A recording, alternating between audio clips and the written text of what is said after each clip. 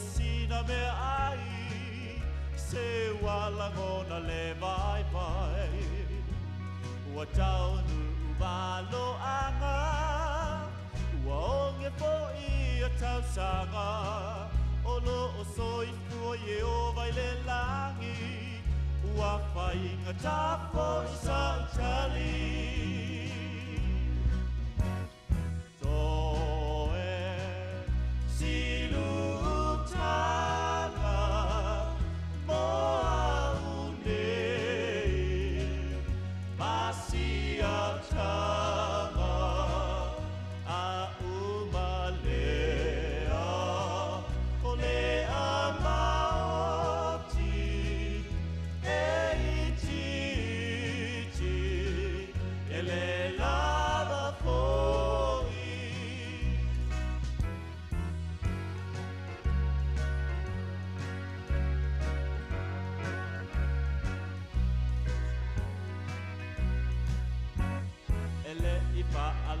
Loto lua po o ai a mua mua ua tasi lava le whaaiunga o le au au na ale atua Pai atu I sare whata ua tumu I le ngalala a o ye o vale ana le upu o te wha atua tuai lona mana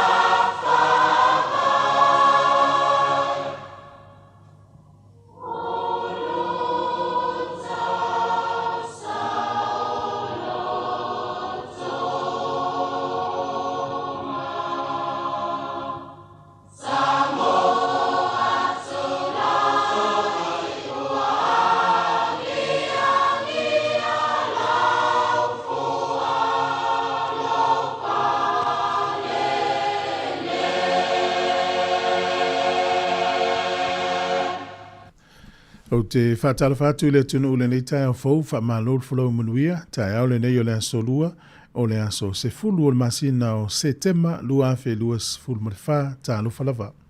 O le tautua ma le waunanga le nei e le si fonga le mua Wellingtone e alo mai loa le tātou sanu ngā lutu le tau nei te ia le sunga i le tausi mutanga luenga Reverend Toilei usua mai le kānesia me to tisi Sāmoa wainu i o mata. E usi mai loa le wha fonga.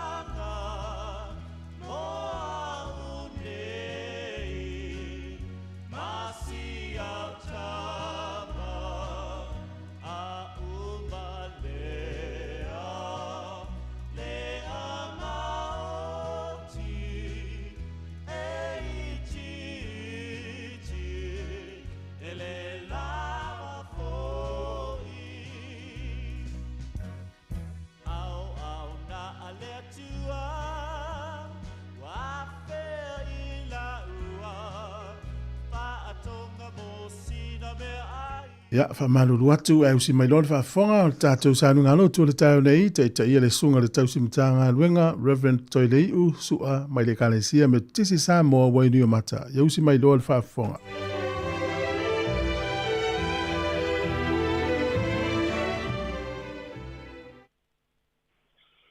Mātou te whawhilo ai atu, whataro whatu I lau whafonga ta po I Sāmoa. Yo tōtu tele mo tōtu taulangi. Whataro whatu fo I lau sunga I le lipule. Mano malu lo fisa whasara lau ali si whafonga o lau monei. Malo a fua I lau moa I le neitai a fo. Tātou au lia mai le lofa maleanga le lei o le atua. Mai e si o tātou tāpua I le atua I le neitai au. Le atua le tupu. Te whanene atu ia te oe. Te whamanu atu lau swafa. E whavavau lava. E siri lava I ova. Tusa ona matuawi ia o ia. Le mwhai ona susu e ina lona siri ese. Kātou ki pese le vi inga e sifurmane iwa.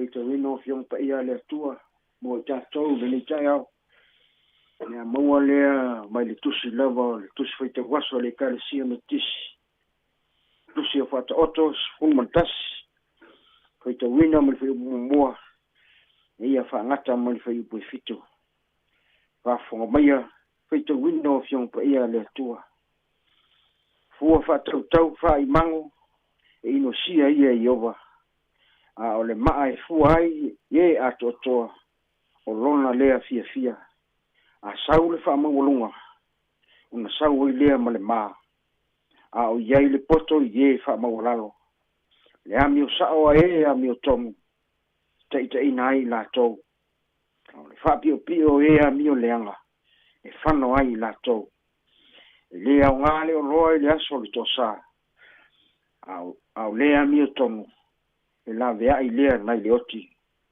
Le ami o tonu le ua sao e faa lau i lei e ia lona ala. Au lana amio leanga e pa ua i le ua amio leanga. Le ami o tonu e ami o sao e la vea i nai la tou. Au e fa pio e maua i la tou ia la tou ua amio pa a. A oti tangata amio leanga. Ua whano lona faa tuanga. Fano ai fano fo ile fa mo le tangata mio le tonu na manuia fa mala malama ile nganga le tua mo tato le winga na fiongo tato fa no longo mo fita wina le nita ya lo mau pe te ia lo le vinga ne yo ile fa ba amene o le matua o mafo fonga fa le nganga le nita ya o mo mai lava le tusi sa fita wina Fata oto fulu marjas fia whaonga inga le whu mua e whai ma au ni mawhauwhaunga a pēro na whaita wina o fua whātau tau whai mango e ino sia ia i ova a o le maa e fua ai e a totoa o rona fia lea o fua whātau tau whai mango e ino sia ia i ova a o le maa e fua ai e a totoa o rona fia lea. Te maile tala whasolo pito teimi e vea Solomona matupu o Israel. O le teimi te mau ainga lea male mamalu o le malo o Israel.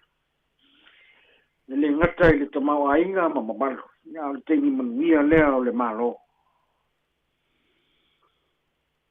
Ngata fo i lea, whaia o le malu Yerusalema. E le ngata i lea o le ola whai pesinisi, i lea vai tau, yaso o mwai. Matua mawae, i tu langa o le anu luma. A toa malita mau a inga o Israelu. Le lalolangi, pa whai pesinisi. Nā tau te whaongai nai le mea tau o le fua whatau tau. Sama sami e yaso o mawai. I le whainga wala tau pisinisi. Ia i lava maa e whaongai tu ai na fua whatau tau ia. E loa ai le pāleni o le o loa e whatau atu. Ma le o loa e whatau mai. O le whaongai ina la o le fua whatau tau. I whatau inga i le ola whai pisinisi lea vai tau. O i tonua lea e tau tala i ere matua ma le soni nei. Whaonga ina o le fua whatau tau. E a mi o le tonua i ma le wha maoni e le tangata whai pisinisi ere malo. Whai mai le matua. O fua whatau tau lea mi o tonu ia. E ino sia i ova. A o le whaia o le ami o tonu. E fia i ova. A o le wha moe au tū, o le wha ngā ina, o le fua wha tau. I le lalolangi whai pisimisi o le awa i tau. O le wha alia lea o le ami o tonu, ma le wha maoni. Ai le ngata i lea. O le pāleni o le ola, o le tangata, ngā lue mo le atua. Mese fo i o ngā luenga o stofi ai i le atua. A whaila o le sila le atua i le laulangi o pisimisi. O lona winga, e sila fia e le atua mea uma. I o ai manatu o tangata. O upu fo i mga luenga o malama. E sila fia lava e le atua. E whamasino fo i e le atua. Ngā luenga o malama. O le poto Solomona i le tusi nei o whata oto. E whamatala whaatasi male ami e tonu o le atua. E lua i tua inga tangata o lo tala noa i aile le soni nei. Tangata ami o tonu. Male tangata ami o le tonu. Pai mai o tangata ami o tonu. O le tangata poto lea. E loa whaamaua lalo lona loto. E whaamaoni. E le whano lona whaamoe moe. E lave ina fo'i ma whaamanuia e le atua. Tangata mi o le tonu. E whaamaua lunga. Maasias. E mana o tele i le oloa. E a mi o le anga. Whaafio pio. E a mi o paa. O le iunga. O le oti. E whano fo'i whaamoe moenga. O loo tala noa mai ai le soni. Le tala i tau le lea sain tae tua tolu, sataraka, me sako, ma apete niko. A o iai le tawhianga i Papelonia. Na nā tau te ena i le polo inga le tupu le pukanesa. Na ia nā tau wifo atu le tupu auro. Fa asa fa fitu leo ngā umu. Pusipusia ma lafu tutonu. Matua ofo le pukanesa. Ma Papelonia. Na foi lo ngā umu e toto. Fusifusia. Ai lo atu ua toa whā. Ta ngata o lo whewa i mai tonu le afi. E oe.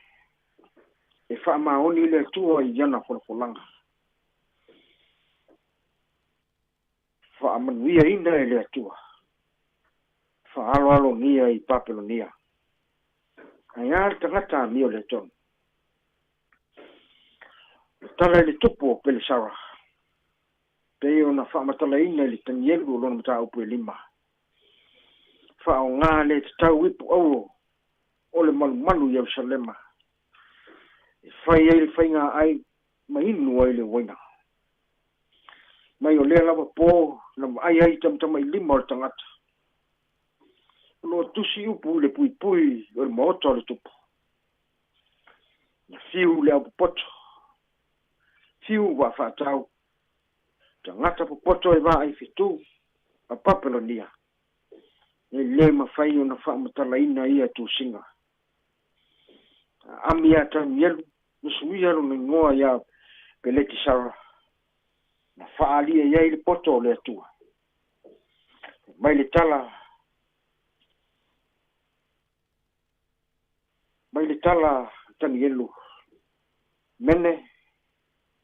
Whaita wina e le atua lo maro. Po whaai wina. Te kele. Fua tia oe le fua whatautau. Moi loa oe ua masangia. Uperesa. Wailua ina lo maro. Po la walea na fasio tia ai le tupu. Peresara. Yoe Sāmoa. Fua tia e le atua le ola o tangata mi o le tonu. Whai mea tonu fo i le atua. Tupu masani a le atu no Sāmoa. Lea o ia e matapia mānaia. Na o le fi au o le tala le leia le atua. Te au e whaatonu fo lau la tātou malanga wha le whātua tua. E fua tia e le atua ngaluenga o malama. fuatia le tua tangata o malama. Le fai mea tu la foa le tua. Au fo'i nei manatu tangata o le pa lengi le whaasoa ono o le lotu. O le atua e fai mea sa. Au nei manatu tangata ua tele mea lafo i le mai. Au le eise mea e toi fo'i mai. Wia o le atua e le na o le tamao a inga e maua i oua. Le ai. Ai ki tonu o lo ai. Manuia whana. Manuia le ainga. Na ia ngā ruenga mafua fua ka whai. Io e Sāmoa e. A whai o manuia ma malolo ina le. O manuia nao le atua. Te lai Yesu. Ai se avane fo i tau lavo se i pu vai malolo. E inu ai se tasi o ilato nei i le ingoa o le so. E moni. O te whai atu ia te autou. E le mau lona tau. Wia tapo inga Sāmoa. Mia ngā ruenga matiuti o le nei aso. Ono Yesu. Amene. Hia tātou te talo. Le atua mamalu. Le atua mamana. Le atua sili ese lava la ua fionga. Le atua oe na whaia le fuafuanga i le amatanga. Muli ane o na e whaia leo le tangata i lu lava whātusa paia. Whai mai e whai matausi mea i lau fuafuanga paia. E tai na wanga sala le tangata. Na vai leo le fonga vraa ma lau a fionga. Na e finangalo alofa e lea e wina mai lo walo pelo Yesu ke riso. E whai mapuru wanga mo i mātou o lau whanau. O lo alofa lava lea mai le amatanga. O e tai mai ai le soifua o lo watumo. O Sāmoa i li sile. Ia fua mai te māma te nā mātutu. Tai o e kāle sia ma au. Mai se foi o le au pātua. Sāmoa i ona tu langa whalupe. Se ia o lava i nai a mātou whanau. Lea tu wae whawhitai tele lava. Me ngata i lea o le li pule ma le ofisa whasala lau. I li i matama i tai whai ngāruanga. Leiti o ne. Ua whai ma awe whi au o lau tala le lei mo Sāmoa. Lea tu wae whawhitai tele lava. A whitai lau tau singa. O whaamanu ianga o louta mau ainga whaasoa i lo mātou wola. O le ola ma le malosi mai a te oe. Tō whaamanino ma le tō whaatatala. Lea tu wae whawhitai tele lava. A whitai whaiwa ma tiute ese o e wala wina ai lau whanau. Ka whitai fōi o manuia le atu nei o nisila. Mo e tofi mātou te au mau manu nofo ma ngālu guea. Lea li ie whawhitai tele lau. Tai o fionga pa ia wawa wina ai mātou. Tai lo nganga pa ia sosoani ma whaamalo si so mātou vai. Ka whitai li taulanga no sia lo warapelo Yesu ke miso mo mātou. Lea tu wae alu le nei tai au mātou whawhitai a lo lofa i le lam. Ua mātou ioe whaatasi ma lo atu no. Ua malie lo lofa. O mea umwa wale lei ma mātang o fie. Tu mau atu ia i lau fionga le whamanu ma le whanetanga. Nei ma ia o lava i le whaababau. Ka ma ngalo li fonga lo atu. Le lava o le atua e ati lau sila whanga i lo mātou wola. Ma ngalo lo mātou wāna lofa. Tau tua ma le au onanga. Lava i o mātou mafau fonga ma mātou upu. Le atu wae wha ma ngalo i mātou. Toto Yesu ke viso lo mātou li whaala. Ma ngalo ai mātou le whanau o sara. Alo whamaia mo i mātou. Alo whamaia i le i fonga whaatasi alo watumo. Ka manuia lo mātou watumo o Sāmoa. Mātou no nofo mau i New Zealand. Sa i linga manuia le li. Ia e wha manu yanga mo i lato. Ia i te māma ti nā mātua. mai se fo yo lau foi au lau foi ngal wenga wo malo lo mai chiute bangalu wenga sa tofi la to ngalu lue ia lo lo fa malo wanga le ia yo e kale si o la to fi au folo le tala le li ia lo fa ia la to yo au wanga le lo fa ia le malo ni sila nei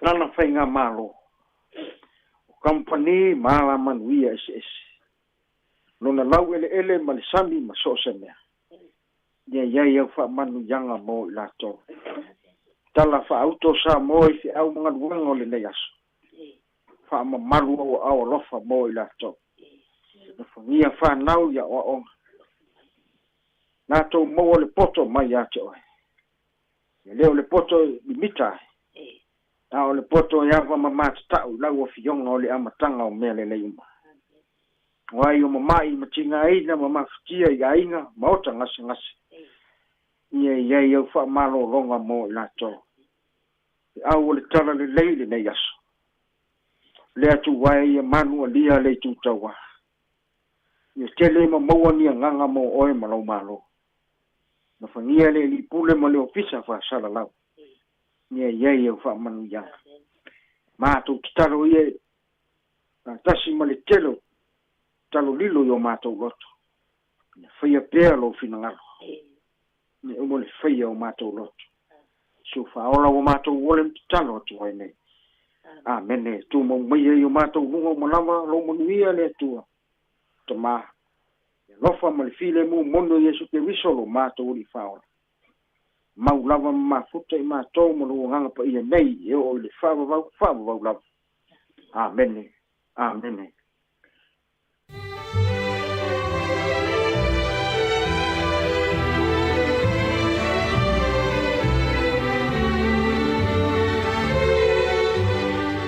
O le na ua whaafonga le tunu I le tātou sāringa lotu o le tau nei na taita ia le sunga I le tausi matanga luenga Reverend Toile Usua mai le kalesia me totisi Sāmoa wainu mata le nganga le whaafitai mori atu le sunga le tausi matanga luenga whamalo tā pena whaafitai fo I movi inga o le tua yang le leile tua le sunga mo le whalitua no foalo me suel tapo inga le kalesia whaafitai tele lava whamalo tā pena manu te leina le yaso mo fuanga o le teimi le ua 25 minute ua te ai le fitu a whale fitu o le tātou porokalame o le ata o le taia o le viinga o le tua mai le kalesia me to tisi Sāmoa ia mai le no mamao le Washington ia le pese o whaingoina a pese vai tawhia mai lea o na whafonga lo le tātou porokalame o le ata o le taia o tā lo whalava.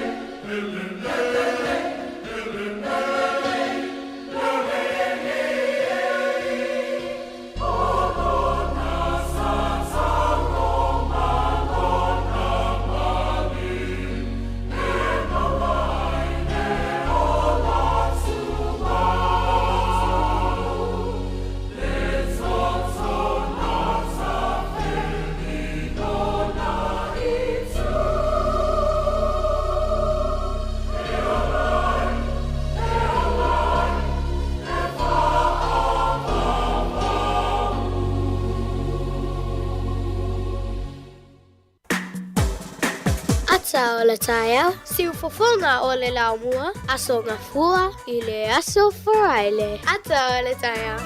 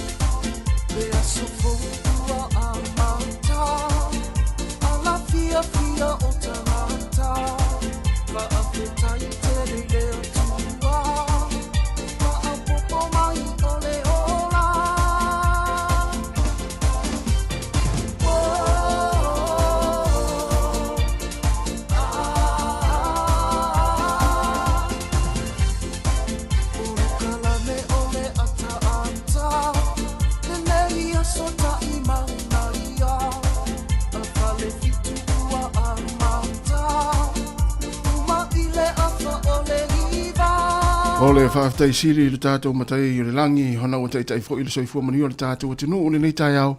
Ia e mai se fo i o se ola lau whainga luenga sa i tulou, ia wala fo i le tātou maftanga ma le tautua ino le tātou atinu.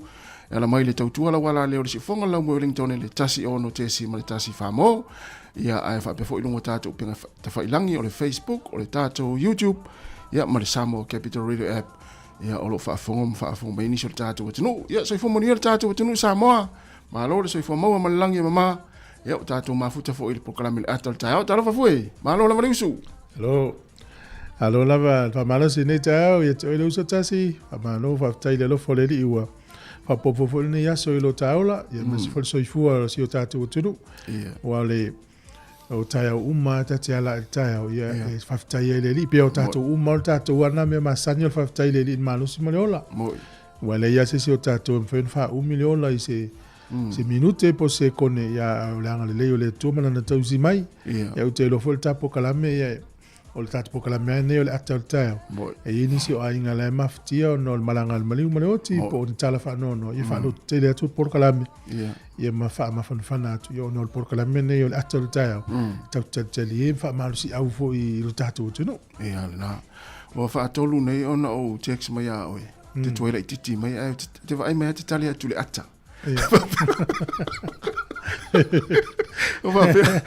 fa tolu no taxi o se uso le au te toilet titi mai ia ale tali mai le ata pa pe ia e tau ia la no wale te taxi ma pe ia uso te toilet titi ia la no wata o lo tuma fo pe tau no po le dua la u ia na tu ala o taxi la o telefone va to tala mal fai to pe o le lola po le ale po le meo se me ma la o taxi le meo sta fa te i vo le besale a wa te va to lo sa taxi la o telefone tao ia e fai ngatano tango te tala va pe se uso pe vo se me o tupu ai pe o me masat pero mu vo le ala ia pe me ngalinga wata no tu langa na ia a pe tamale uso le sa o taxi ai tu mai ai tu la taxi o ata va pesole no se uso le voleva tenere manga lue li tali tonua pai fato au tali tonua pe ata tangi ni longo ia ma me o papai ia fato va ai se longa te vai tino me va pe to tali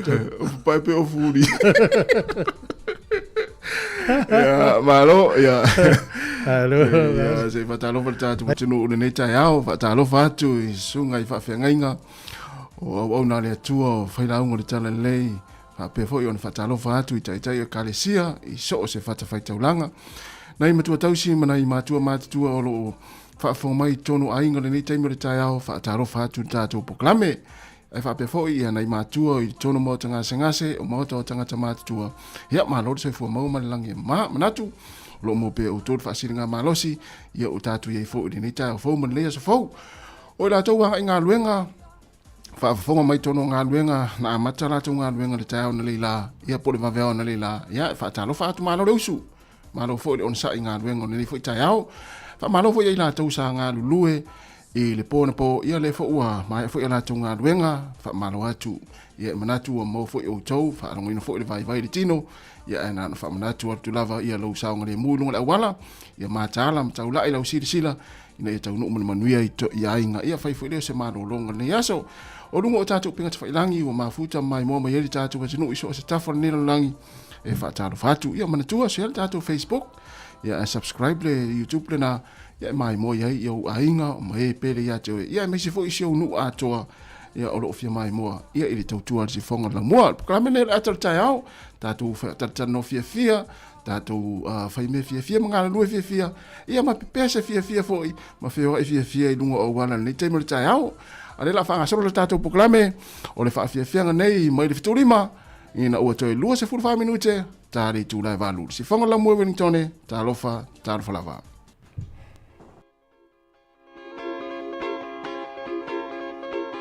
Música malie awe fefe mana ya sivae Música malie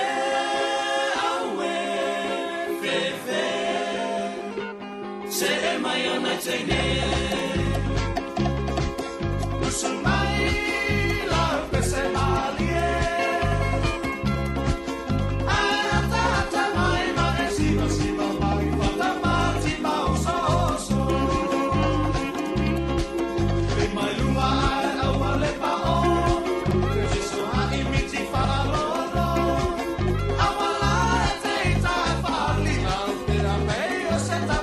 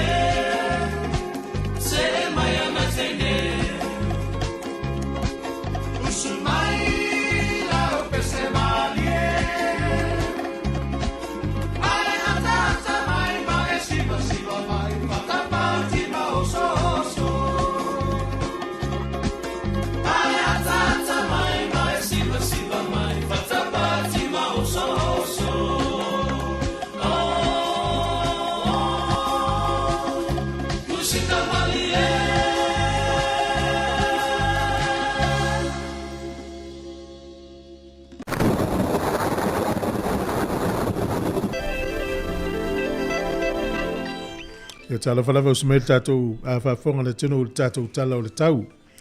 O le aso le nei e matua langi le lei ale tau Wellington e o tu lava i le aso whareili. O le asto na i lei e nai timu.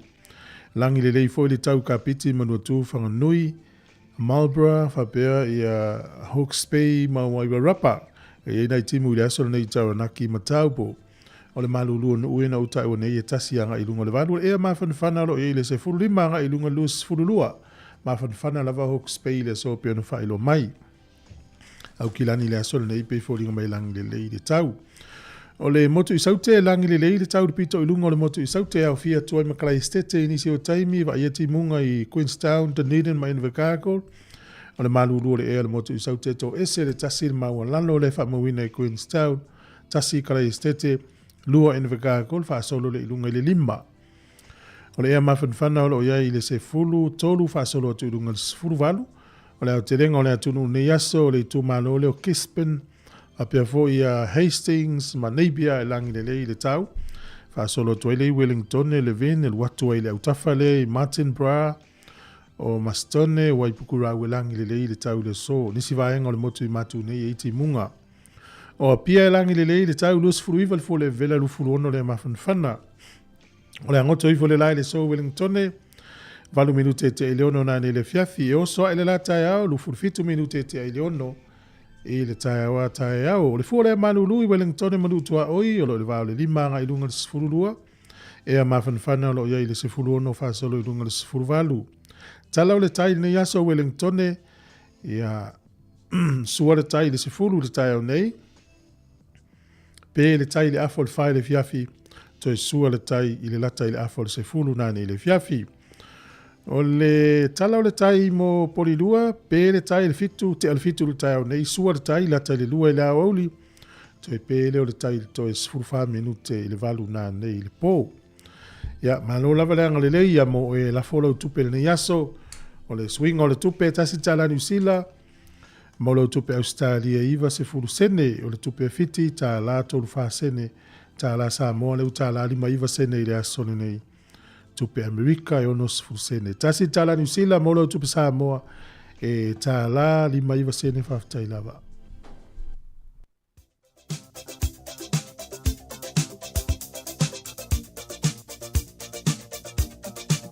O whamrianga wa soifua maa sa whanau tātou I meni masani a sa whanau at samoacapitalradio.co.nz. Ia olo I tātou wa sa whanau ni taimi. Ia, moni, le ila sa whanau lea na whao mai tātou ofisa. Whamanuianga o lea sa whanau. Ia, smail whafonga na mai tātou imeli. Tu maua tuia I lea tua poto I toa tasi ilo na vi inga o na o whaia ia me silisili. Ma tōti oli mafia fiai. O la le whaisalamo o lo wanga ngai e whamanu atu ia Iova me o mwhoi tonu ia tia u whamanu ilo na suafa pa ia. Mātou te si iai le vi inga ma le whawhatai le atua o na umawhaio na ulia mai lo mātou tina peleina ia lo wise Tirel o Tiro i le fitus furu iwa tausanga o lona soifua I le so. Whawhatai le atua o no oe na utausia I mātou le whanau a mātou la iti I le au ma le pō e te le I whaatafa pe whaavaivai ina ia mātou wola I se o langa le lei. Lea ua mātou ai ma manuia ai. E uina whetai ai oe mga sengase a whawhetai umawhai o nā taitai manuia mai lau soifua ma umawhai o nā ulia mai le nei as whaptoma o le tina. O la mātou te talo I le atua ia sanga whapopoina nisi ase tele o lau soifua tātou mafuta I pia neila lolangi le tū mau alo whaanga I le uma mai lau pele to otasi o pii futialo sale e tiro o lau whanau o lau whanau e maise lau granddaughter o lo ise ia manuia tele le nei aso manuia lava le aso I fua tina I o lo ise tiro fitus furu iwa tausanga I le so whaftai lava. O le tusi whaitau mua mai lea I le tusi e feso lona mata upu mua a lona whai upu e valu. Wa ia whaafaupu e tele mai ai ia I tātou I le poto uma a toa ma le whaautauta. Wa ia whaafaupu e tere mai ai ia I tātou I le poto uma a toa ma le whaautauta. Manuia tere o tau wa soifua, sa vali o kiriso, ia whaamanuia tuai o tau wa soifua le nei aso.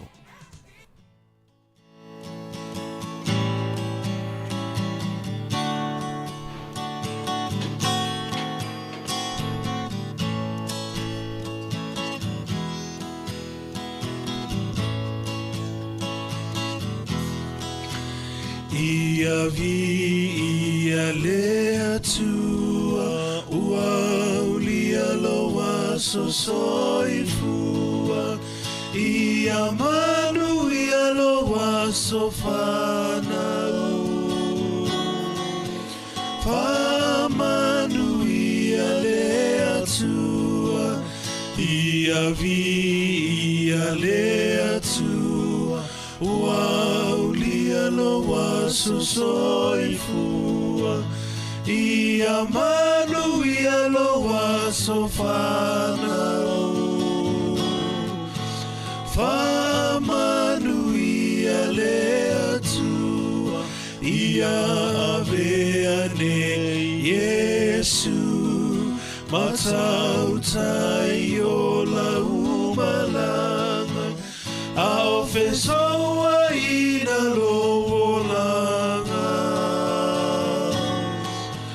O Yesu le tai ala, ia aveane Yesu, matautai o la umalanga, ao fesoa ina lolanga.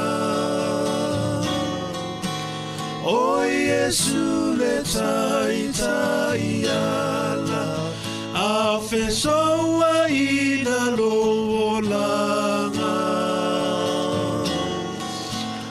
O Yesu le tai ala.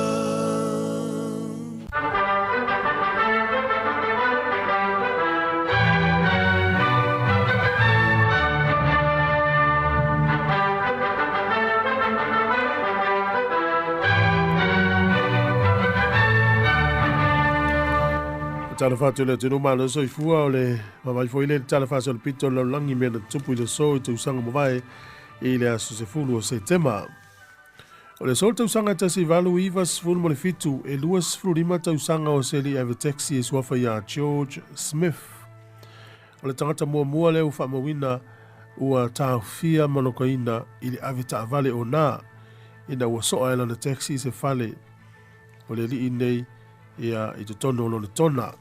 O le rua i tangata nei na whaasalaina i le ave taavale o nā. O temi nei, ia uto tele lava i la tau whaasalaina i fo i le asoni ngā tū la fono i so se nu o la langi. O le asoni nei tu sanga e tasi iwa ono sifunu mane lua. Ta alonga fo i le anu fai America o le Open ta alonga te nisi i ana tau vāia li i to rua Australia. O Rod Laver ia na fai ina i le isi li Australia sua fai a Roy Emerson. O atua Australia tau vāia le Open a America. Ia na manma loa ila i le sole li o Rod Laver tausanga te siiva ono sifuru male lua. O le tausanga e te siiva fitu sifuru male ono e lua ni vaalele na feto ai i le vātetea i le nuulo Yugoslavia.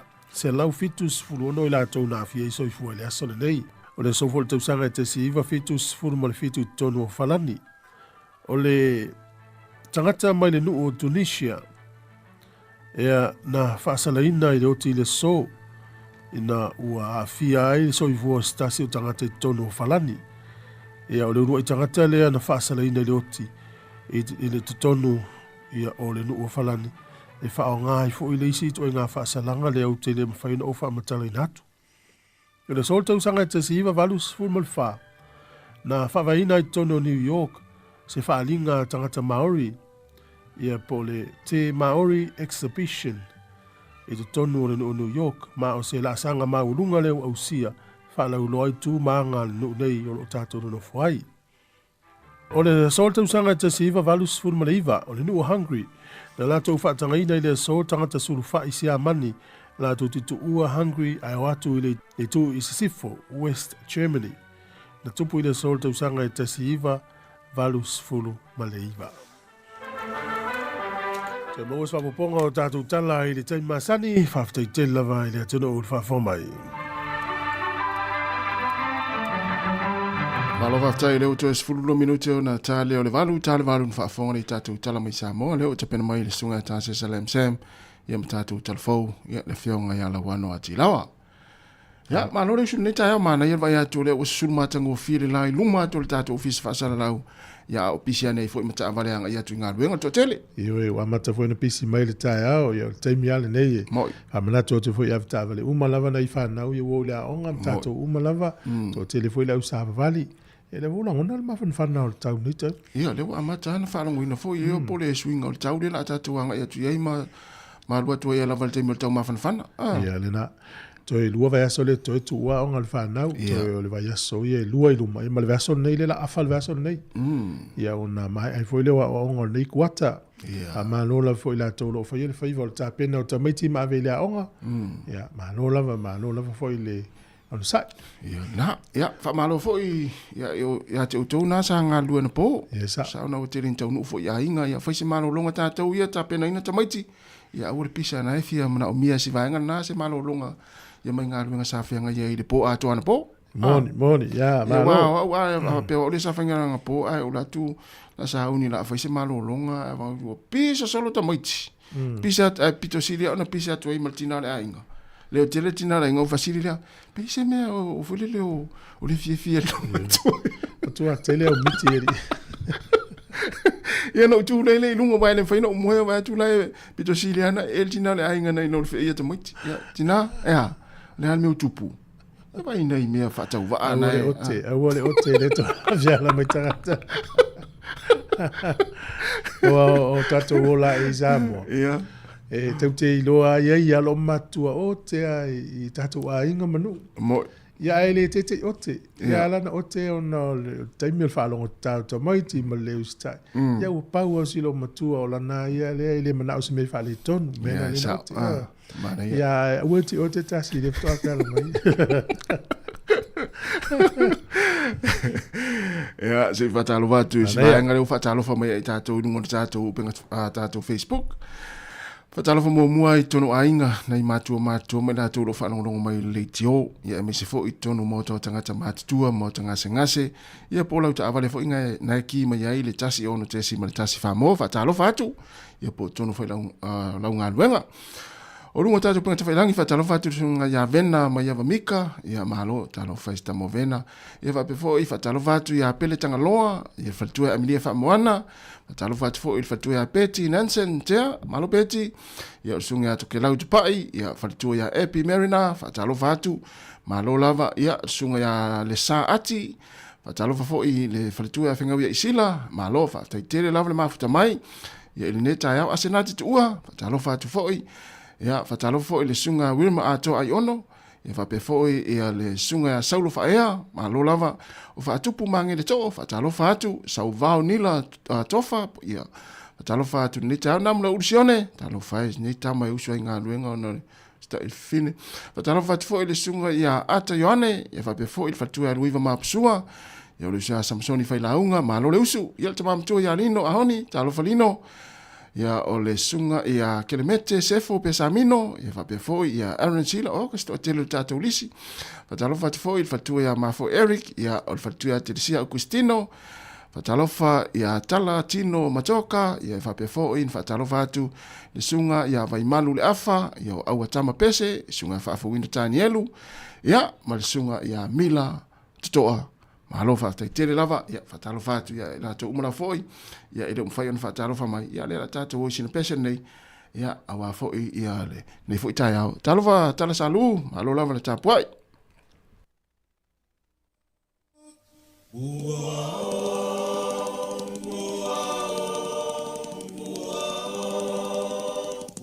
foi le tia vele na saunei Sāmoa ta frefe i le tai ua sua ua ta ale manu o le vau matua e a foi oe a rei a maua ua o tau ua o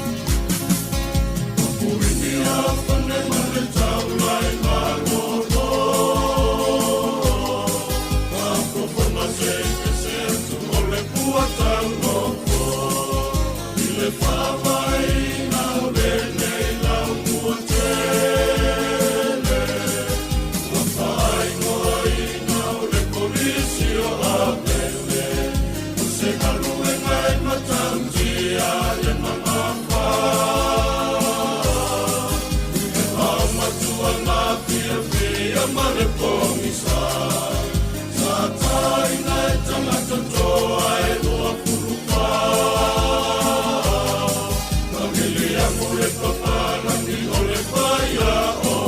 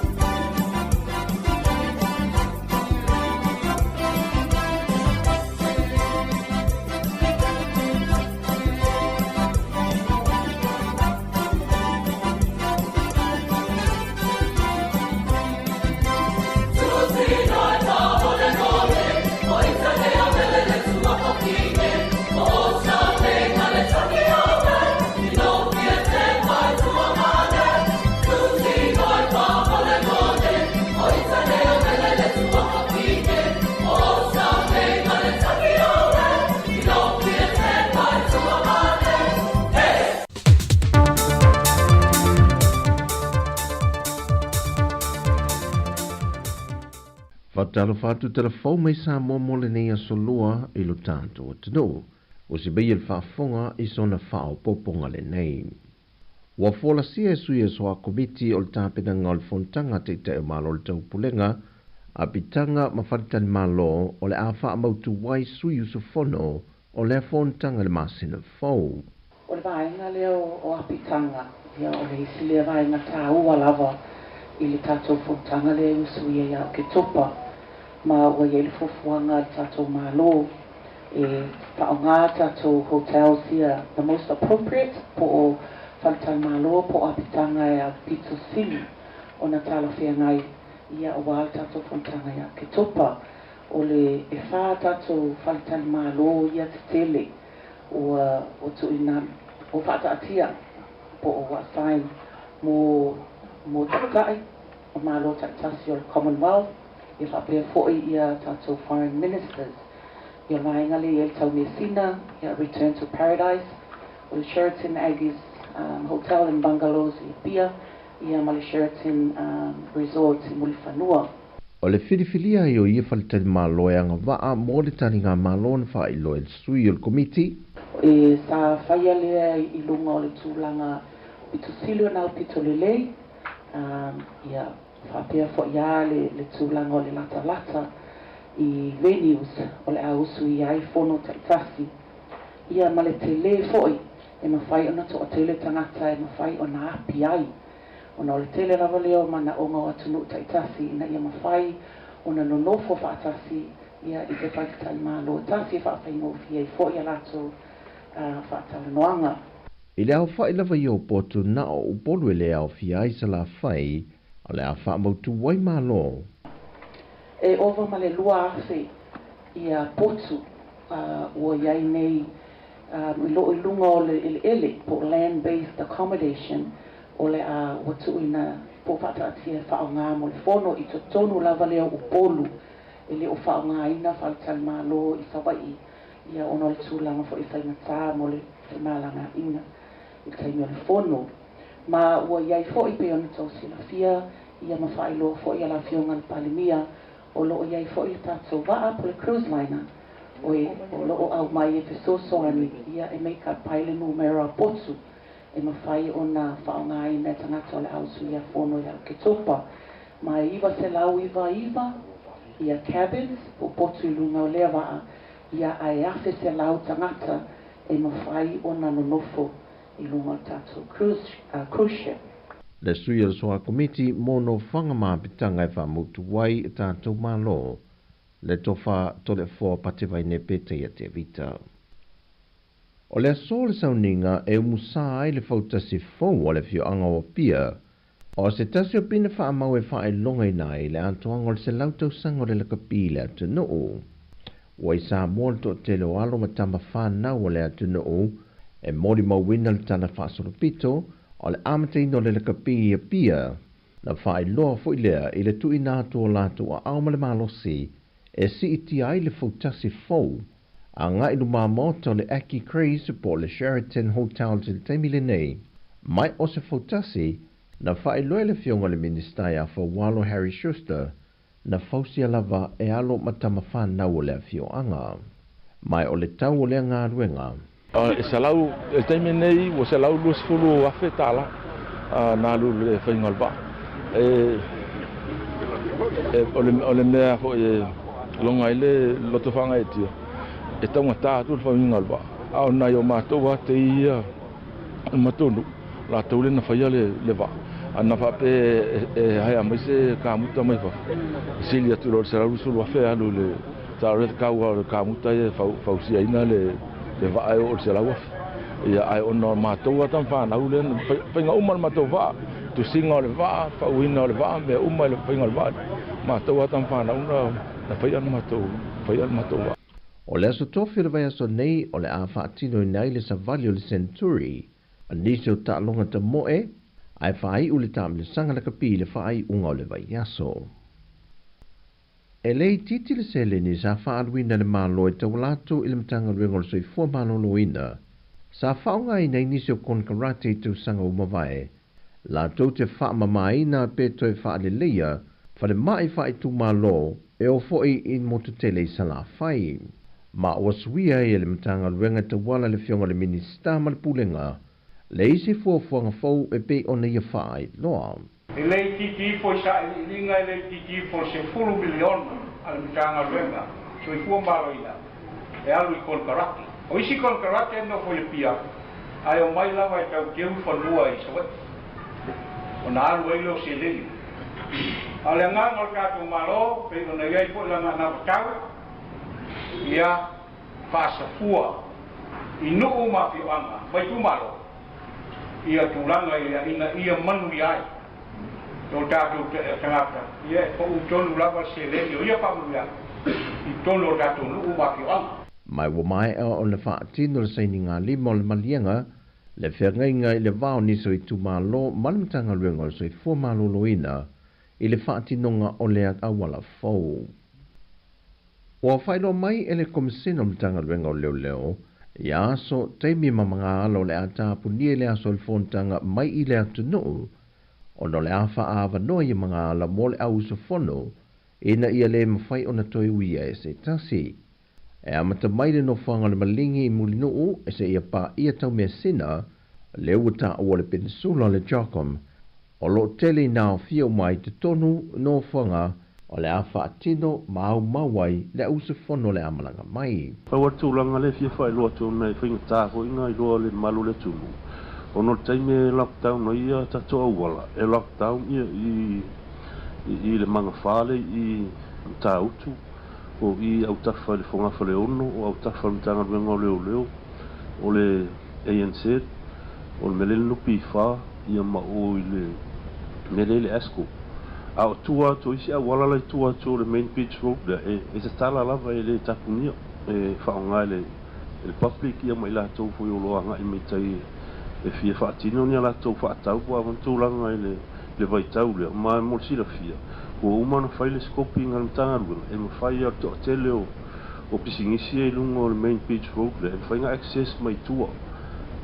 A me se ala whale tupe, e whai ngā access mai tua le ANC, e whai ngā access mai tua fo I le PSP, ia ma le National Bank, e whai ngā I mele malu o le tunu, I tua I awala I tua, le awala ngā le oso mai I lumo le whalitifanga hui lea le I nā le street na ina I whawhaingo fia I fo ia tūlanga I whatawa inga manu le tunu I le vaitau. Walapta ia fo ia whalwhinga luenga ma pisinesi o lo I te tonu ia awala e na ia restala umal pūlenga whata seima tangata whinga luenga e whamao niero lato uio ia mga ala o le apoloka I le teimele tanga. O tala fo ia mai Sāmoa manuia le nei aso I si o tātou o tino o whasoi fo ia.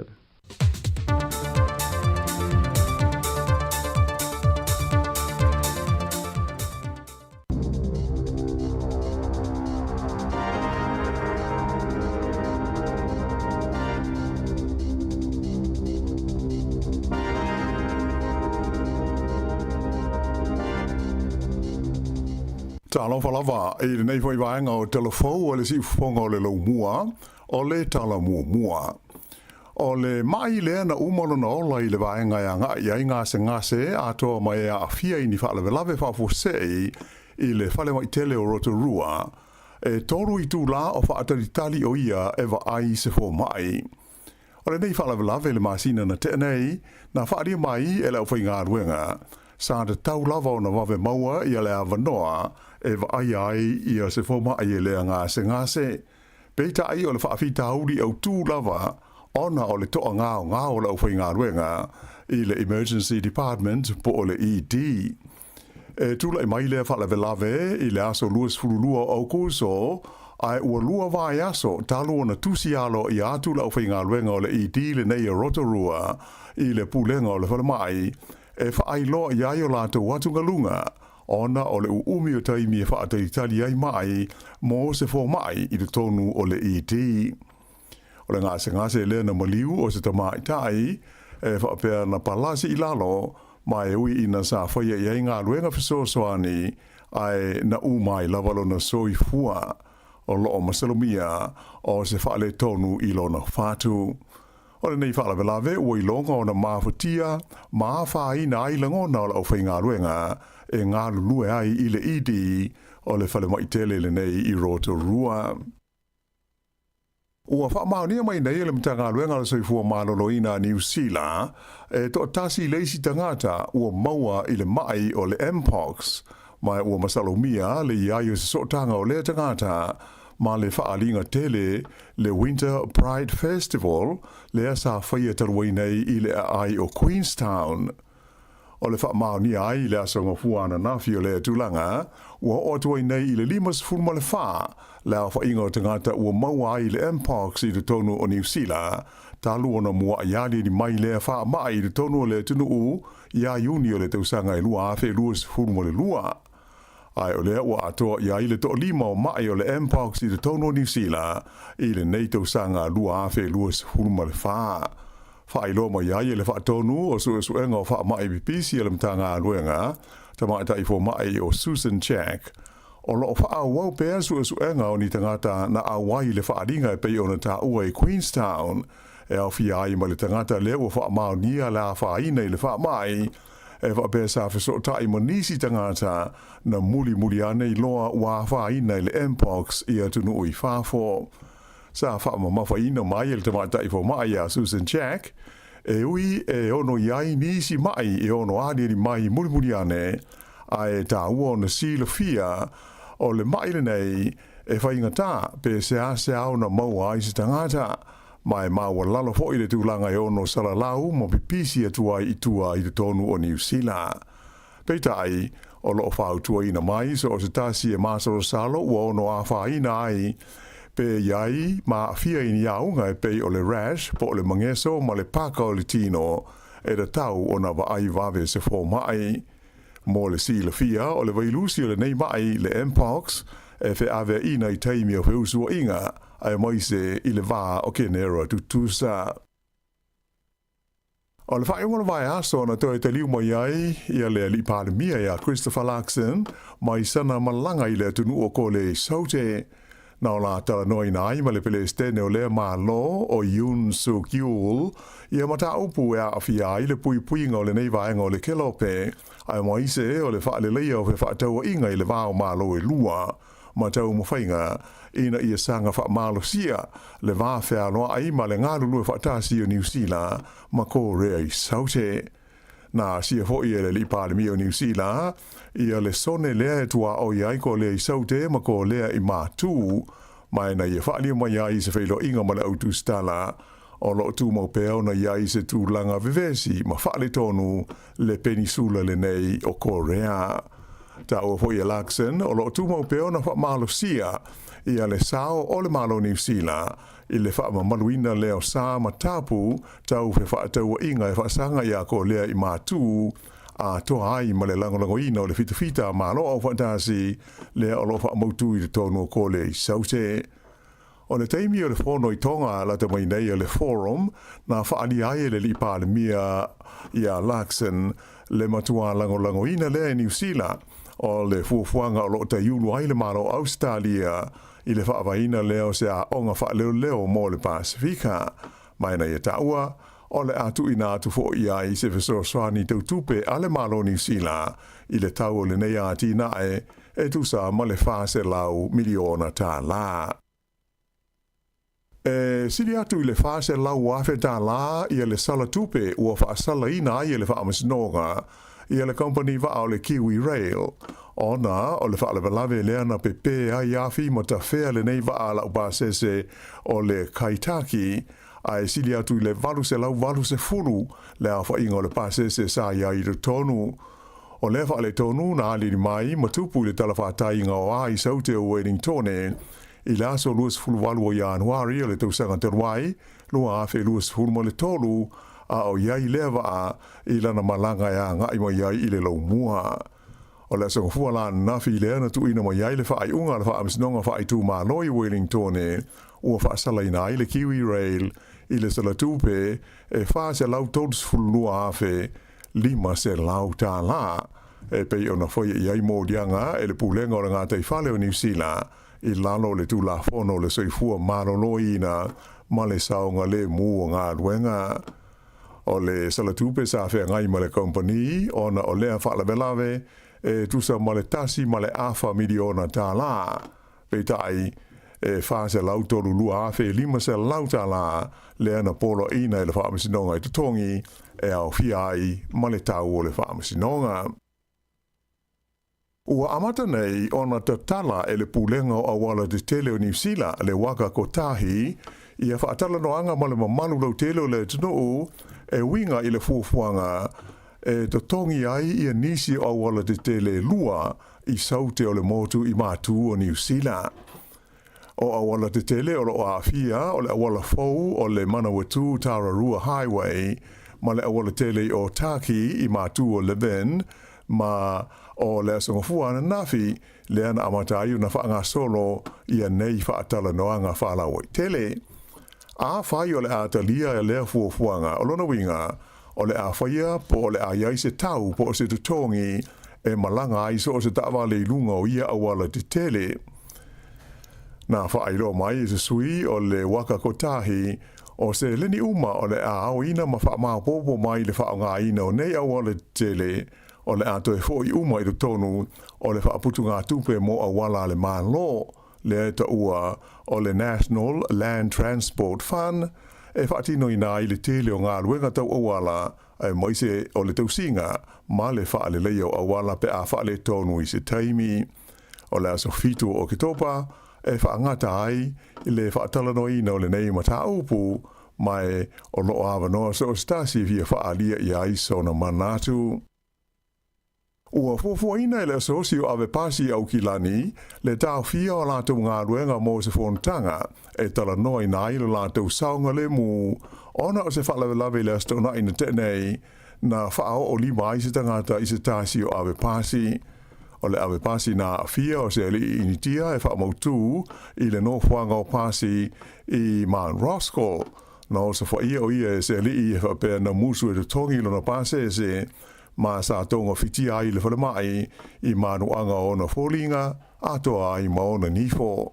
Whaelo mai ai le pele stene o le uni, le Tramways Auckland, o le leo Gary Froggatt, o le tau fia o ngā ruenga ave pasi mo se whontanga i lea mata upu e mauti nolawa o le a te le se a whaina i uwhe malanga inga masani o pasi i te tonu o aukilani a toa.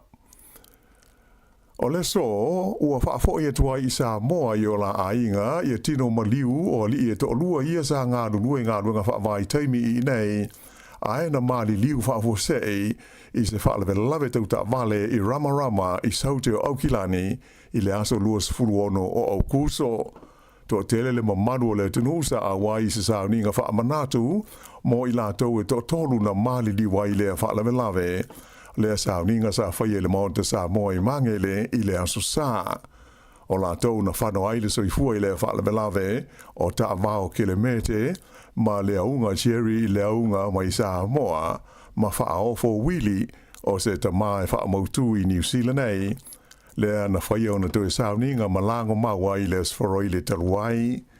Sa whaatasi ai i le sauninga whaamanatu mo i la tau nei le sā, i sui o le malo Sāmoa, e au fiai le komisina maulunga mai le laumua i Wellington le fionga a whamsanga whaamatala uputo le fua, ai whapele kone sula i Aukilani a whe mata palu sa lue whaapo, ai whape fo i ainga, ai maise a wō mai maasani, ma le mamalu lau tele o le tātou tino.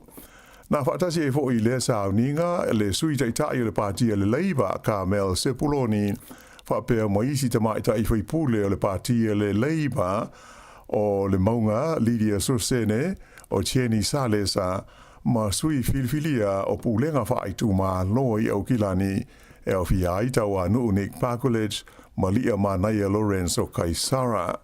Sa whailo mai fo i se lipoti le walesi whaasara laua New Zealand e lata i le ono se furuafe tā la le a whai o se leni sa ma whai ona wha maa popoina mai le alofa tu no o tangata sa fia so ni atu i nei a inga ona o le whaalawe ua malili wai i la tau nei to tolu. I tā longa te nisi o le li ngo i a Yannick Sena ua tūlai mai o se tangata Italia mua lea ua manu malo i le tauwanga tele o le tenisi a Amerika le US Open ina ua whai ina ai le li a Amerika o Taylor Fritz i le la su ngā fusi po o le final o le tau wanga i le aso ana nafi tō tele le au tāpua i Amerika sa nau ina i a manu malo le li nei o Taylor Fritz ona ua luas fultasi tau sanga e le ito e malo se Amerika i le tāmun sanga le nei o le US Open i le whaanga tama le nei o le tenisi pei tai la ma ta ina le manu malo o le li nei mai Italia o ia Nick Sinner e manu malo o ia e ono i le tolu ono i le wha ma le fitu i le lima. Ua mai alo ia ta longa o le Olimpeka whaapitoa po le Paralympics e pe ona tari malo ai falani i le lua vai aso ua mawai. Tolu i tū la le umi o le sauninga na tāpu ni alo ia ai nei ta longa i le Malaya o le Stade de France i le ai o pale. O le au alo mai New Zealand nei e iwa la whai o la tau pine na mawai ia ta longa ta si le pine euro, wha pine siliva e wha foi ma pine a pa mea. O saina le tunu e au pito tele la tau pine na maua e iwa se fulma le wha la tau euro so o tu haipele tania wha se fulu iwa pine euro ma Amerika e tolu se fulma le ono la tau pine euro. Ia o le wha iunga na le nei foi vaenga o talo fau.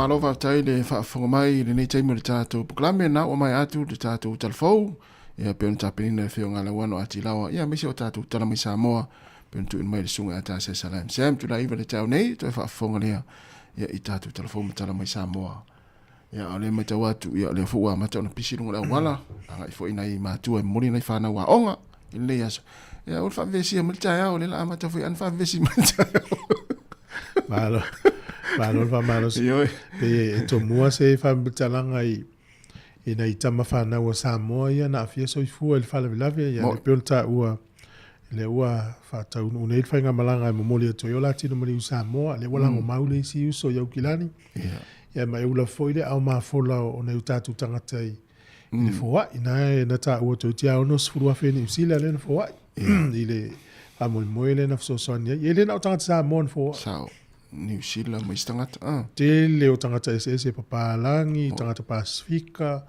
e le na o Sāmoa na fo ia le anga le leifo ina ia inga o maftia ia talusia ia maluia feo inga le nei aso ia mamata ala le lungo le wala o le sia tangata la mata ia le tangata fa tamala ia mafu i fa le lave ia sa le ia tata nota sil te le te mo le tele io fa le lave lungo le wala ia ele mfeina va tu te le te mi tato fa salonga ia ona pe fa no tele ia tala e pa ole fa manatu fa malo fo le fa uta ilunga la tele ia me se fo tato na fa na ia malanga mai Sāmoa ngalunga fa vai taimi ia mo na to si le fia ia sa fa tu longa ina tinu ia le te tu samla sa le tato Sāmoa na fa manatu pe va fa pena ia o me lo tupu sa tupu ia le fo tupu ia e fai fo male so na nga mo tato ia moni lava mai tau atu ai tato tala mai Sāmoa le whanga solo ai e le tātou malo tāpenanga ma le whaalau loi le tino.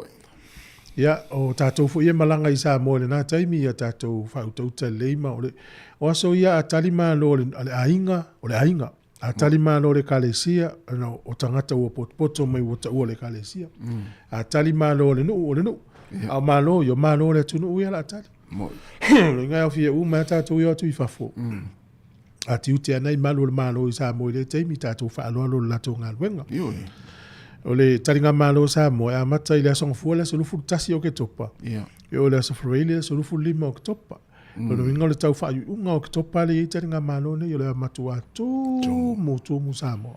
Ia ngā runga whai whaatasi tātou Sāmoa. Moni leia. Nu mafio anga, mai tau te mane o te wino nu mafio anga. Ia ua mane e fu tātou taringa malo. Ia, sao lava.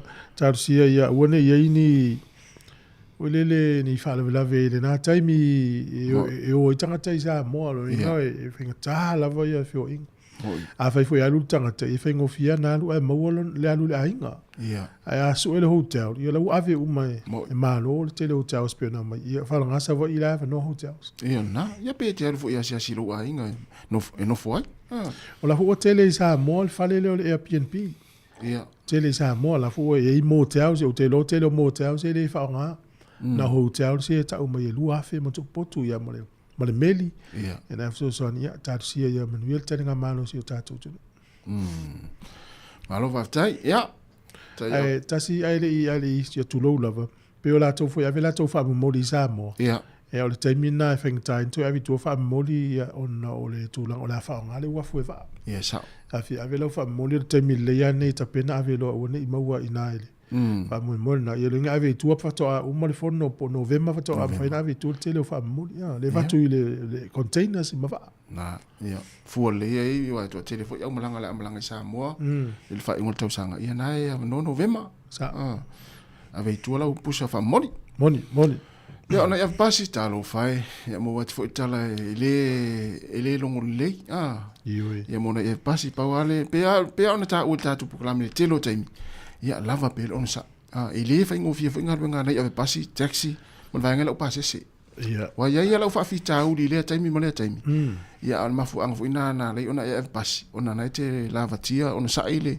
ia fa fita uli no pas so se nga wenga te au no tanga te fa volele fa sanga i matanga te so o le luta wina yo ngal wenga ia po le bank o le fale ainga o le fale coffee o le pampensini te nga lue au no tanga te fa sanga mai o fa sanga au nga luenga fo i fale ngausi o lo na o ia ma o lo fa ia e te le mo i lu taula na o pum tala msa pe vola nga luenga na taxi courier Uber pasi train e ma lo sa ya tu pe tu la fono na o i me po ata mo o mai la o li na fa so sa ya pangale ya fa o li mana ya pasi pe ala o li ia fa si pasi au kilani tanga tale ai pasi vo isa mo te lo tu vai lunga fa no le pasi mo o li sta pasi ya o pasi ne tawan tongi pasi wa me le mana pasi Sāmoa e li supokako ai le tongi supokako tongi ala ke puama a fa security pasi umani usila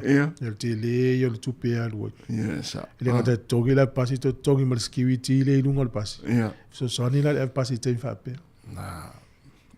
manu ia feo inga lungo la wala le taimi fa pe o la pasi fa fe na ilo tangata le o sa lungo pasi fa tu fa la ve fa fe na ilo fa pe o la pas ta te ilo ai la na tala noa mana winga fai na sa walu tu le sa tu mai mo pases ia ta fatu le oi mo pases fa mo le ati ro pena mo sa walu tu pe ya la lu le se pas ta va le fo le ti fa ta wi le tongis pases ma dei pena va ve lo winga tanga tele le ve ta lo fa ya le watu le i fa uma ma ngalu ngai fenga yai ya tata wo se fa fianga 2 minutos te nei le tu la valu programa el atal tal si fongo la mua tal falava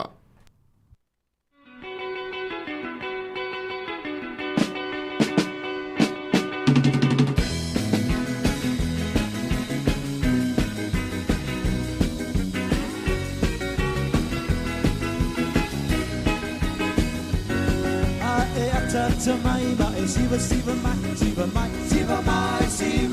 mai due o mai lu li ma siva mai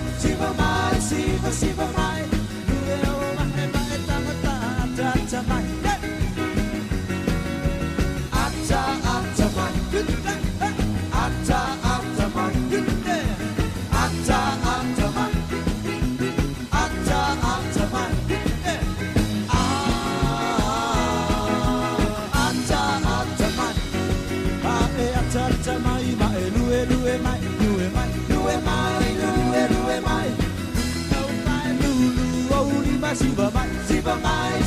Siva mai pusi lau panga mai tango pa ata mai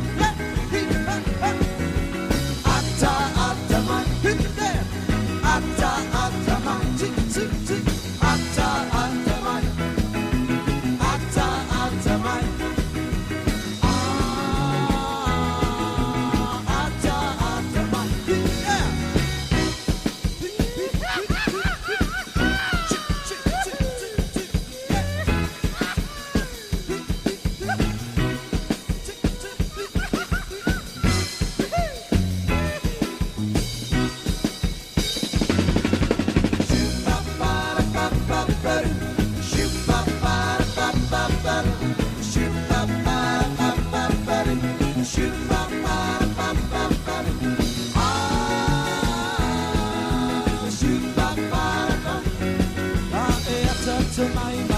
siva mai, siva mai, siva mai, siva, siva mai.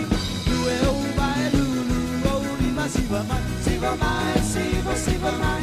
Pusi lau panga mai tama pa ata ata mai. Ata, bip bip bip. Ata ata mai. Ata ata mai. Ata ata mai.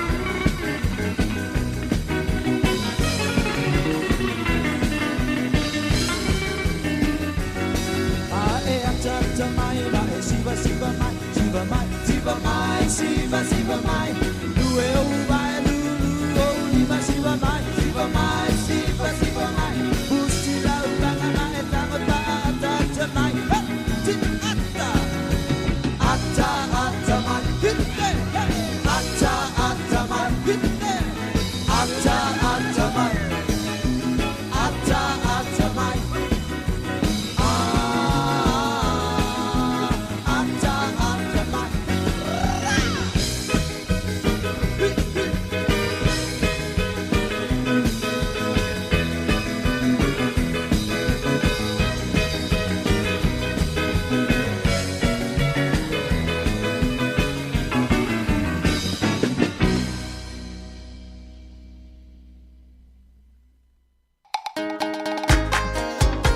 E tolu se fulu afe tā la le tino i tupe ua tapena le tiki sound mo lana promotion e fiso soni ai i le tangu tā o le soifuanga le nei vai taimi. E tolu fa ilonga tupe ta i lima se lau tā la cash o le ase ina i asa whareila ta i tasi mo ni usila ma au se tā lia. Na le wha tau lava o sau top up luas fulu tā la pe siri atu mai whale o lo masani pe lafo foi online le tiki sound Pacific o na maua leo lo avano le sei. E te avano foi e a lafo sau se leni le my cash a le tiki sound Sāmoa wha o ngā i le tautua le ClickX Pacific. Lafo nei loa sau top up luas fulu tala pe sili atu foi pe whaonga le ClickX mo tupe lafo le mai cash alo a inga i Sāmoa ma isi atu nu o le Pasifika. Mo soa whanoa e te manu ai i whailonga tupe tolu ta i lima se lau tala cash i aso whareile taitasi. Mo nisi whaamatalanga whafso ta i le telefoni o le o valu se lau tolu whawha whalua tolu o valu se lau tolu whawha whalua tolu seki a le DigiSound.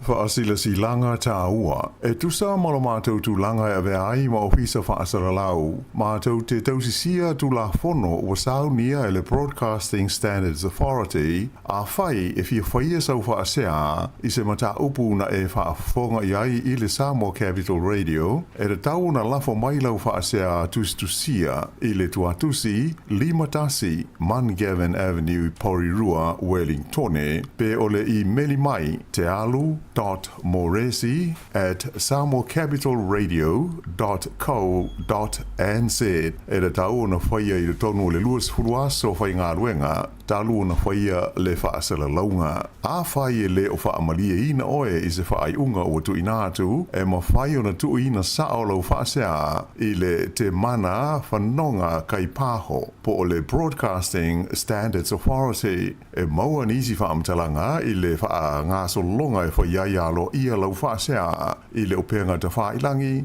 bsa.govt.nz whawhitai. O lea ua toi lua se fulu ono minute o na talo leo leitu la eiva vave te leila lua tatu taimi. Io e, toi wha malo atu nei taimi. Malo wha mai mamai tatu tino. Ai, ole si foi me le ua mawane. Tu so le ua vave na aori. Ole le ua vave na malama. Ia, le o toi mamau. E sui tatu taimi na solu furu iwa masina ne o se tema. Ia, to anga mai fai le malo longa i vaiaso nei e lua male afa le utatu ia. Sui lol taimi vave tatu fea lai. Lalu fa uale ngalu. He lava malo lo. Ne, umiela fia fio e. Ta fa mo sa vale. Na. Yo. Ai E o nei le aso nei le whapeo le wao le se fururuanga i le lua. E alua i le solo te e anai tangata i le uni. E ngā lulua i le au nanga le Woolworths a New Zealand. O le tautua le Woolworths. E au fia i whaloloa nei o le Food Town. O le Countdown o Super Value, o le Fresh Choice. E o le Big Fresh, ma le Price Chopper. Tele o tangata whainga luenga le vele uni au nanga nei. E alu lato te wal teimina. Vau le sifuruluanga i le lua. Awa pela e o whaloloa nei ma se nai whatau ai. Ia, nei te ua a ngau e leo whainga luenga. Ki wai ia. I hoi. Tongi whatau. Ia, sa o le mea fwile leo le laititi man le talawhianga i o tongi le maitau. Mahua. Na, ana ia. A tatawa ai nei polo fiti e mau e au nanga nei o whale tupe. Paper company va lele fai tau fia se lau miliona na to pampensini o supermarket. Ia te au, te le lope amene whinga tāna tu urunga to tongi o nei tangata whai ngā lua. Ala se le te le tupe. Ia, ana maune o la tau polo fiti a le o ina i tangata i le lai loa la to ele tala whianga i la to tongi mga lua. Saurele. Ia, o nei la le whai la to te vale va sulu i le lua. Whamina tō tuaile tino pia whapeo whaloloa i masena e whatau ai. Olo ia le tusinga i lungo le Radio New Zealand. Olo whaelo ai maua i o ina i le IRD po le Inland Revenue New Zealand. Lo lato whaaso atu o whamitalanga whaalilo a tangata New Zealand. I lungo platforms po o tau tua nei tau social media. Wasa launga i a whiai Facebook, Instagram, o le LinkedIn, o le Google. O lato whaasala launga ea whoilele whaalau i loa ai le Inland Revenue malana tautua. Al whawhitauli o le ua mauai. O lato whaasoa toi whamitalanga whaalili lo tangata. O lato ingoa, o aswhanau, o to atusi, o telefoni, o lato emaili. Ea le whapea mai le Inland Revenue o la sefe. O la sefe whamitalanga. Mo i laua whaasoa i au nanga nei social media. La yei mo meo coding for mai po meo patainga fa pe lo ngoa tasi. Ola mau ele tu ele Inland Revenue. Tasi le ngoa. Ai tatala ya ule fa nga ina social media. Ele o tasi le ngoa le ngoi. E sa ue mata itusi o nu mela o e umi ale ngoa. Fa fela na ilo tangata sa ola tu fam talang. Tauna isim vai ngfole le tangata siaki pe sa ola le coding ngai le e fenga na o tangata siaki. E tusa o whamtalanga la leo te whai mai, o tātou tari tonu iai. Awa pēla o tasi ti asai. Ai le te siaki atu runga i o te le lopo o ile tangata o nau whaisi o mi te le o meo matai tusi, o nu mela, o mo meo whailonga. E uma pē luas furu, tolu se furu ia matai tusi whailonga menu mela ia tu whaatasi. Ai te osu e o le ngo tasi anal wham tai tusi. Tu se whapē nā i le ia upu whaalilo ina nā i le ngō tangata mano nā swhanau. Matu a te le nā ngā ruenga e whai. E whai masini. Mena ta ore. Tiri te utari tonu mena e whamele whaenga na. Te whai leunga lau tala, le te whamtala atu le whaatinonga, o le mena ta ore encryption. Ai tu sai sa oe. O e te le tari tonu iai, ona e le e maua le tangata oe i o whamtalanga. Ia sa ore le iarau sau nanga. Ai peo le ua whai ene tai le linga. E pe ama le afa miliona tangata New Zealand le ave ila toa momo. Ai ole me e whailatala. A whai e maua tangata yo hackers tangata e ata mai e osfa ia. Ia, po le ala le tali e le vaianga le wai osfa. E le osfa i tangata. E osfa i la lato websites o lato database e wha mau moingoa. E nanga wholole le wale a mio le tangata e tau hackers. Lau te a vea whamitalanga i ana whai leo la tau le whiutana inga a leo a tau le tau ngia mai le fias e lau 4 miliona. La mātou wha lau i loa lo whamitalanga o tangata e neim wha tau atu isi fo i tangata. Ise vai la te leo la fianga. Yo te le lopo la te le aina whautua ina lawa tangata ata mai meo tu singa wha computer.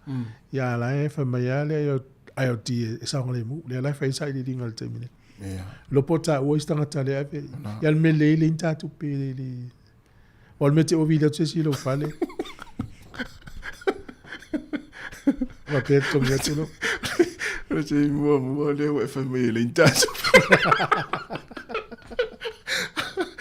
tele o te mit vet o ta welen tu pe ta ka at fa mai le ai a vole ngalo Sāmoa e tango ai atu i lalua ai vengtana tango te tu te o le wa nga ila langi i le isi fainga fo le o le fainga fatau e ta o le FRPT facial recognition payment technology e fa nga technology e fa nga yo fo o me fo le wai e mawhaiana e taunu ule atunu e wha o ngā u fōringa i le te whangaru tus fo lau. E se fo i wha o ngā u fōringa pia o Singapore le tunu ule nsau.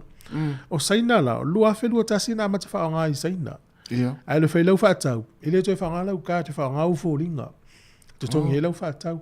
E pia ma le whase lau iwa 5 miliona tangata saina le uwha o ngā ina le payment le wala le tongi whaatau. Nā pia lau le countdown ue sau ma lau whaatau. Nā lau sau apu el masini au fōringa te ya me lau li siti e i le sau ngai o inga te whaia.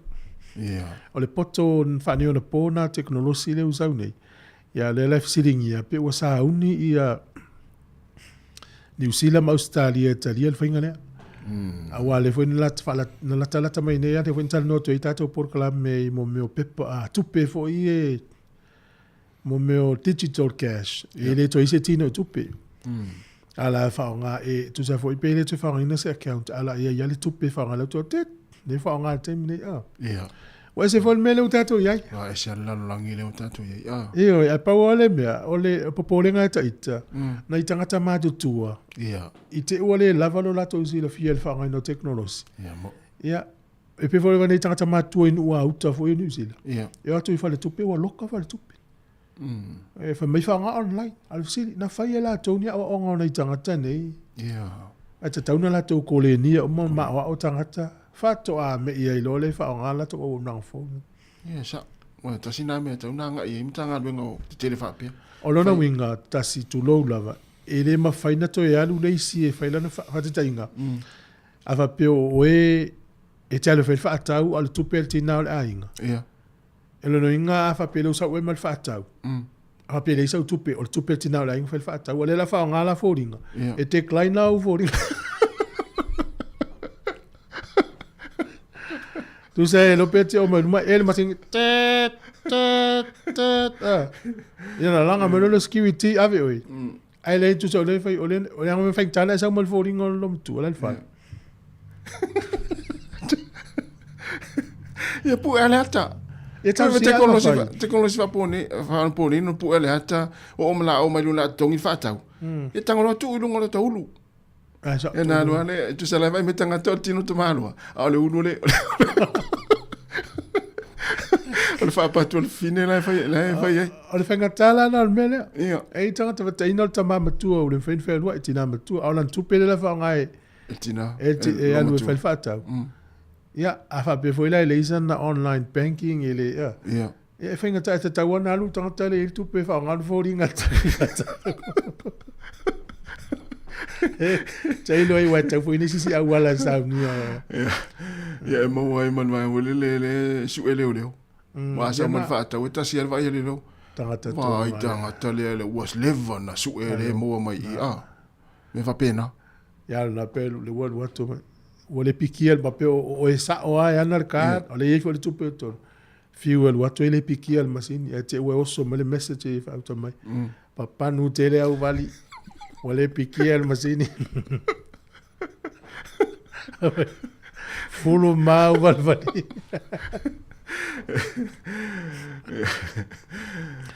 e ye le tau vanga le na umatu nei le a Miss Sāmoa le fai Sāmoa.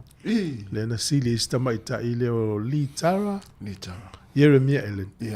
Ale mana i o lana tā le ni na sa fai na mai ta wina fo i le tōtele. E me se la tōna mai moia.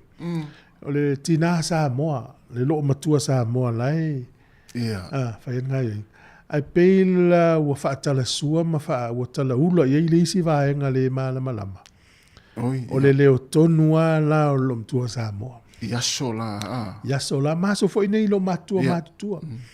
Tasi u tele loa pe o meia sa o vai yaso ya ula titi o le matou nu. E alu le awala ngalue. ai fai tu le ruai fale o tangata nu no foi I lungo mau le alu e te fa longo ala is le pese se lo matua le o le fiafi o le tae o le fa mo le pepe alona leo ana ai o le mali o pese lo matua e pauana le taimi e usu ai a te usu le taimi e se foi upu e se fati o mea umana vai e lo matua e fa mo ale pepe na ava pele vai pola le fale pola le fale le ua motu alona leo le usu ai ia fa pe o le umukuka mai ava pe o la tutulu le umukuka o le umukuka ua tutulu lona leo fa pe na ia pona e foi e vai atu ile povi le no mai la le mai o le povi e le to suia ua lu o le lua o le aso na tonua na ia to inga leo fa pena ai mana ia la fa mala mala nga tupulanga le ia nei ono le utala sua ma fa amu steine le ile o so fuanga na o Sāmoa so fuanga monia e ila le pesele la tatu o le uso si lo matua le ile taimi la ta pena le fainga o le lolo ale la ia lang ina le pesele ia fa fonga mai le tatu no usi fonga la itina matua ia so ia ia to mai o le tai le itau o le pua ma e la foma pai tio ina I lo tapo Ea na ai awa o aso nei o le mala talo fo le whaangatama o le whaavai lea ua mata ai o tupulanga sauia tao o le ngata ula o le apo I o ia mali e lau alo o le a o fo I ua mali e te umalo tau ia tau o le ngata ula o le apo I o ia mali e lau alo o le a o fo I ua mali e te umalo hey mana ia te lea ia vai leo la tonu ala na lo mtua na e ma le fa manino le nga tupulanga le sa ia mala mala le ia e te lola ina ua tu lofo ia ua e pio ngalwenga ia tatou matua e whainei tamai ina ua tata fo il matou fale fa no il fa na u amu tanga te steine ia o fa sanga tu lo fa mala mala lo tamai ia la la uma mala fo ila to o leona ina tatou great grandparents great grandmothers ia tatou grandmothers ia tangata umana ia so o la to leona fa mo ile pepe e usu pe ala langa la to fala vele le va e pe speciasi lo matua tu sai fatua pese me la va ia ile tau tu sia foi le ni pese ele tu sia ele foi ni fati e alua apena foi pe tatou o tanga o le tau Sāmoa le mazani o me umana va ile tu funga ile sonta ina ta tau e la wel te mini o telefone swinga pe o me na fa ia tatou Sāmoa ai fifa so fo I nei mata upuia e tata no ai fo ia o le mata upule pe te talia le mele o fa nga fo ringa tongi ai fa tau pe alu le lo ia vali mai o fa tau vali mai o fa tasi tatu tal no pe a umala tatu fo leiva ia ono le la tal no to so yo titi se I le tai nei malo va tai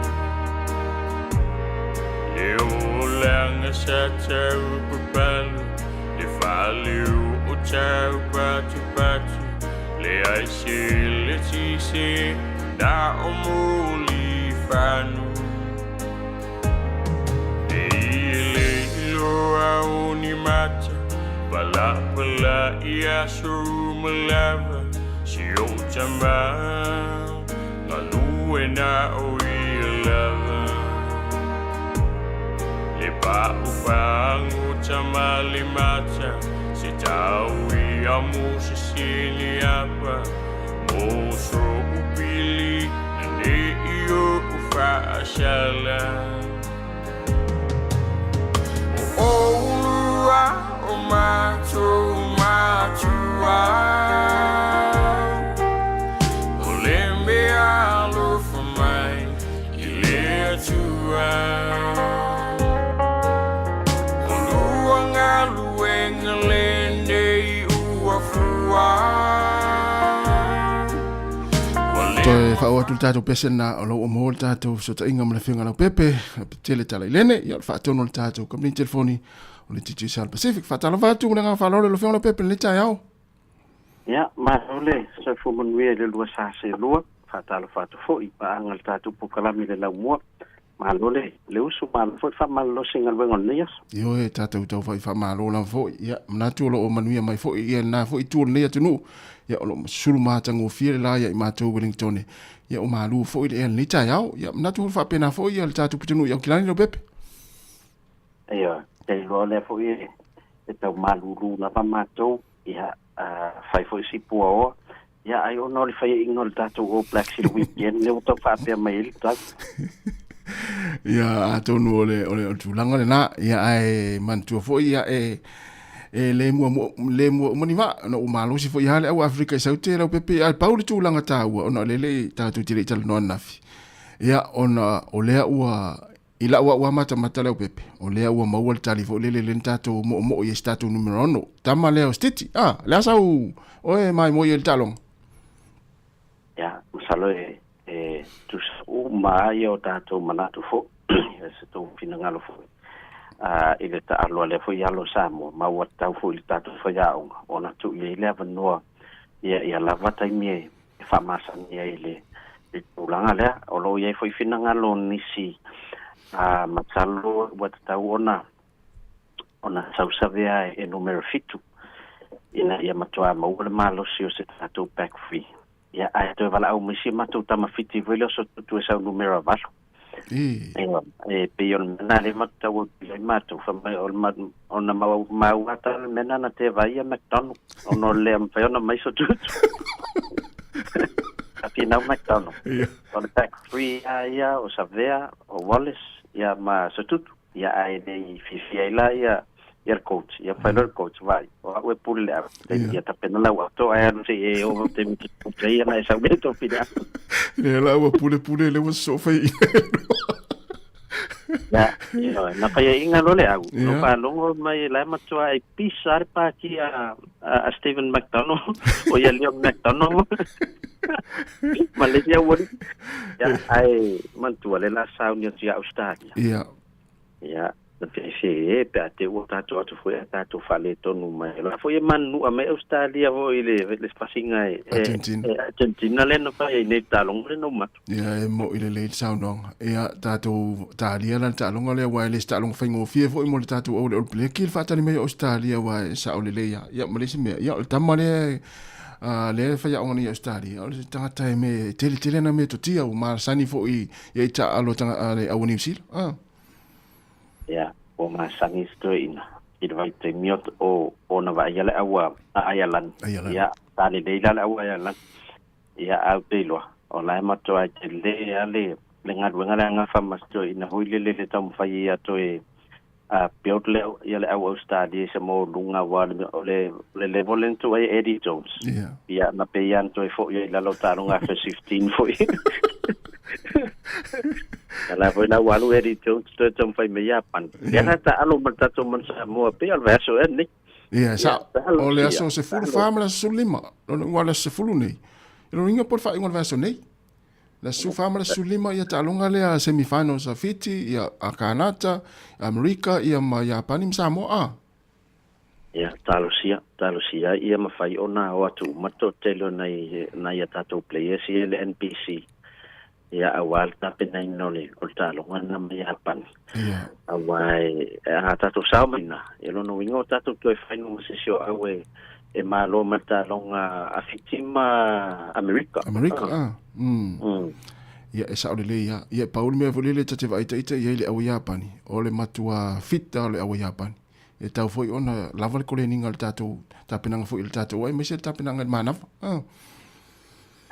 si ia le tapo inga le ni va yaso ya ai me se foi tatou talo liki ya o ile au na ave ye lo fa mo wale tau la wale warriors in tau sa ia e pe ale au masani ale to tele ya tamo le to Sāmoa le au le Penrith pe ale au na le tate volele tate tu le mata ia mata i mata po ia ya ya o te lo o le ngate ya Penrith ale au foi le Rooster ya le la pe lo ila wolina le ya le feto ila sto ya na ilo ila po le au esto ya le po umano for next week ile au la o fatata di mele a semifinal a fia la foi fa un longo atu ya lo ta penale ta longa lu alto sa mo engela ni a o top na ya da se yo la mane se ta to au ya ai o ta po kala me ya van ni as oi non fia va sile to na malo tene na ave lua fa mo ele el tato misa mo pe se tene na ave ele lua ia le ata mo isi uso le pito te ilo le na o tene le tapo ile na manu malo ia o tene le no tapo ia uia ia ele ima ele istulanga ia le te vatu le ata mo sunga tu fulo ni le malo tene le tapo ia ia te lo fo yo le o tau fo ila o lo fa mo le o pepe wa le na text melvation te nei ma fa ilo mai le so fo tene le ana e te tapo ia le fo ila o manu ia le tene le na tapo ia tau i le al maro tenele mai Hamilton na wai o le wa vai asonte nei o le fo wa tup tamai tai ia le si foi tene mai na tai nui Hamilton ia ale la u maro mai sui le e mo ia le sat mo i Sāmoa ia la le mai te wa tu tene mai ile ai le Chiefs ia fo pa wan mo fa tai o le o ato to mai focus o tu fu so le tatu ngarwenga so ora vai asonte nei matua le ai se me ma faina fai le me la mata i me o ye te ne te lo sai ia va sa le va tai wa manuia wa va ven wa lo ninga tu wa tu man le vai aso ia matua pisi foi tato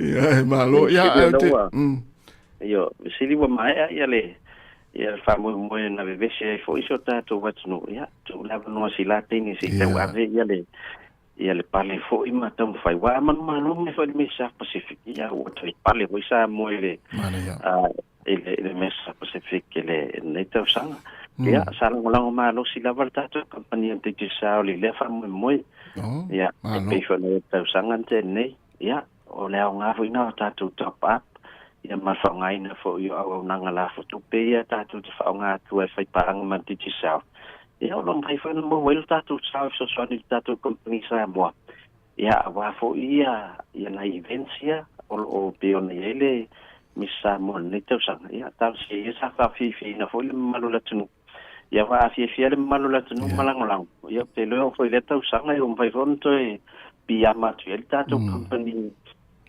ile fa mo ia ai faita tu se ila surveillance nei maiava ia tatu failonga tolu failonga tai lima sela ia na le ta certa tu entry mo sa mo fa manuina ta sitonga ta sivan watu ia o tatu entry mo sa mo ta na fata falolo mana foi le numero fitu lua fa ono lima fitu lua fa ono lima fitu o le numero in Sila na whaunga e vile tato numero 0800 ile lafo ino le top up o le olua valu whātoru whā ivalua iwa fitu olua valu whātoru whā ivalua iwa fitu mo au se tālia ia mai alato whailonga e tolu tasi fultato entry mo Sāmoa na whamanuena ia o le tangata sa whaunga le click X e lafo ili tupe anga ile numero fitu lua ono lua lima fitu lua ono no lua lima fitu o le swafa le o le star right to council le click exo ne tina manuao ne tina manuao ia man malo fo lima sera tala Australia ia mata to entry small neva yaso ta wana lua sultala ni sila pe sila tu la pa pelafo ia pe fa nga fo le click x e la fo se le ni i numero de Sāmoa mo po sia tu no Pacific ia maulolo wa no tatu se ia na fatas me fele tatu programa verso le lo ai pe wa e manu malo malo va tai ia se vaenga mfai lo mele tatu telefoni la pepe ono tatu taimi ia ai family at fo ia ngaluenga la fenga e nea so me se leva yaso ia tatonan famana to fo tatu Pacific 40 man tatu talo fafato na mfai ona fai fata umolo wa inga Sāmoa toni billion vai ia mal tatu Gaspar ia ai faso tai mele o matasi li maono tolu fafa o matasi li maono tolu fafa ia mo se so swani foi pe ana mia mania tele wa fai val ne yaso me yava ma tu fo ia mo se po ponga tato po klame ia da stofi pe ali ia fa tai tele lava lo fiong lo pepe ma lo fo tu tatu tunu mania fo nga ngol ni fo va yaso fa tai o le wa ta le iva se mel fa fonga ia tatu tala mai Sāmoa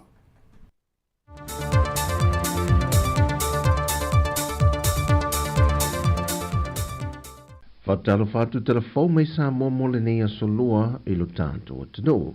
O se bei il whaafonga i sona whao poponga le nei. Wa fola sia e sui e soa komiti o le tāpena ngā le fontanga te te malo le tau pulenga, a pitanga mawharitani malo o le a wha mautu wai sui usufono o le fontanga le masina fau. O le vaenga leo o apitanga, ia o le isi le vaenga tā ua lava i le tātou fontanga le usui ia ke topa. Ma o ia le fofuanga le tātou malo e whaonga tātou hotels ia the most appropriate po o whantan malo po apitanga ia pizza sili o na tala whia ngai ia o wāle tātou fontanga ia ke topa o le e whā tātou whantan malo ia te tele o tu ina o whata atia po o wasain mo takai o malo tatasi o le Commonwealth ia whapea fo'i ia tātou foreign ministers ia vaenga le tau Messina ia Return to Paradise o le Sheraton Aggies Hotel in Bungalows i Pia ia ma le Sheraton Resort i Mulifanua. O le whiriwhiria i o ia whalitari malo e anga waa mo le tani ngā malo na wha ilo e sui o le komiti. E sa whaia lea i lunga o le tūlanga pito silio nau pito lelei ia whapea fo ia le tūlanga o le lata i venues o le ausu i ai fono taitasi. Ia ma le tele foi e mawhai ona to o tele tangata e mawhai ona api ai. Ona o le tele rawa leo mana onga o atunu taitasi na ia mawhai ona nonofo whaatasi ia i te paikatali malo tasi whaapeingo fia i foi alato whaatala noanga. I le au whai lava i o potu na o upolu e le au fia i sa la whai o le a wha mautu wai malo. E ova ma le lua afe i a potu ua iai nei i lunga o le ele po land-based accommodation o le a watu ina po whataatia whaonga mo le fono i to tonu lava leo upolu e le o whaonga ina whaitali malo i sawai ia ono le tūlanga fo i whaingatā mo le malanga ina i taimi o le fono ma ua iai fo i pe ona tau sila fia ia ma whailo fo i ala fionga le palimia o loo iai fo i le tātou waa po le cruise liner o loo au mai e te sosoani ia e meika paile numera potu e mawhai o na whaonga ina e tangata o le ausu ia fono ia ke topa ma iwa se lau iwa ia cabins po potu i lunga o lea waa ia ai afe se lau tangata e mawhai o na nonofo i lunga o tātou cruise ship. Le sui al soa komiti mono whangama pitanga e whamutu wai e tātou malo le tofa tole fō patewai ne pete ia te vita. O le aso le sauninga e umusa ai le fautasi fōu o le fio anga o pia o se tasi o pina whaamau e whae longa nai le antoanga o le se lautau sango le lakapi le atu noo. Wai Sāmoa le to te leo alo ma tama whanau o le atu noo e mori mawina le tana whaasoropito o le amateino le lakapi ia pia na whae loa fo ilea i le tui nātu o lātu a aumale malosi e si iti ai le fautasi fōu a ngā inu mamota o le Aki Craze po le Sheraton Hotel te teimi le nei. Mai o se fautasi na whae loa le fionga le ministai a walo Harry Schuster na fausia lava e alo matama whanau o le fio anga. Mai o le tau o le ngā ruenga. E salau, e teimi nei, o salau luas fulu afe tala, nā lulu le whaingalba. ole mea fo longa ile loto fanga etia e tangata tu fa ngalba au na yo matua te ia matunu la tole na faia le va ana fa pe hai mai se ka muta mai fa silia tu lo sera rusu lo fa alu le tare ka muta e fa usia ina le va ai o sera wa ia ai ona matua tan fa na ule pe nga umar matua tu singa le va fa wina le va me umar le pinga le va matua tan fa na una na faia matua O le aso tofi le vai aso nei o le a whaatino i nei le savali o le Centuri, a nisi o ta'alonga ta moe, ai whaai ule tam le sanga le kapi le whaai unga o le vai aso. E lei titi le sele ni sa whaaluina le malo e tawalato i le matanga ruenga o le soifua maloloina, sa whaunga i nei nisi o konkarate i tau sanga umawai, la tau te whaamamaina pe toi whaaleleia, whale mai whaai tu malo e o foi i mototele i sala whai. Ma o suia e le matanga ruenga te wala le fionga le minista ma le pulenga, le isi fuafuanga fau e pe o na ia whaai loa. E lei titi foi sa linga le titi for se fulu milion al matanga ruenga, so i fua maroina, e alu i konkaraki. O isi konkaraki no foi pia, ai o mai lava e tau keu whanua i sawet. O na alu e lo se lei. Ale ngā ngol kato malo, pe o na iai po langa na watawe, ia pasafua inu uma pianga mai tu malo ia tulanga ia manu ai to tato tangata ia ko utonu lava seleni ia pamuia i tono tato uma pianga mai wo mai o le faatino le saininga lima o le malianga le whengainga i le vao niso i tu malo malimtanga ruenga o so i fua malo loina i le faatinonga o le awala fau. Wa whailo mai ele komisino mtanga ruenga o leo, ia so teimi mamanga alo le atapu ni le aso le fontanga mai i le atunu, ono le afa ava noi mga ala mo le au so fono, ina ia le mawhai ona toi uia e se tasi.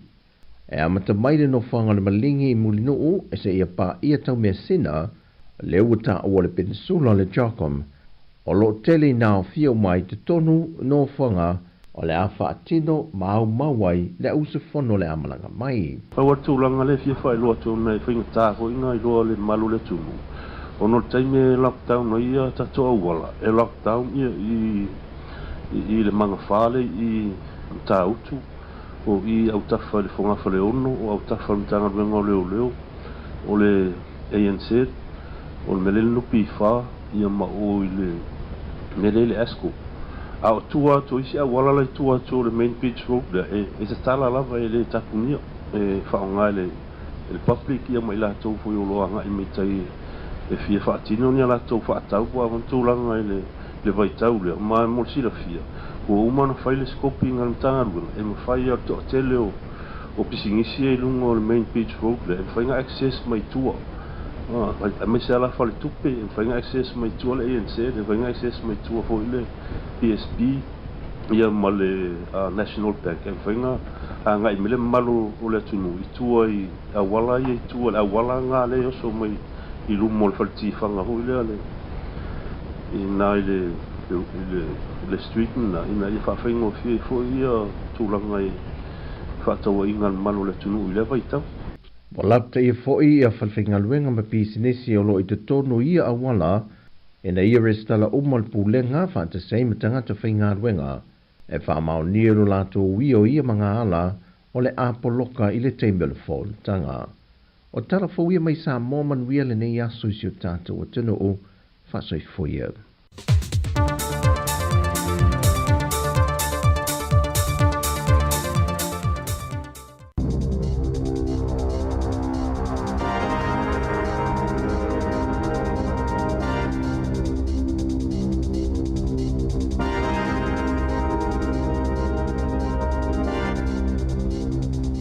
Talo falava e le nei foi vaenga o telefou o le si fonga o le lau mua o le tala mua. Ua ioe le kāpene tala malo New Zealand i le whaatula ngana ma le ata whaata i tai o le pili po le tula fono tau whaaofi le o le afolosia i luma o le pālemene e whaata tau lea i le winga ma le nganga atoa o le whenga inga o le waitangi. Whaelo mai nei e whapea o swinga o whaofi de tonu o le pili, e awhi ai ma le whaopunga whaapitoa e whapea e amana I ai I le tula whono le aia da tau o hapu ma iwi o te ngata Māori. O vaenga o tu o le pili e pei o na mana o iai le partia le act, sa ta awai se tūlanga lautele o te ngata o New Zealand, ma te ngata uma o New Zealand e iai lo lato waia da tau I ele whapea maisi mea tō tino. O le pili le nei, o se vaenga o le malia ngalo ia le vāo pāti e tōru ia lo a fia I le tonu le whainga malo so fantasi, mai ua tele ni whai tionga ua whaia whaasanga iai, ona o le manatu Māori ma le tō tele o isi tangata, ua whai nai le winga moni na mua I whausia ai le whenga inga le nei o le waitangi I le vāo le malo ma tangata Māori o New Zealand. O le masino Novema o lo whaamoe tu ina tuaile nei pili I le whono le parlemene mo lona whaitaunga mua. Ai ua umao na whaailoa mai whalawa I tele le partia le National whape ai ma le New Zealand First e muta ai I nalo lātou langoina o le pili le nei e tusa o le lātou munia ngalo ia ma le partia le Act. E luania onga isa lama I au kilani saute na tāpunia ona o ni ngaio inga tau whaamatau na whaia iai I le tae ao le songa fua. O a onga nei e lua o le Al Madina School ma le kolisi mo teine e whaingoina o le Sayed College I le awala o le Westney Road I le Pitanuu o Mangele.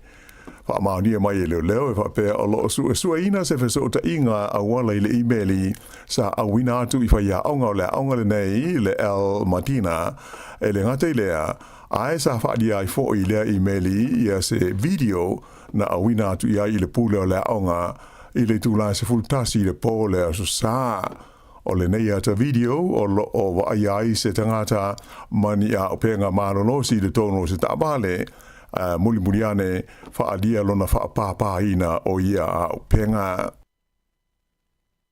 O le mai lea na umalo na ola I le vaenga ia ngase atoa mai a fia I ni whaalawelawe whaafosei I le whale mai tele o Rotorua e toru I tū la o whaataritali o ia e wa ai se fo mai. O le nei whaalawelawe le masina na tenei na whaadia mai e lau whainga ruenga sa te tau lava o na wawe maua I le avanoa e wa ai ia se foma ai e lea ngase. Peita ai o le whaafita hauri au tū lava ona o le toa ngao lau whainga ruenga I le Emergency Department po o le ED. E tūla I mai lea whalawelawe I le aso luas fululua au kuso ai ua lua vai aso talo na tusi alo I atu lau whainga ruenga o le ED le nei a Rotorua I le pulenga o le whalamai e whaailoa I ai o lātou watungalunga ona o le uumi o taimi e whaataritali ai mai mo se fo mai I le tonu o le ED. O le ngase lea na maliu o se tamai tai e whaapea na palasi I lalo mai ui ina sa whaia I ai ngā luenga fisosoani ai na umai lavalo na soi fua o loo masalomia o se whaale tonu I lona whātu. O le nei whaalawe ua I longa o na māwhatia, māwhaina ai langona o lau whainga ruenga e ngā lulue ai I le idi o le whale maitele le nei I Rotorua. Ua whaamaunia mai nei le mtanga ruenga le soifua maloloina New Zealand e to tasi leisi tangata ua maua I le mai o le Mpox, mai ua masalomia le iaio se sotanga o le tangata ma le whaalinga tele le Winter Pride Festival le asa whaia taruai nei I le ai o Queenstown. O le whaamaunia ai le asa ngafuana nafi o le tūlanga ua oatuai nei I le limas fulma le wha le a whainga o tangata ua maua ai le Mpox I le tonu o New Zealand talu ona mua iali ni mai le wha mai I le tonu o le tunu u ia iuni o le tausanga I lua awhe luas fulma le lua. Ai o lea ua atoa ia I le to lima o mai o le Mpox I le tonu o New Zealand I le nei tausanga lua awhe luas fulma le wha. Whailo mai ai le whaatonu o suenga o wha mai bipisi le mtanga aluenga tama ta I fo mai o Susan Jack.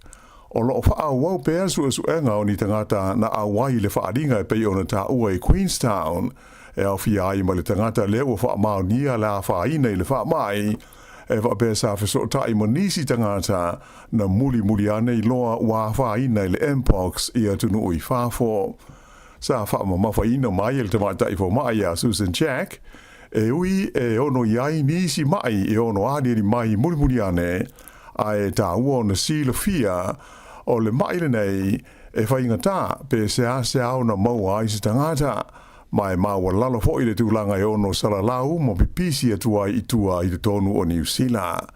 Peitai o loo whau tua ina mai so o se tasi e māsoro salo ua ono a whaina ai pe iai ma fia ini aunga e pei o le rash po o le mangeso ma le paka o le tino e da tau o na wa ai vave se fo mai.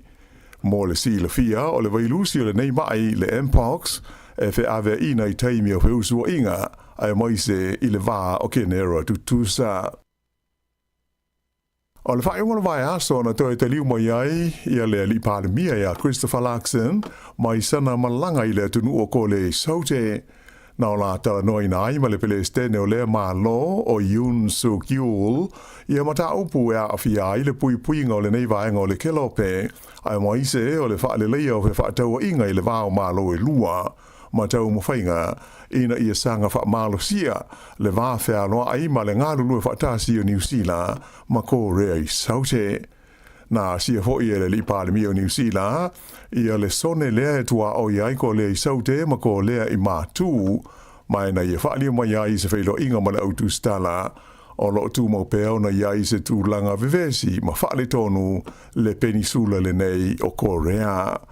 Ta o fo ia Larkson o lo tu mau peo na wha malo sia ia le sao o le malo New Zealand I le wha maluina leo sa ma tapu tau fe wha tau inga e wha sanga ia ko lea I mātū a toa ai ma le langolango ina o le fita ma lo au fantasi lea o lo wha mautu I le tonu o ko le I saute.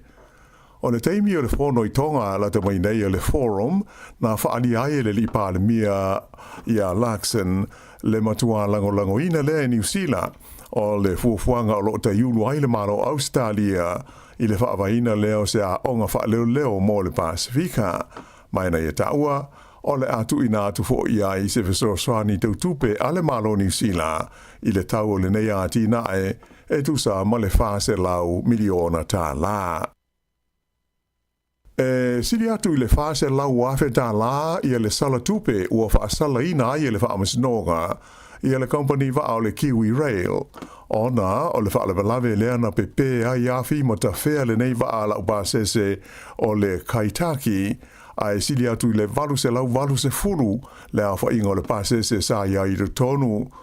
O le wha le tonu na ali mai matupu le talawhātai ngā o ai saute o Wellingtone I le aso luas fulu walu o Januari o le tausanga teruai lua afe luas fulu mo le tolu a o iai lewa I lana malanga ya ngai mo iai I le lau mua.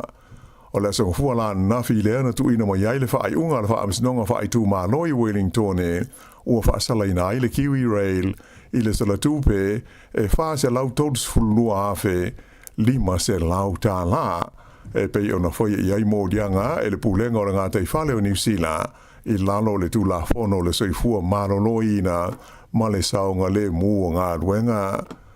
O le salatupe sa fea ngai ma le company ona o lea whaalawelawe e tusa ma le tasi ma le afa miliona tā la. Peitai e whaase lautoru lua afe lima se lau tā la lea na polo ina e le whaamasinonga I tutongi e au fiai ma le tau o le whaamasinonga. Ua amata nei ona te tala e le pulenga o awala te tele o New Zealand le waka kotahi ia whaatala noanga ma le mamalu lau tele o le tunu e winga I le fuafuanga e to tongi ai ia nisi o awala te tele lua I saute o le motu I mātu o New Zealand.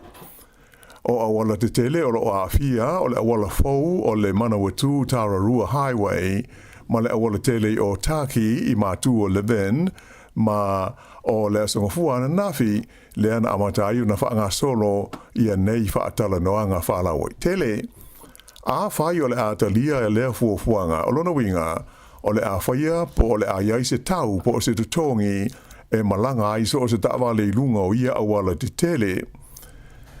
Na whaai roa mai e se sui o le waka kotahi O se leni uma o le a o ina ma wha maa popo mai le wha ngā ina o nei au le tele o le ato e fo I uma I do tonu o le wha putu ngā tupe mo a wala le maa lo le eta ua o le National Land Transport Fund e wha tino I nā I le tele o ngā luenga tau awala ai moise o le tausinga ma le wha le leo awala pe a wha le tonu I se taimi o le aso fitu o ke topa e wha ngata ai I le wha talano ina o le nei mata upu mai o lo awa noa so stasi via wha alia I aiso na manatu. Ua fofua ina le asosio ave pasi au kilani le tau fia o lato ngā ruenga mo se fontanga e talanoa ina ilo lato saunga le mu ona o se wha lawe le astona ina tenei na wha o lima I se tangata I se tasi o ave pasi. O le ave pasi na fia o se li initia e wha mautu I le no whanga o pasi I Mount Roscoe. Na o se wha ia o ia e se li I wha pēr na musu e te tongi lo na pase e se ma sa tonga fiti ai le whale mai I manuanga o na fōlinga atoa ai maona nifo. Wha ilo mai ai le pele stene o le uni le Tramways Auckland o le li o Gary Froggatt. O le tau fia o ngā ruenga ave pasi mo se whontanga I lea mata upu e mauti nolawa o le a te le se a whaina I uwhe malanga inga masani o pasi I te tonu o aukilani a toa.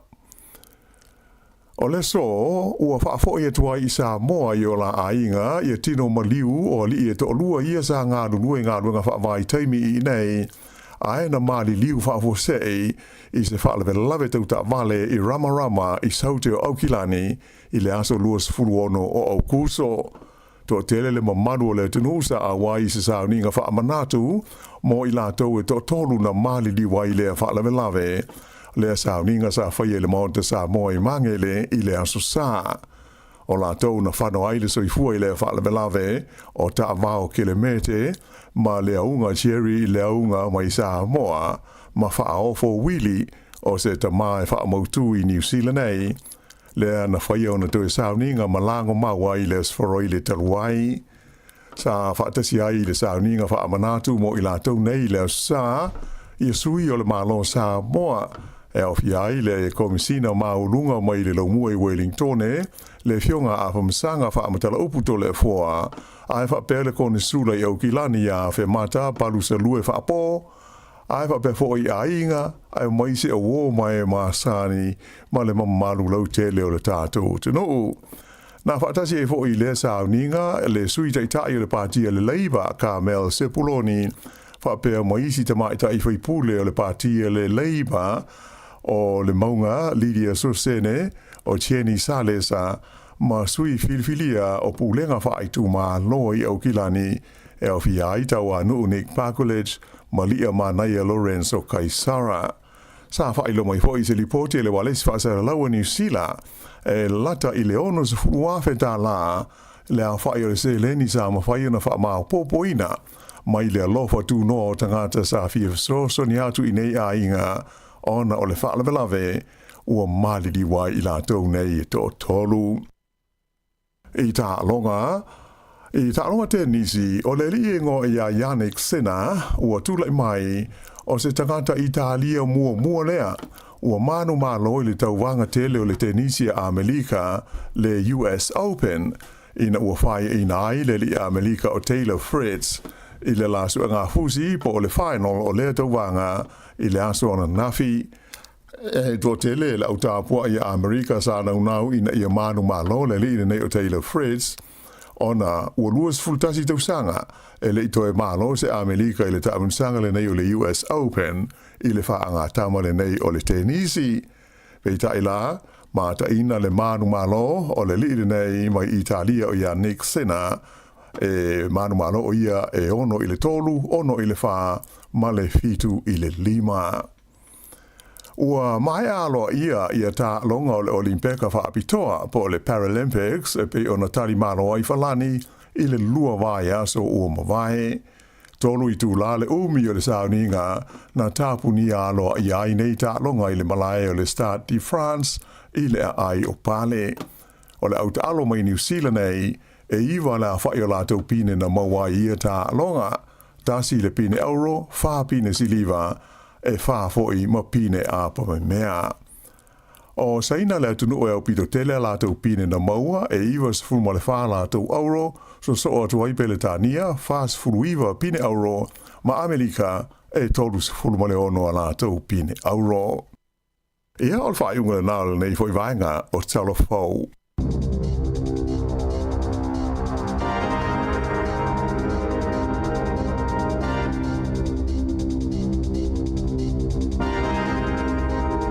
Tai le whaafonga mai le tātou o tenu luas furu 5 minute o te enei le tu la e iwa, ia, te whaafonga le tu la sifuru mai lua e tātou telefona tala mai Sāmoa, e tātou pukalame le tu la sifuru mai tasi i fue. Ia, o le tu la sifuru i le tai o nei o le pukalame le pulenga no polirua, whaatata no fo i sui pulinu, sui o le pulenga no ma fo i mata upu e tā ua mo tangata o lo no fo i polirua. Sfutasi e pēna masani ai le pukalame le soi fua mano loina, tau longo masani lava le wala fo si fia te le fam talanga tau so fu malo loina o le si tau o por klame le so fu malo loina e le ngata le fai ni usila fa nga ye fo mai ni usila o fu te me fo mai mezamo ai nga mo tanga uma so se tu la langi mo ilele ya wa me uma ya fi tanga so fu uma lava tanga tu sa uma pa wala se senga o wala mo so soni ye pe le fa tino la ni usila ya mo tato ya wol no fo o le si le vaenga sa le whaia i tausanga uma vaia. Pe o le masani o tātou se longa mai fito a wolfa le mai. A le swinga faule wo ye ne, e maa nei alfa minatu le atunu. Whaia maa le whailau siaki. Sa olele. Whailau siaki. E o te mana tua fo ile isi a inga i Sāmoa. O le masani a le a inga lea. E o avesi a la tautou ina e whaile siaki. Avele la taulo matua e whaile siaki. Pe o aso ia e utia o le whaasoa e mafuaina le whaia. Taimene i le ua maua tu peta maiti. E o manatu lota maiti ia peta i lua masina ma velo mtua siaki il fo mai. Siaki le suka o le toto i o mea malava ia. So mai fo ile le fale ia fia life mai fo mai ia le lei uma mea uma ia. Ia. Ai le nau matua fo tau fo i tātou malosi e tau sia nei matua wa ama mai la se i tulo. Ia o ila tau sia nei matua. Ia moni. Tau fo ina siaki tātou ia malosi. Tātou malava. Malava. Moni, ia ma lo lava le folau manuia. Pe o le o tātou tangata le ave i le tunulo initia e tonga fiti ai. Ia. Ia, ai se tala vole le na u faitau i fo i na saulunga o le New Zealand Herald. O se tamaititi sifurima tausanga na ave li falmai. Ia. I to tono initia. Ale o le tala e tate whanau no ai. Tate le lope whawhena saul fo mai le tono le falmai le na whaiele tau tonga se tamaititi. Na aluto ina avilo na grandson. Lea lo na latali o latali ipo se tamalo na fine. Ia. E lo atu lole mel fo mai ia mai ia watu lole ia ia le fisina usa valvali ia lo kolo mo le potu e fel tau tonga. Te lo tangata na fel tau tonga e lo se fo mai moi. Sole. O le fo tangata ele o se fo mai. Ia ai lo fo lole li maki le YouTube. Le alata vole le YouTube. Ia. Ai su ia ina pe fa fen fel tau tonga. Oko. Ia al sala na fa yala na onga tau tonga sta mai titi le tu lo nga.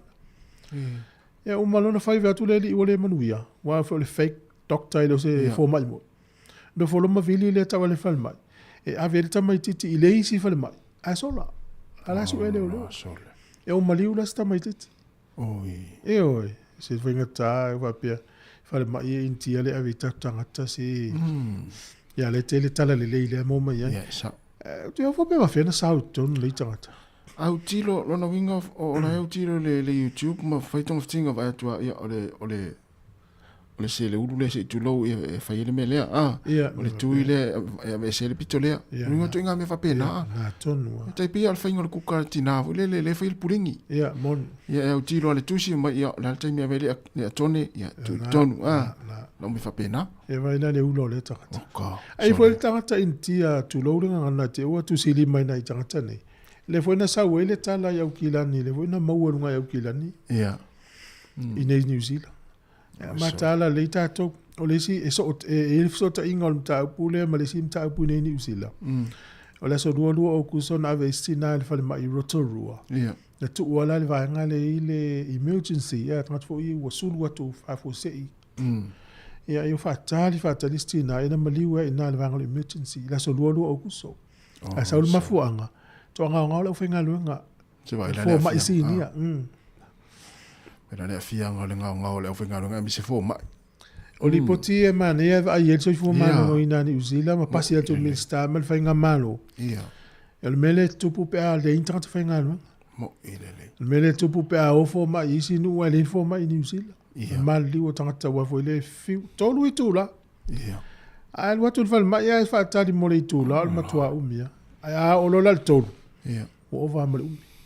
O tupu so o yo ia vai va pe ai le ia ma se fa mo le tu lo wa fa nga malo a e so fu tangata io o le si fo i tu ta te fo i te fo na ma tu ta tal fo le stay o le u mai na i te ne mana i tama i a onga fa fo mai e nurses o mai lo le faila to a onga fo ile le wo ye o nanga ni ai fiu fa tani no fa ngal ya o ma fu anga la le na mali westi na le o le lava fo mai si ni a fe ngal o pisi te le intangata lo fa ngal tal si uni tupu ya tal si ya uni to tupu ya o foi tato i vanga emergencies ai lo la va la fa lo to le to ya lu ye lu male nurse le lu mal counter lu male to sa si va i tanga tele moi ai wo fa tele ya fa tele ya fai malu ye longo ye ya mana e fa mana to ta ya ai o ata tu tanga te le so ya so mai vai fo ma ya no na fa pena. Ja, dat was in fa fianga vai fo le taimi le wa te ra fa riva. Wa ve te le taimi. Le lo taimi le lo pe le lo le. Pe le lo lo. Ja, fi fa so mai fo ile ta op pe on tal no atu le taino le iva. Ja, tal le no nei minute. Pe manatu e fa ngal fa ngale tongi fa ta New Zealand fa ta o fa ngal fo linga ya. Mil mal o fa to lo lima lo fa ta.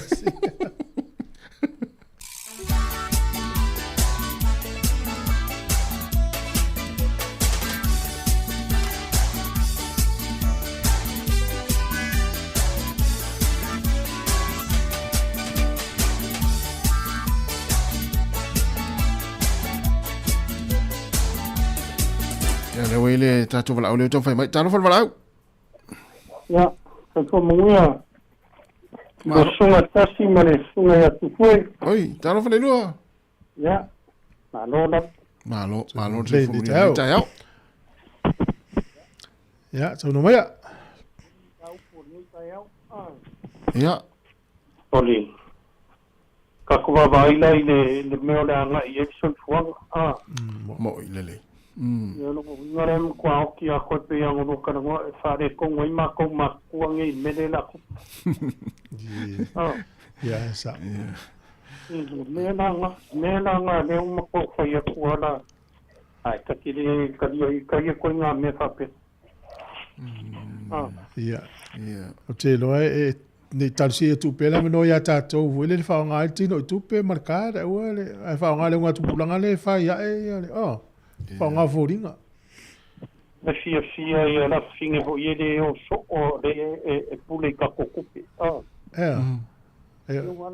ko ya la nga wa o ya na e o ngar te ya o ya de o nga polinga tau de langona tau ma la titia le dua fa mole wa o la longa mai ya na longa na nga fa mai au tiro o be tanga tana fa mai tu le telefone tu lima mai que ya me llama esa ya me llama esa pole si que con me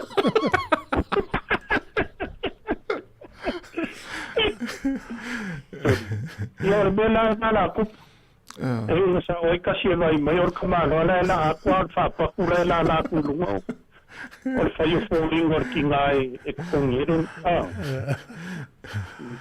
malo ya le amata pena yai i me fo da na wa ka ma ma ka sa yumi e ma ka ta pena yai wa pio que le ai o kwa o ma ki na fa fa ka ya ni ya no fo for ka vale ya wa ka ulang sa wi ka fa sa wi mai me lu ka fa yo mai fa ka ni ki wo ye ka me ma ye kinga ya e malanga ya ko nga me la nga ka va ye ya me ye malaka kupe sa le ya wa fa yor kuper kinga ka lu mai fa ka yo mo le ka uri fo ya mo ya sa ya da pulang nga ya ele ya ka no se o le ka no no ai sa fa yo le no mai ri kai so fu mo Ia manga ia ku ma ku. Oli tu le va ngalia. Ya lu altina ya marana ka, alu tama marana ka. Ah, pele se ka tama. Ya ale se ka tama ya, ale se mea fa ina iwala, we lo ai fo el tupe. Le la al tupe uma le fa ngaltina. Talo fa e pa wa mo ngol fal tupe talo fa ista mai non to lu le. Ya makaurin. Makaurin fo yo kasi le ke le ngai ka ngor ke le ka ni. Ya.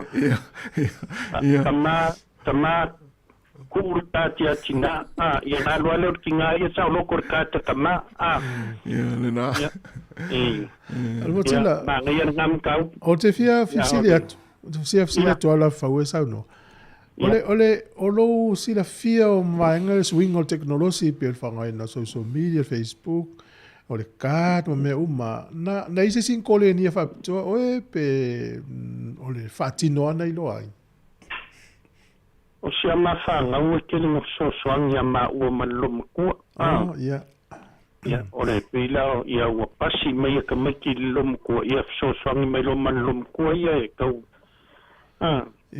ai ore ke le me uma ka ni o pu ya ka ke o kulingi ke le ai pe o ya e pe o menga le ka fa sosoang ya ia le mafanga o ma o ka mfingo le me pe wala te fasilio no le sau swinga fo ele ni tato o on fa pito o fa yel swinga ya le la sa o e fa na ule o tato sa o lo e kan fa le linga o ma fu ye mo ma ko ye o fa so na ma ko fa de komule e kulanga tau inglisi ma me fa pinga e ma wala el masini to nga vai volele papel ta o tu fule la transfer ta tu pe ya le card lu matasila ya lu falfata e mo wala el masini e mo fa mo fa tu pe fa tanga fa so fa al tu la fono e al wala lu matasila fa ngala na card fa ngala fo dinga e le ma sa fa ina ai transfer la tu pe ya na le tanga tale le fa mai pe fa ina na transfer tu pe la card ya lu le fa ngau fo dinga tu fu e fa le ma ya na ya sa le ya o ia ngana manga ia nga vai ia o kulanga te o ngai ele ka ko ka wangare nga uma ngai ia po le skoga e mongi le lu fa so er ka ia ormi o ke o fui kanga ka ia fai ki o malako mampi o complain foi le ile pese skenge le masidi ai fa lu le de fingor ta le ngerking ia or kinga makua la nganu ma pe o mari or kili menen fa ma mesking na o fai ki or kelo kanaka na yele foi de le ki o mo fa no no por la ko por kalami sa makua sa ia la no kanaka fa mai o le fi ko yo fa yu ngai e pa u no le o sikenge le sili la le sili o bufore mo ma fa pe ki o fu ni kana kala fa no ku ile a angore o ka linger kinge e lo skinki ki o le lo ma ku kana kala la fa lo ma ku sa na o la mo la o ye le ka linger kinge fa ska ile kinki ki o le fa no de ku fa ala nga ke ka mo lia maya le ku manga sa ye ka ku ma ku ya so ya ia vai la pe o pesina na usuecas le povi ua vai a soele isuia ia wa pesina ia so ia le na sa le na ma wale le ia o foro lo ko kan ia le ka vai ku no Facebook pe o fa TikTok me kan akar pese skinkiki ia le malama o le malama mo le malama i winga o le mele faking a te sila fiala luma sila ina po ina wa tane la ufana o to titi au tangi o le mena o tau tangi o mafau fau e lo grandmother o tina ma pe fa po to fa longo lo na leo le leo si fatu amatala io fatu sole o mena o pore o le skola ingo kala ngonga ika ai ka fa lungo la poli lungo le kiole ia o lofa ai ile sio manga fo singikin kiki le pe fai mo me ula ai angala ko la ngonga le wingo le o le ka dengi mar fucking onga mo ya ai so ya wa ya wala la fo ya mau fo I se kulor nganga wa family de sa o mare ya no la de e o fo ka minga va se skin kiki le pale a sa mo uri marua mai fo de le guma a kawai a wha ngaka ia o laua si I alo I kiki ma mo moli mai longa nganga whaakai. Ai wha mai o le lea mga I kiki o le pale mare ho whamko e se malonga ulu. Si vai, mea o le maka whare ingo. Malo o whaisoa. Ka koke wawai, a me siri a tarsia ia kalango miskin kiki lungo se leikio se yo kaku langonga whakasei longa loko malonga nganga ngā reingong ko e share pale malonga unu e sau mau mai lumam ia langa malo whaftai mo whasoa pauan me te sila pe o le tu pale au tama a wha pe o toi ina a wura to soa toi matina o lo matu le ila ala tala vautina au pau au toi ina tama ia Emmanuel ne yaso po fuanga la whenga ye sa maka foi ka ko me o au ma adu na foi la e pe o kasi le wa ta ulo matua ya mi ya mare tai tai si me le pe o ka ngo mo sunga ya ka se sanga ka no sanga mai ka se sa ya ka ko po yen ka na ka sa unge wa ku I Sāmoa ka mingi manifu ia au ko sunga la wa ko su kana ki mar ko po mai ai va ku ia ko fu a fu yen na ko sa ka I Sāmoa e mo ai nang ku pe ka pe mai nang ko sa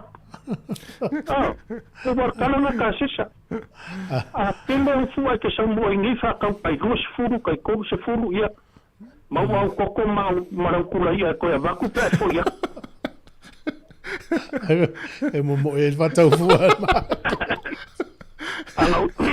ana sa uni ke sa morto mingi ele venio kuno e de venio lo na vai a venio fu ngai sa lo la ia ni tau dia tu fa mo ma ta me tu ai ngai fu na ora qua fa solo il macunu ia lo fa che le accuso lo va tu lo dai da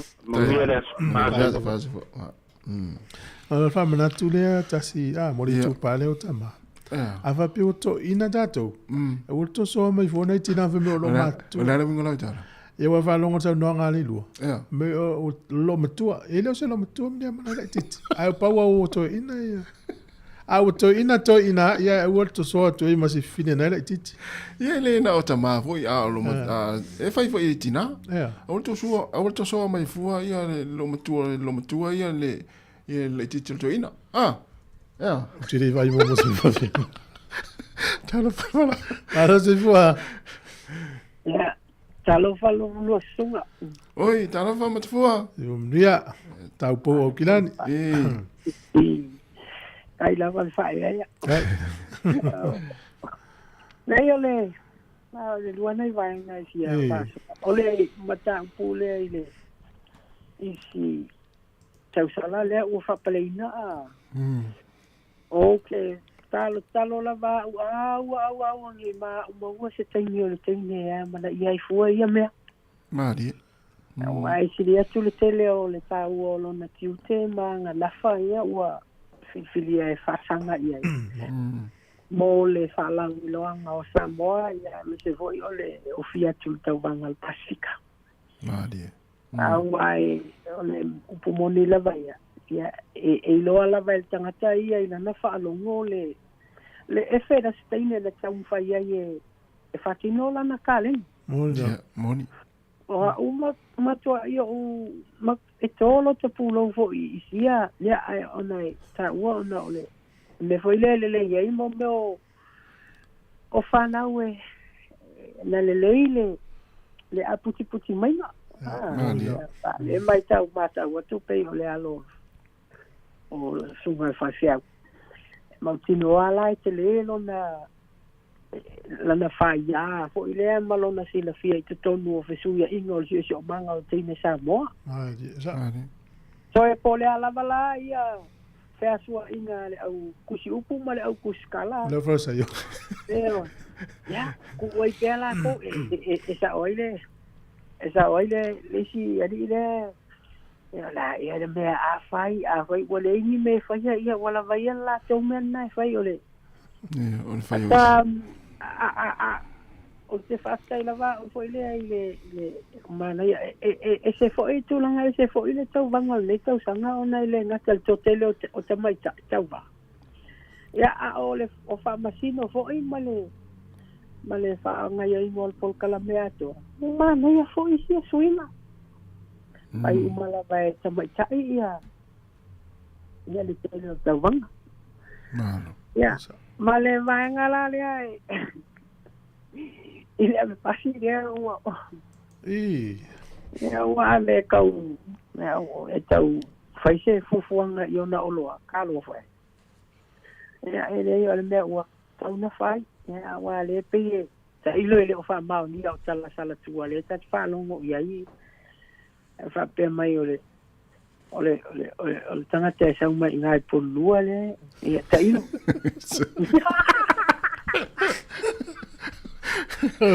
o wefo vele ave tu o pue mai fa momongo por carame le pe no vaya tu ele fa maulia o tala ya tala tua ya ai le oli tala va maulia ai fa foi ai sao ya ato no le wa makanga na mai foi ya le si tu e kau fa me i le ula male o campo le wa pasi langa e foi teni kau masa wai la tau me fa malo after il paso a lo tena tu mutua io e fa sai ia manuale nei vai as io foi fase e ele si o malata to time tasia no te pena le sport kala ina Brisbane Australia e ele ali asia o la su ele o leo i asia o la so lu fito okus su e stadio io na sa ai tratale se ko fe vela i lungo SEPT va masina o jole e se pakka ina Brisbane ala sa alu la tol tata ele lo pula ma fu le la su e solo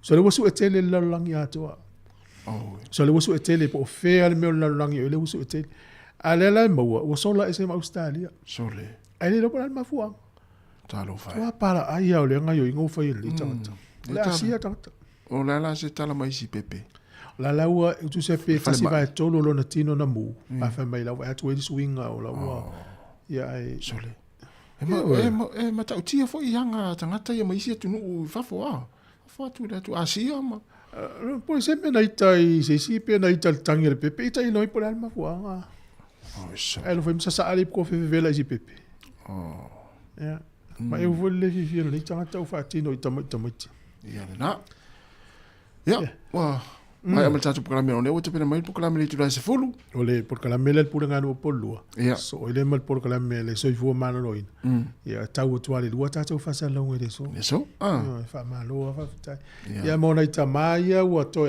ina ya ole tau lo matu ina na tina na televo ya o era ta utilete tu wal matu ai ngose lo matu ya ma presta ul lo matu pe vano oi toina awal vai maulalo li kidis lo fa no so moi toina wa ma septi o fa ngol toli tu na lo tu ve ma ostoina tu fa saltala o fa mauli tamiti mai tama na saltama o fa mauli tamiti la sa la auto ina la ya o mai atu mo sa to programa atu ta ya tele to mo nai to ina yo tal no mai le te mi no ta to Facebook mo ta to YouTube ya ai ta to mafuta pe to tu se fongo la mo le ra vat nei fa fianga nei ya vai fo ni te ta pe mo ta to programa ni tu la follow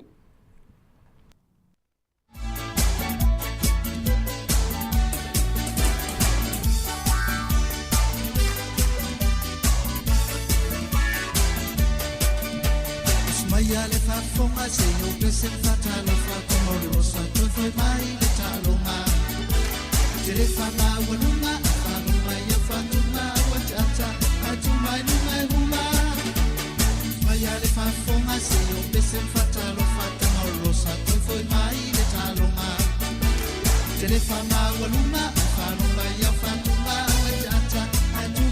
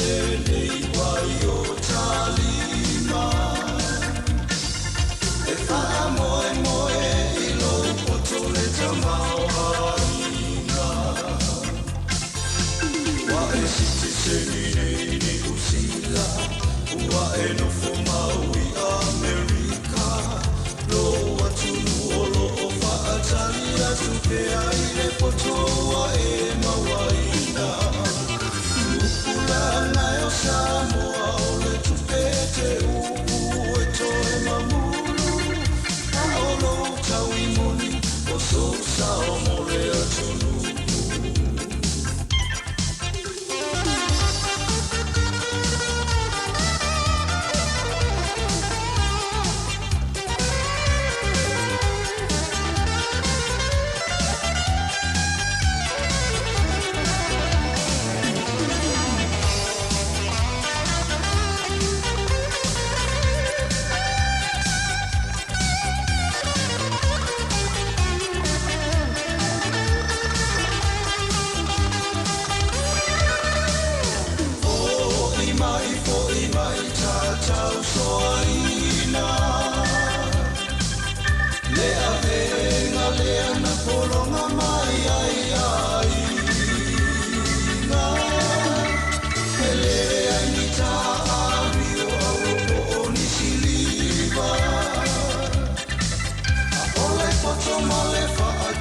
Tuana te whaatautaya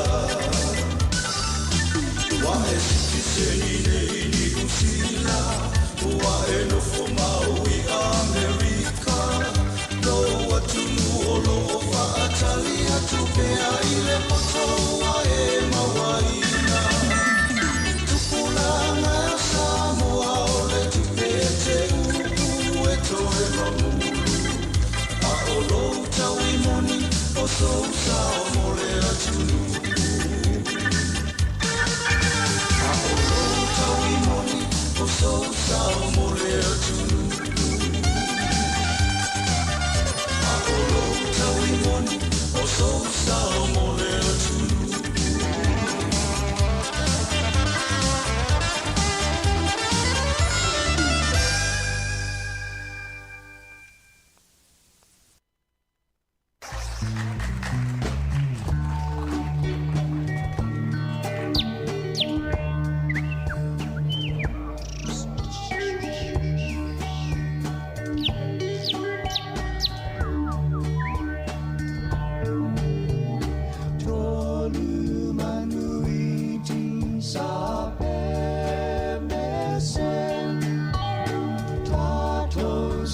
So na na fa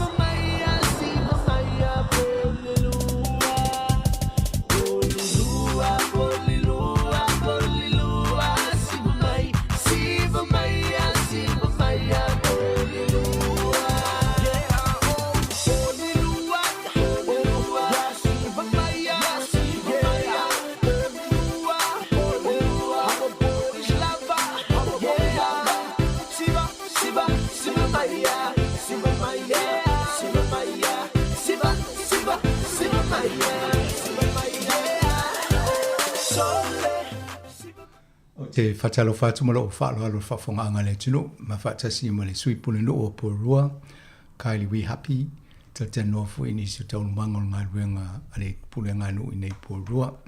Kia ora, talofa, good morning, welcome. Kia ora. Sāmoa Capital Radio. Talofa. Kylie. Thank you. How have you been since we last spoke on it, the program? Really good, thank you. Keeping myself busy. Yes. So what have you been up to? Well, last Some week, of the things. last week I travelled with Aotea College to the Lower North Island Secondary Schools netball competition as their umpire, and umpired a 5-day tournament from the 1st to the 5th. We had 2 colleges from Porirua attend. One was Aotea College and the other was Whitby Collegiate. Whitby Collegiate came runner-up in the B grade final, which is a really fantastic outcome. And Aotea College are in the A grade, and they came 22nd, I believe, which is a really good effort out of 60 schools and colleges around New Zealand. So they retained their spot in the A grade. But yeah, really proud of both colleges. Yeah. And did you say you did some umpiring? Yes, I'm an umpire. Yeah, so I umpired at the tournament for 5 days straight. So it's like two games per day. Lots of rest and recovery was needed after that. Yes. So that's a big job. 5 days doing 2 games a day. Is that right? Yeah, it is. But you just got to do what you got to do. And there were 60 teams or schools? Yep. So altogether in A grade, and also there were 60 umpires as well. So each college had to bring an umpire. Yeah. So that's how it all worked out. Oh, that's good. And what was the weather like? Beautiful. Most days 25 degrees. I think it only rained for a couple of hours. So I was talking to my husband down here, and I think you guys had rain and thunderstorms and lots of wind. Well, see, that's further north, going towards the Pacific. That's the likes of Sāmoa type weather that you experience. We all need to move up here. Oh, that's very good. Let me explain. Ole tato malo falonge pe ona mo mai foi o Kylie We Happy ole sui pule no ole porua ole lava mai le puno ya Anita Paika. Ya le foi masui o lato pule nganu tata not foi I tau manga ngā renga al pule nganu. E la wa matafafiro ai foi le malu le tino ia ona tau noala I tu sai manisio o ngā renga na whea ngai mai e talwai nei. E pe e le o le tau wanga a onga tūlanga lua sa whai ai neipia I le talonga leo le netball. Ia o iere e la whali netball I nei Wellington I talonga I netball rua. Ia o le tutunga la e onas furu ia onga sai I au. E tofu ale onga matulu la to la fo I le la to la whali. Ia o le la na e onas furu fo I la ia la whali sai ai. E o ia la e lua I talonga la whali ai le tangata la whali lea. Ia so ai di maso lo ne se furu talonga sa la whali ia. Ia mai fifia la e lua la to au na ave o le Aotea College. Ia o la tauna le ia male Aotea male Whitby College. You took Aotea and Whitby Is that what you said? So those are the 2 Porirua colleges that went, but I went with Aotea, and then another umpire went with Whitby College. Yeah. Avainga langa Aotea ma Whitby ia o la tauna to e lua ia au ia no mai nei porua. Ia ma o lesi e pe Whitby na pe tūlanga lua. A o Aotea e lua sifuru lua I matutua ia I tawanga ia. Ai ono sifuru au ia na tawa ia a tono lusu lua na ele na tu o ngā tōni lalo mo le 5%. O nā lai mane sa ia ia fo I vaenga ia o tālonga. Anu whanau a tono nisi fo le au whaafonga le ngata I nei pōrua. A o isi vaenga o le tātou fo I vaenga nei I le motu I matu.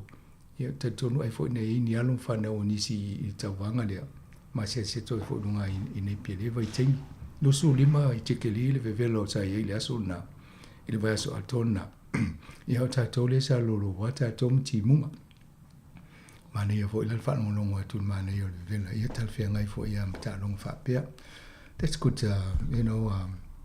well done. I guess they'll have to try again. Is it annually? This tournament? It is. And does it circulate around the country, or is it always up in Napier? So it's usually, because it's the lower North Island, it will usually be Wellington that will hold it, Right. Palmerston North and or Napier. Oh, okay, good. That's good. Oh, well, you're looking forward to...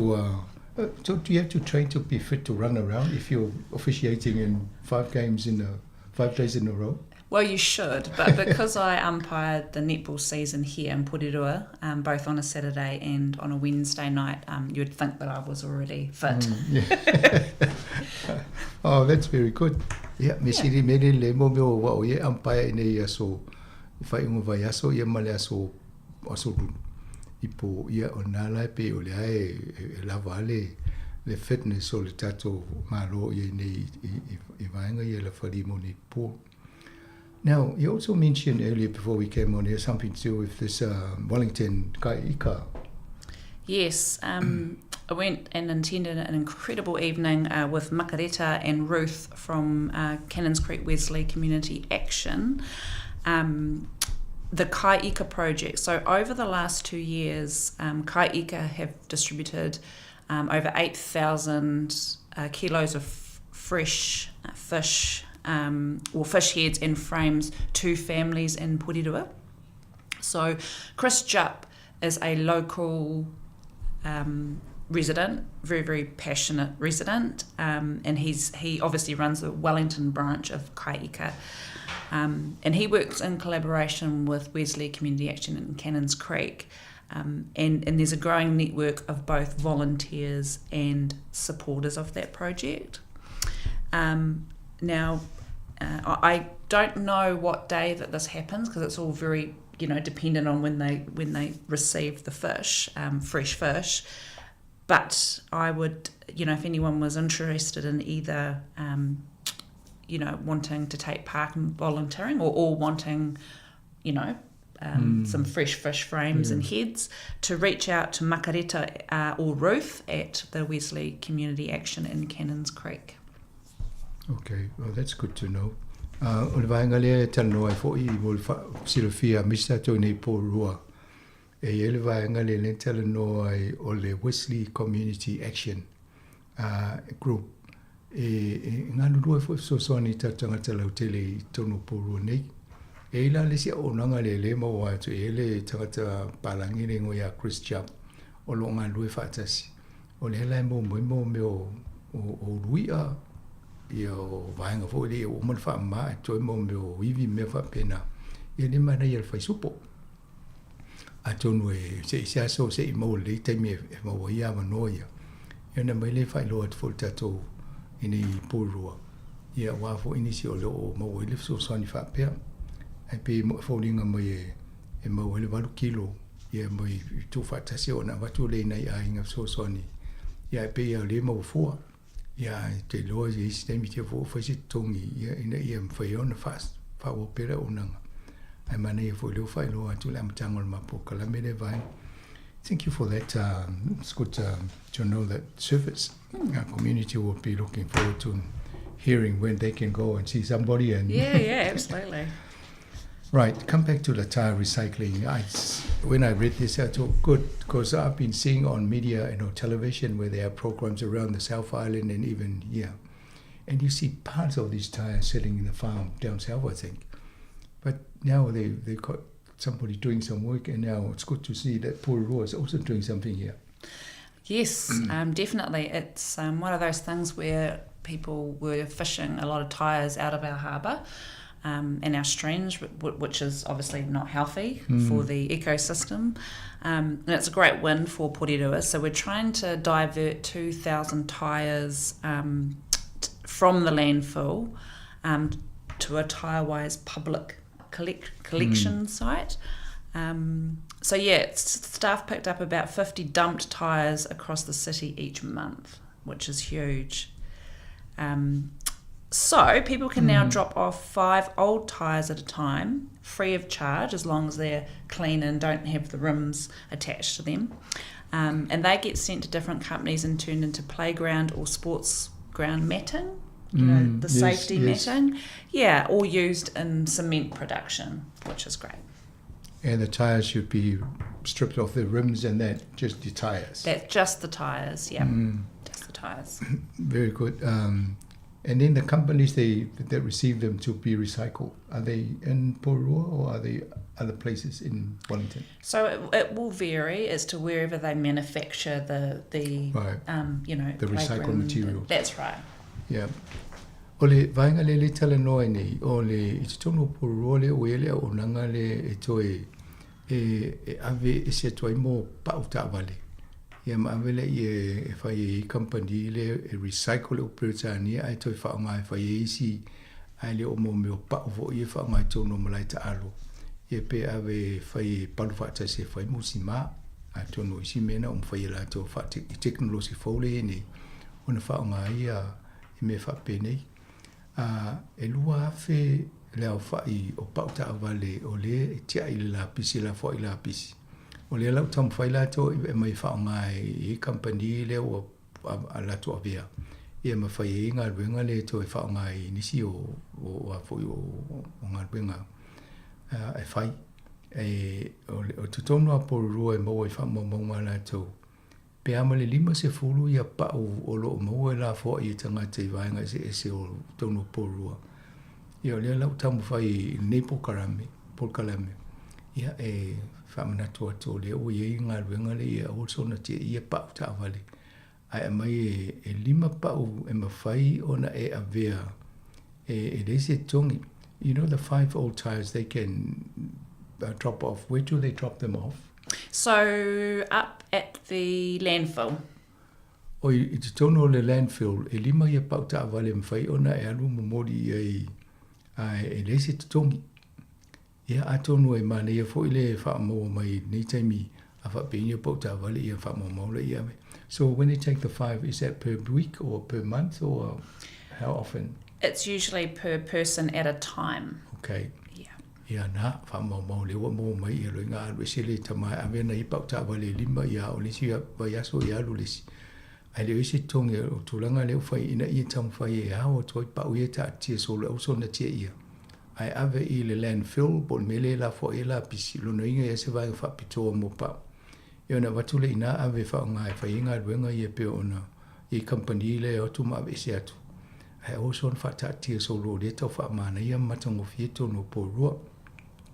Atono fo I mo isi ia whioanga o mo mai ia whasat e tanuanga ni. Ia tananol to pule ngā nu po ia fo se au nanga whapea so ni. Leo ina o pauta avale tuai. Oi, ai whamanato e leaini me fo I o rims, ma tauria na o tingi pa'u a e se o mo o mea maisi me e le pipi e le pa'u. Ia o mea na le tauria le taimine. The Murray Ward, very impressed with the uptake of this. Unfortunately, the government came with their own thinking about this. By now, the whole country, the community responded very emphatically, I think. Out of the 40, only 2 or 3, did not support it. Yes. And the Porua went all in, and everybody was happy with it. Unanimously quite happy with it, yeah. So only so far 2 councils have voted not in favour, which is Kaipara and Upper Hutt. So Upper Hutt didn't actually have one in place, but they did vote to establish, but now they've voted to not establish it. So it's unfortunate really, because it's supported a lot by local councils around New Zealand, and you would think that local councils know their own communities and their makeups of the ward and different structures. So yes. To have the government come in and say, well, you can vote to disestablish or vote to go to a binding referendum, meaning that our ratepayers are going to have to pay for a referendum at the local elections next year. And decide whether to retain the Māori wards or not. So we definitely are, we support it along with many other councils around New Zealand. I'm not sure the current government, thought that this was what was going to happen, or I'm not too sure what they thought, but really we feel like, and as the Mayor said in the meeting, if the government want to force a binding referendum on something that our council wants, doesn't want, then they should be paying for it. Correct. And not our own ratepayers, because it can cost up to, I think it was about $80,000 for a binding referendum. Yeah, I guess, the average will be about that, but it differs in terms of size. And that's correct. Yeah, that's right. So I think up in Far North, you were saying about 20,000. So what was the response by the government? Did they imposing this on the... Well, there are a few councils around New Zealand that were talking about refusing to hold a referendum, and unfortunately you can't do that, because otherwise the government can send in commissioners, and you kind of don't want to go down that road. What's important is that we ask all of our people to vote, so we've got to make sure that everybody is enrolled to vote, and that retaining the Māori ward in Porirua is incredibly important, not just for the council or mana whenua, but for anyone who's on the Māori electoral roll, really, and for the betterment of our community, because actually here in Porirua there wasn't a huge disappointment when we bought the new structure in. So I'm not sure why we're making a big deal of something that certainly doesn't harm our current ward structure. But so obviously if you're going to fork out, say, 80,000 for this year, then you'll be looking for money from the ratepayers. Well, exactly, and that's why the Mayor, Anita said, actually, if the government want us to do it, they should be paying for it. Oh, well, it's let's watch this space and see what happens before October 25. Yes. Ole, vainga le matata no ne ato no le foi va telefon tata no ni so por kalamel tato le tiu. Le fo fuanga malo ina ia to e vava ai to ia pulenga no pe te tau ono no mel fa wo pe ia Māori votes. I lunga o na to pulenga fa le I tu malo ese pulenga no. Sai le whiwhiringa e pe whaise no fua o le mereta o le Māori ward I lunga o le pulenga no. Tō tela e pe whasfulu la whai o pulenga no ese New Zealand. Natalia la tō tūlanga le wanganai apahat. Awai le e mo se la tō pulenga no o ise la tō Māori ward po se la tino fua whapea. Ia o kai para sa ia o le whainela tō palota le I Natalia. Mai le numero ato na le tō lua la e le utadia la tō e se no fua le. Le la ufa malusia le malo a o le taimi o le palo te au topa lua felusu 5. Ona talusanga ina umolole o tangata I pulenga anu ese. Ina ia palota pe maali die e wha uaule no fole o maoli I lunga. E o le tūlanga nei o whala vila e leo i se tupe la mai le malo e whai e le referendum le po le foi o le vainga le taimi o le palo te saini lima tangata. Ia ataloa ia le mau mai o le tele a pulenga no le maali dia pe awai fo I fai pese no fo tangata whenua. Ia lona winga atonu ai whaingo fia fo ilan tau. Ai si tato wawa I a o le palote ia oktopa lua fe lus fulu 5. O le tau ona toi whai ele palote lea. Ia si tato ai po whianga I a oi fo itongia. Pon me fo toi palasi mea le au whai la fonga. Thank you for that.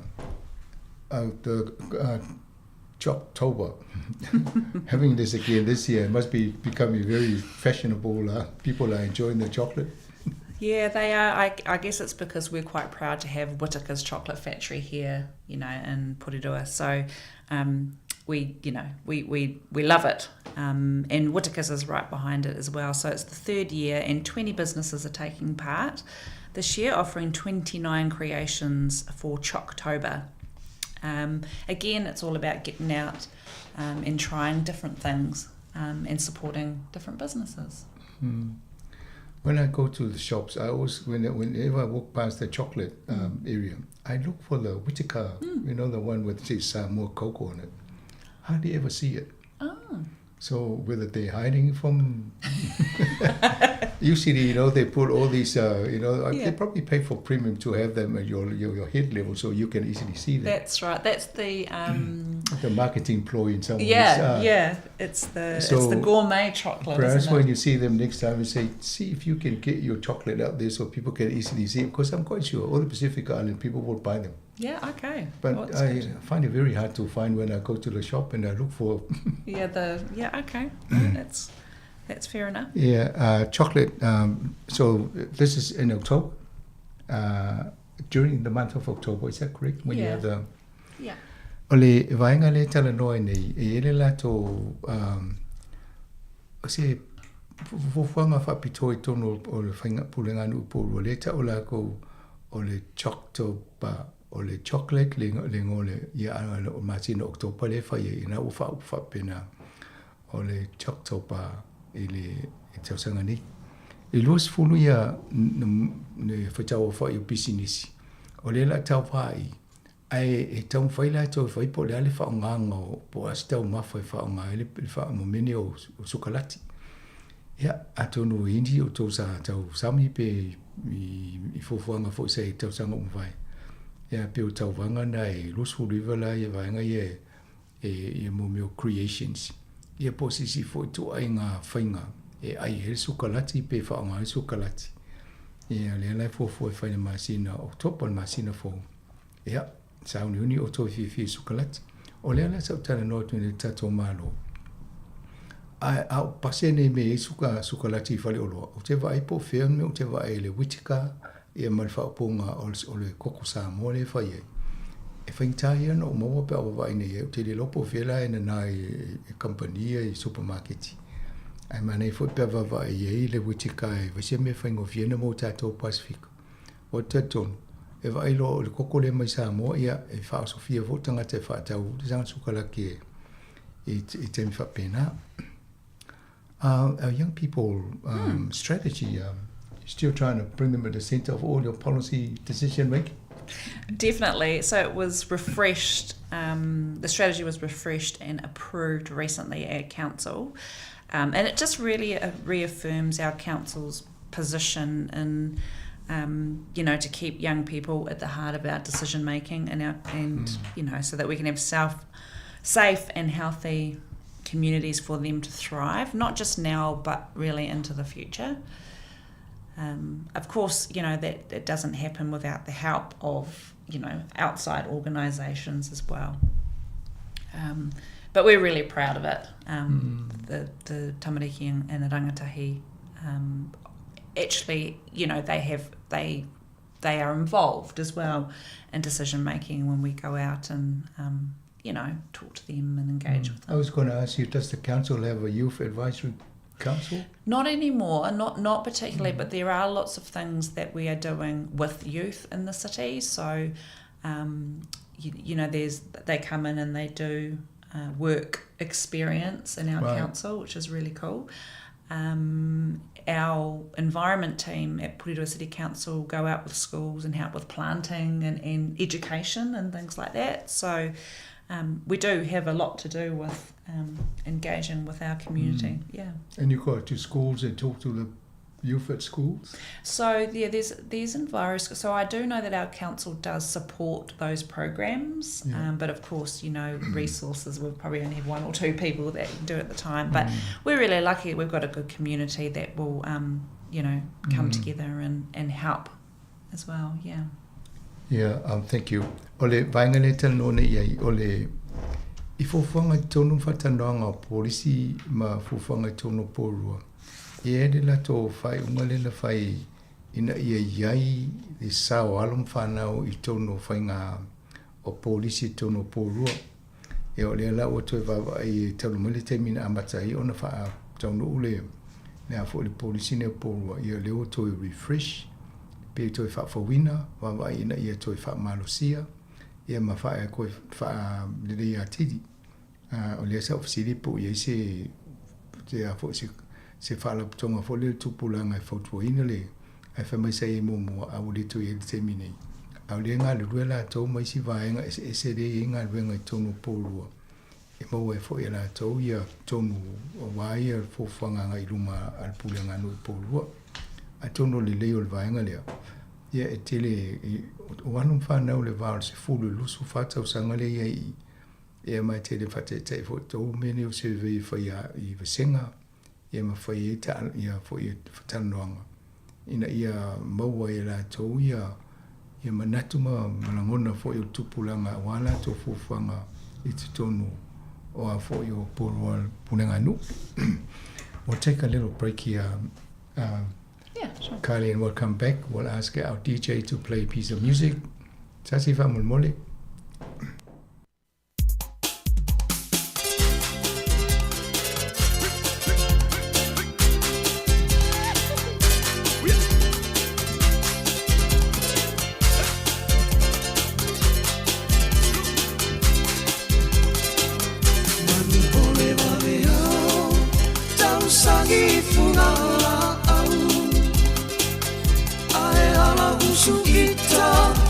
Whaiwa o mawhauwhau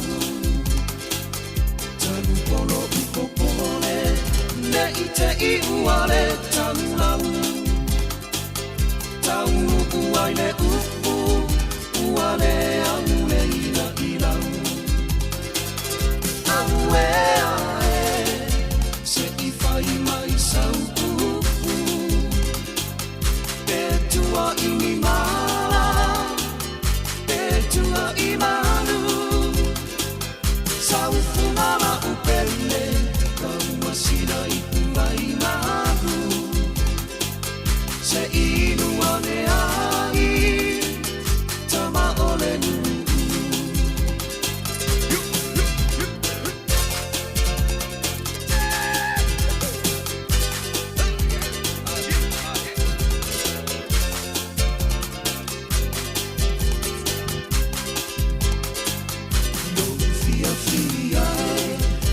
Teine petua inia O usata whai Ole au a mene ilunga Ai pupone no uloto Ona o santupua inana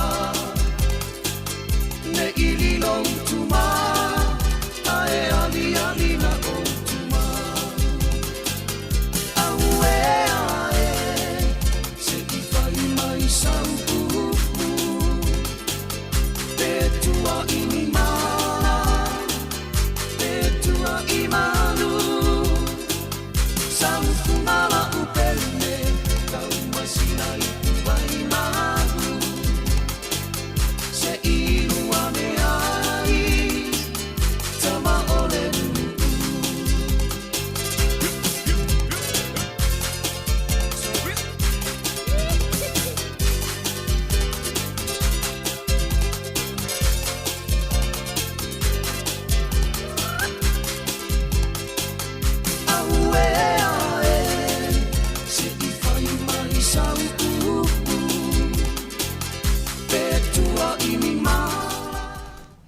Te whatalofa to le whawhonganga le tunu, ma whatasi ma Kylie We Happy, o le sui pule nuu lea o pōrua, pulenga nuu pōrua, te teno fo i lato ngai wenga po whanga o nei pai tau o le sui whanga.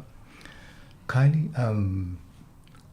before we move on, you want to catch up with some of the things? Yeah, absolutely. What we talked about before. Yeah. So going back to the young people strategy, it was actually first launched in 2018, so a number of years ago, and refreshed today.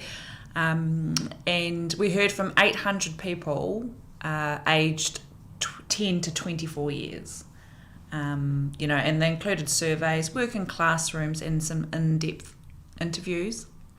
We found that most tamariki and rangatahi value outdoor spaces like beaches and playgrounds and places to be active and hang out. And we also know that everybody wants a basketball court.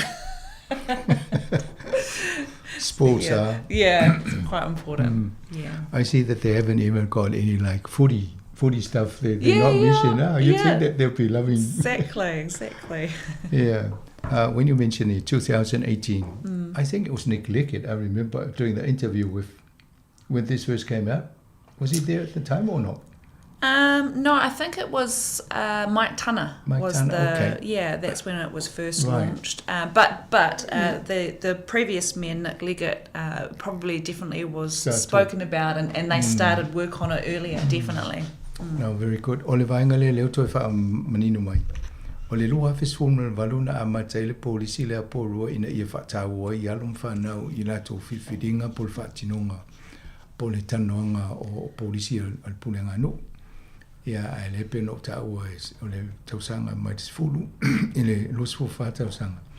Ia mai fo i tele ina whaimo meo survey tono o senga ia onga i nei porua lawa. Ia ma whaia interview ma whatala noa i alum whanau sa i leo la to finangalo. Le lai maadi o tele o tamaiti na whatala noa. Po a me whataua la to ia o me ta alo i spaces o me vo i whafo wa onga. Mana o mia la to ni malai ta alo ai. Ia mani no whanga e mwhai ona mafuta la to mwhai me wha, tupulanga talawo wha pene. Ia, mani e fo le o mau atu o lo o angai mo le wha i le pulenga nu i porua. Sports Awards for this year. Looks like we got a few people be put forth. Yeah, we absolutely. We, as you know, in Pōrero, we've got a huge, big sporting community. And for the very first time, you can actually enter online now. So we've caught up. You no longer have to just fill out a form and take it in. You can do it online, which makes it so much easier for people. But the nominations are open and they close on the 4th of October. So lots of different categories, but these aren't just players and sports teams. These are coaches, managers, people service to sport. It's really important to recognise, those people that often go unheard, just quietly in the background, doing a lot of work. So if you know one of those people, definitely nominate them online. Well, it'd be good if there was an award for the support, the people that go and support these things, and whoever makes nice comments or... Yeah. Definitely. Good sportsmanship award would be good too, because we do see sometimes a little bit of nasty stuff on the side, whether it be netball, rugby, hockey, whatever. Sometimes we do, but it is good to recognise those people that do. So what sort of sports do you recognise in this? Is it every type of sports? Every type of sport you can think of. So, we get a lot of rowing and wakaama, rugby, netball. We also actually have hockey in the city as well. Tennis, there's tennis clubs. Okay. Yep. Cricket, cricket teams can be nominated. It's not just rugby and rugby league and netball. There's lots of different people participate in a lot of sports. That's good, because everybody would be... Immediately when you talk about sports, they think rugby, cricket, those sort of mainstream. Right. But it's any type of sports. Any sports. Any sports. Okay, thank you. Ole vainganeta no ye fo ia le temini o tausanga le fo amata mai le aso fa o le aso fa October. E fa muta ia amata mai le aso moa o se tema. Ne te fa sa watu. O le periota le whiwhiri tangata nei ta longa sa whai mai la so mo se te malua whilu su tolu o mai tosu tasi o kuso lua whilu su wha. Lona winga o ta longa sa whatino tonu pōrua mai le waitauna aso mo se te malua su tolu lua whilu su tolu aso tosu tasi o kuso lua whilu su wha. O le watala nei le awano mwhai ona whatua tu e po aia po swala tonga po sisi lava I tono pōrua. Po lea lava si ta longa o lo whai I tono pōrua po le hockey, tanga polo, po lea lava si ta longa wai e o le fwai ai loa o la kapi ma kirikiti mea e whaongai. Ai leo whamanino mai so si tu ai ngā ta longa o lo whai I tono pōrua. E ma whaina matu o e whato sengi o tangata a vea ma le E fōni le silia tu lo sta longa po le ale tu ngā wainga nei i ona whaileo la to whiwhiringa pule ngā nu. O le so wha ma sino fōu ia oktopo le la wha mutai o na talia ia le stala o ingoe whatua tu. Ai bea fō i mo whai fō i te mua o na whai e lunga le online pe wha o ngā ele la to interneti im whai a o na e alu e lunga le page. It'll be on your website. Page, It is on our website. Yeah, ole penga whailangi le pulenga nui pōrua.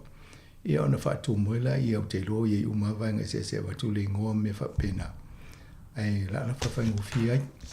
Ia auto ia ta alo so ta alonga lava. Ia tata noa ma whātu ai po esisi le leilang ta alo mai le aso mo se te malua whilu sutolu o mai le to sutasi o kuso. Ia ona whai ele whiwhilenga le pulenga nui. E le ngata lai tangata ta alo whaatahua fo ima volunteers. I la tō ia lango mā losi so sta longa lava. Lea leina manuia le whaanga solongo ta longa tausanga. Whapena fo ima whaiaonga, coaches, administrators o la tō ia whai umanga runga pepa me whapena o tapenango fofanga o ta longa. Ia ma so tangata ala e te loa ono tauna i se whailonga me whapene. Yeah, ona whātu maila ia e uto.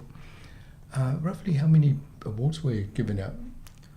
Do you know? Ooh, at least 10, I would say. Yeah, including the coaches and others. Yeah, and there's a Supreme Award. So anyone that's won an award can win the Supreme Award as well.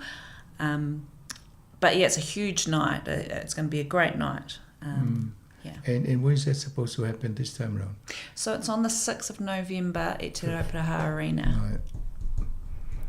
Yeah, awa peo whaangata le fo lista leino i ngoe te whinangalo i tauna whātua e mōr whailonga i se whailonga mo i tālonga i se olo tupu tonu pōrua. Ian whaile whiwhilinga olo le aso 5 November, le aso la na e tumua i whātumuri ai le arena. Ia ona whai e lole sa minga e tau po ia le la mau fo ia whailonga tau olo i mini o tālonga tau sanga nei. Thank you for that. That's good for our community to know. So we'll try and remind people, during our daily program about the closing date. That'd be great. Maori Language Week, Tiriel. I started reading a book, Maori Make Easy, by Scotty Morrison. So I've read all the pages. I haven't quite grasped the words in that. I'm trying to learn the... Oh, that's awesome. Yeah. Yeah, so Māori Language Week is happening Monday, the 16th of September, so this coming Monday.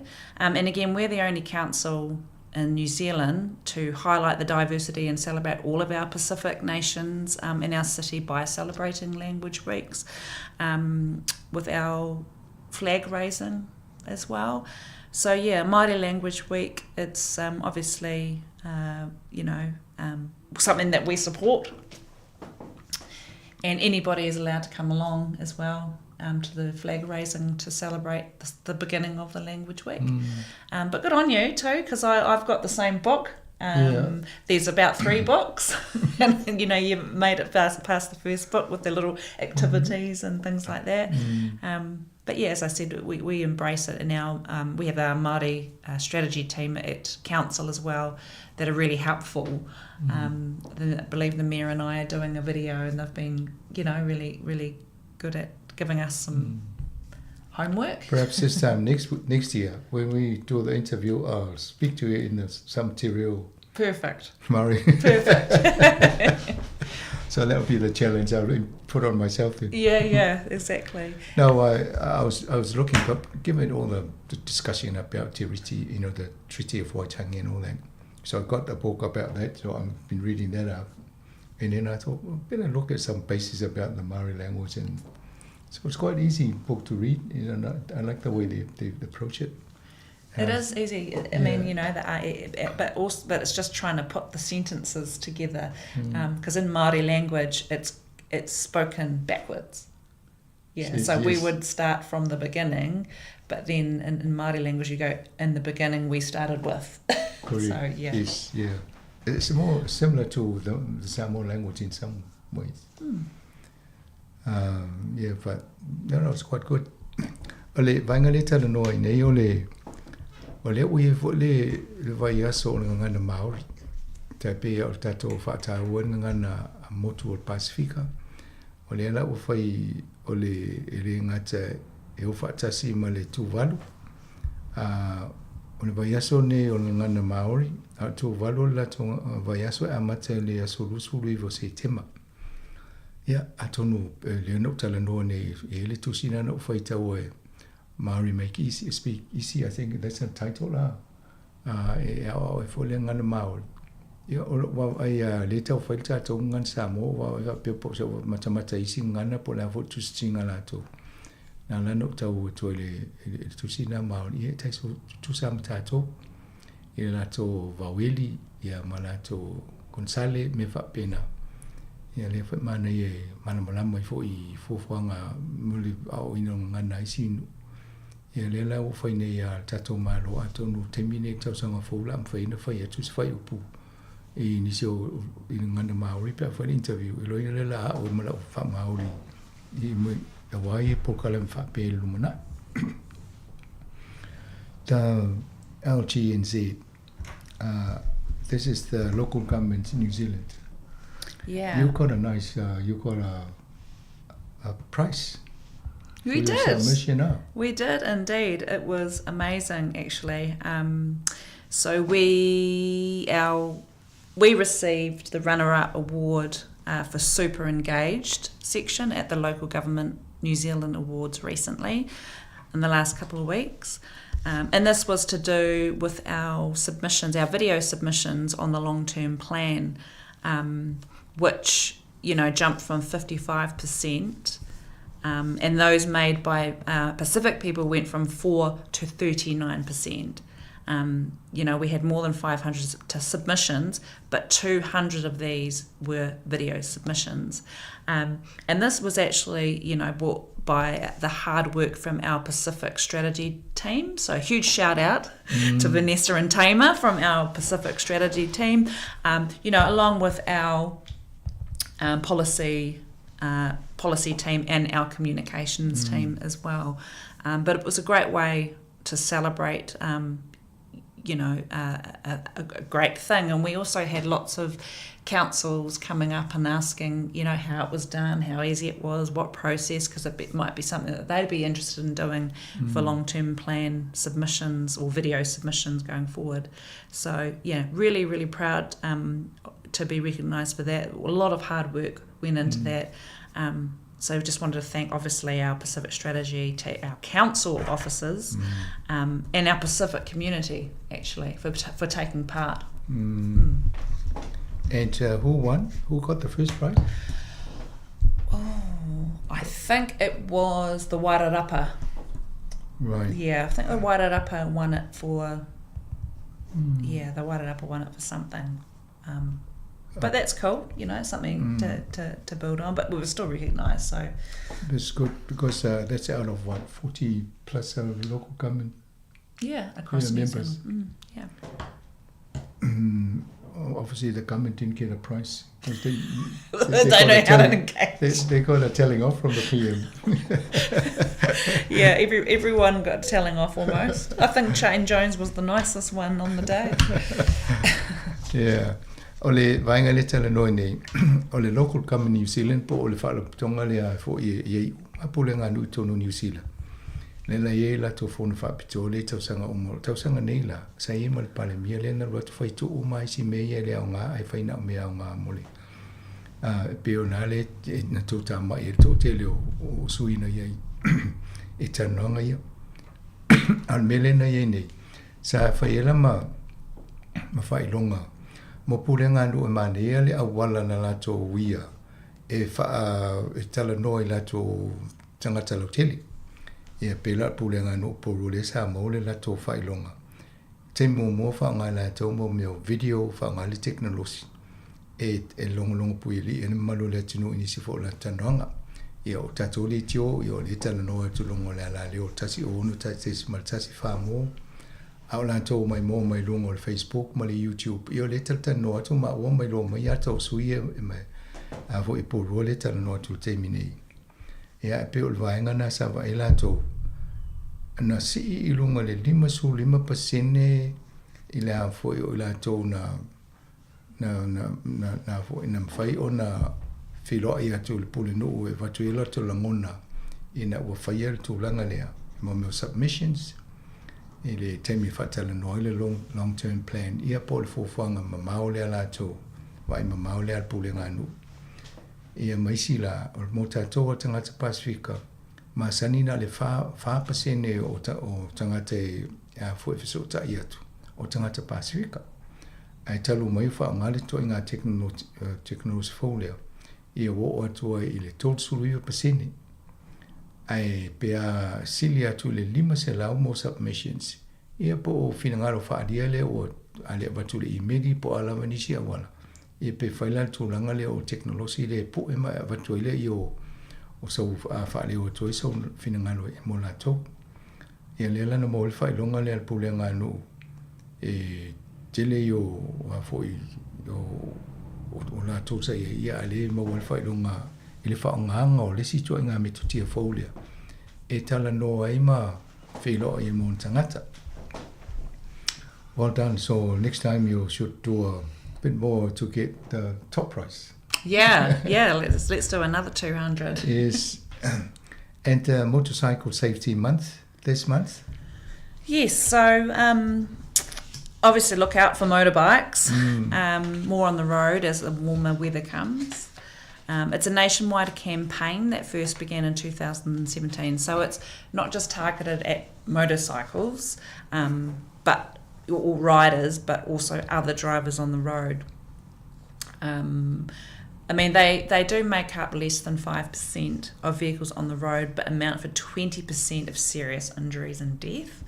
So not so great. And some of our Porirua roads are tricky, so the message is to be vigilant of all other vehicles out there. Now, in saying that, and I know just recently in Cannons Creek we've had some rogue motorcycle people not looking out for the public in public playgrounds and parks. And so for that kind of disruptiveness and danger, we really ask you to call the police on 105, or if it's an emergency 111, just to report them, because we do realise in the past we've had a lot through Bothamley that really dangerous, and now they're going to public parks and playgrounds, and it's not ideal. So that is not what we want to see, obviously, in Motorcycle Month, but all year round. Yeah. So more to do with the Motorcycle Safety Month is more to do with sharing the road and just looking out and making sure that they're really vigilant. Yes, yeah. It's the safety of the public. That's correct. And themselves. That's right, absolutely. Yeah. Ole vainga le tala noi nei ole masina vo nei fa maloi le fata wai la toiti mo meu wilafi. Ole lua fisfu fitu sa matai ona fata wala to una tangata nei. Ia mfa manato e fo la to tiu te fa tangata ti e wila e also na o isi o no fuanga to tele ai le fa de fo la to a miongo fa di I lungo ala tele. Ia le na foto fo ina tano mai fa ilo el tato sui tai one ne malo. E fo isi le ta o rogue motorcycle cyclist alona winga la to e fa de ki ai tu la fono ma o lungo o malai ta aloita maisi o mo ka paka so na fa aloela to wila ya fa pe o na mo le am fo le to winga na ia le o ta sanga fa mo le am na ia tu la fono ia mesi fo io le sanga le mo alum fa na ia mal to tele o tanga te feo ai tono po rua e 5% ne fa tanga te ti wila fi I tono ia ai a tupu nei mo la veanga manua ia e lu se 4% le mo o tanga te ti wila fi pe tu fa ta sila fo le fa o mo meu o accidents po mo ta vale la via po a mesi wila vai wila afi o le tan non ta puta nei. Oh, well, all the best for the. I just relay what you said about the motorcyclists and appeal to them to, to be mindful of their own safety as well as the rest of the community. That's right. All right, so that's the list of things that we need to cover this morning. Is there anything that you've got? No, I just think as the weather, well, hopefully the weather warms up, just to get out and about, really. I see that your rugby league, is picking up with all the NPC and yes, and the sports being played out here in Porua. That's right, and then this Sunday we've got our Wellington Pride, so the women's rugby team in the semi-finals playing off. But yeah, we've had some really good games here. One not so great in the weather that we had, but other than that, it's been really good.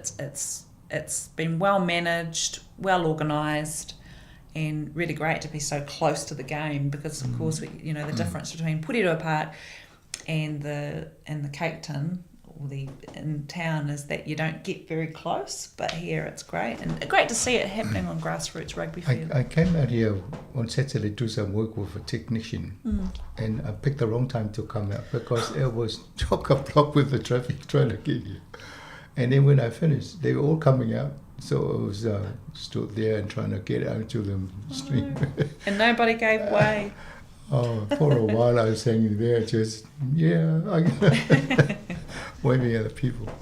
Yeah, but it's good that it's picking up the interest of the people coming here because you see all the parks, they park all along here. Yeah. So they need some parking space.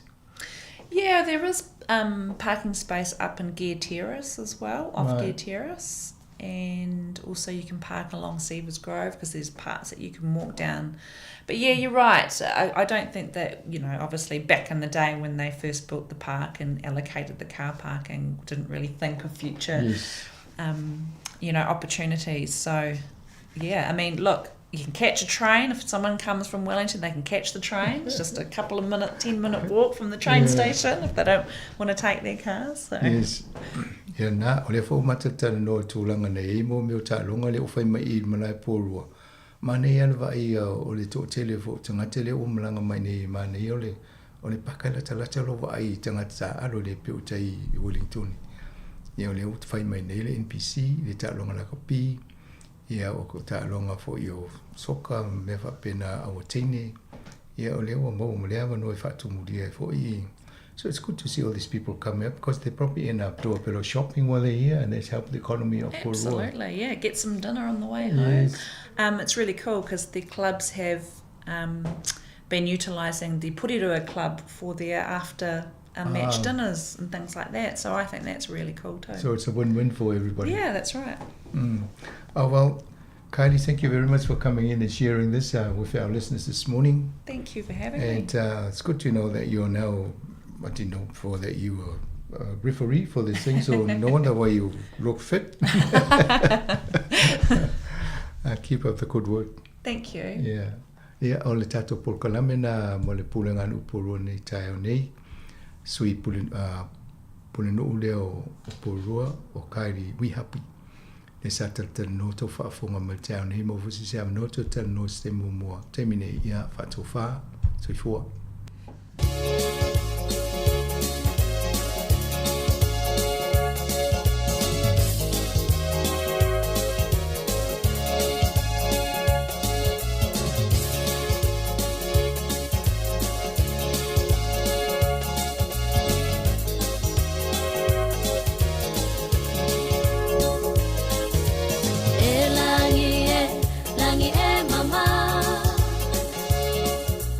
Sa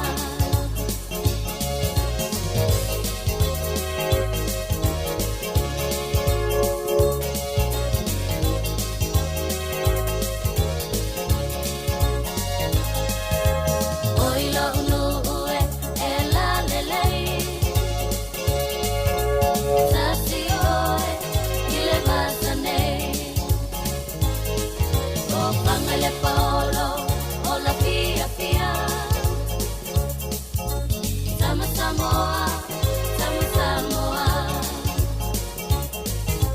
Tātou tutulai, sauni ai. Sāmoa, e whaapetai. Ua malu le tai, alofo le matai. Awhio mai, awhio mai. Awhio mai, awhio mai.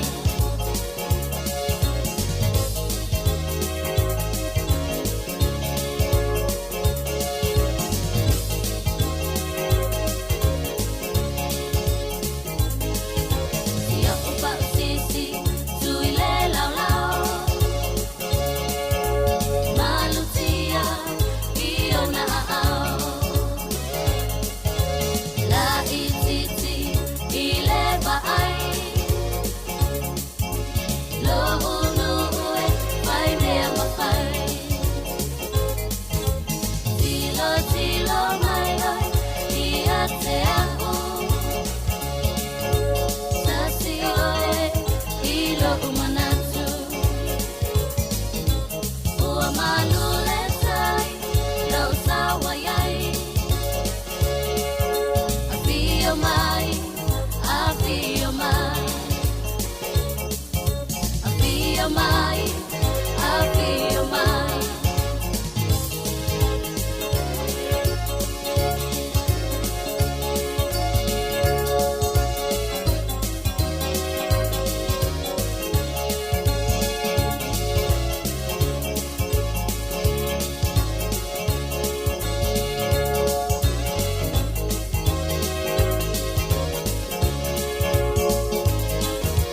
Ia upa sisi, tui le lau lau.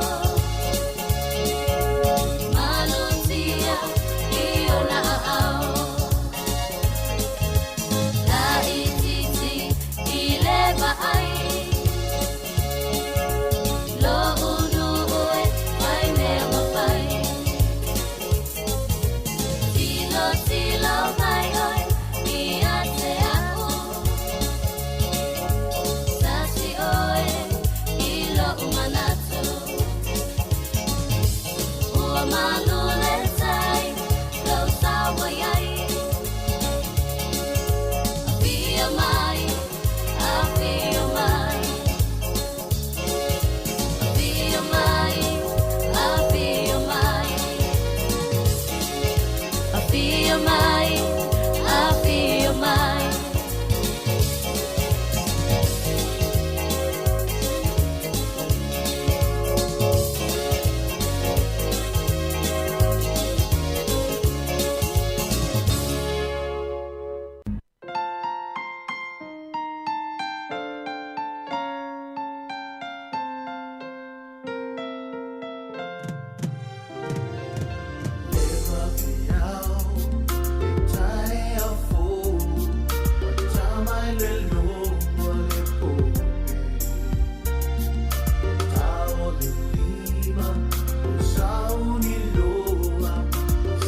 Savali, anga iloa. Mahitawina, fatulia, au savavali ia pia. Etalimalo, watumule au faafu. Ia tato savavali. Fama male tausan, lema isukati no puta fa alalo pauna. Kapista matku kama fala waina uma tato. Ora soy fu manuya.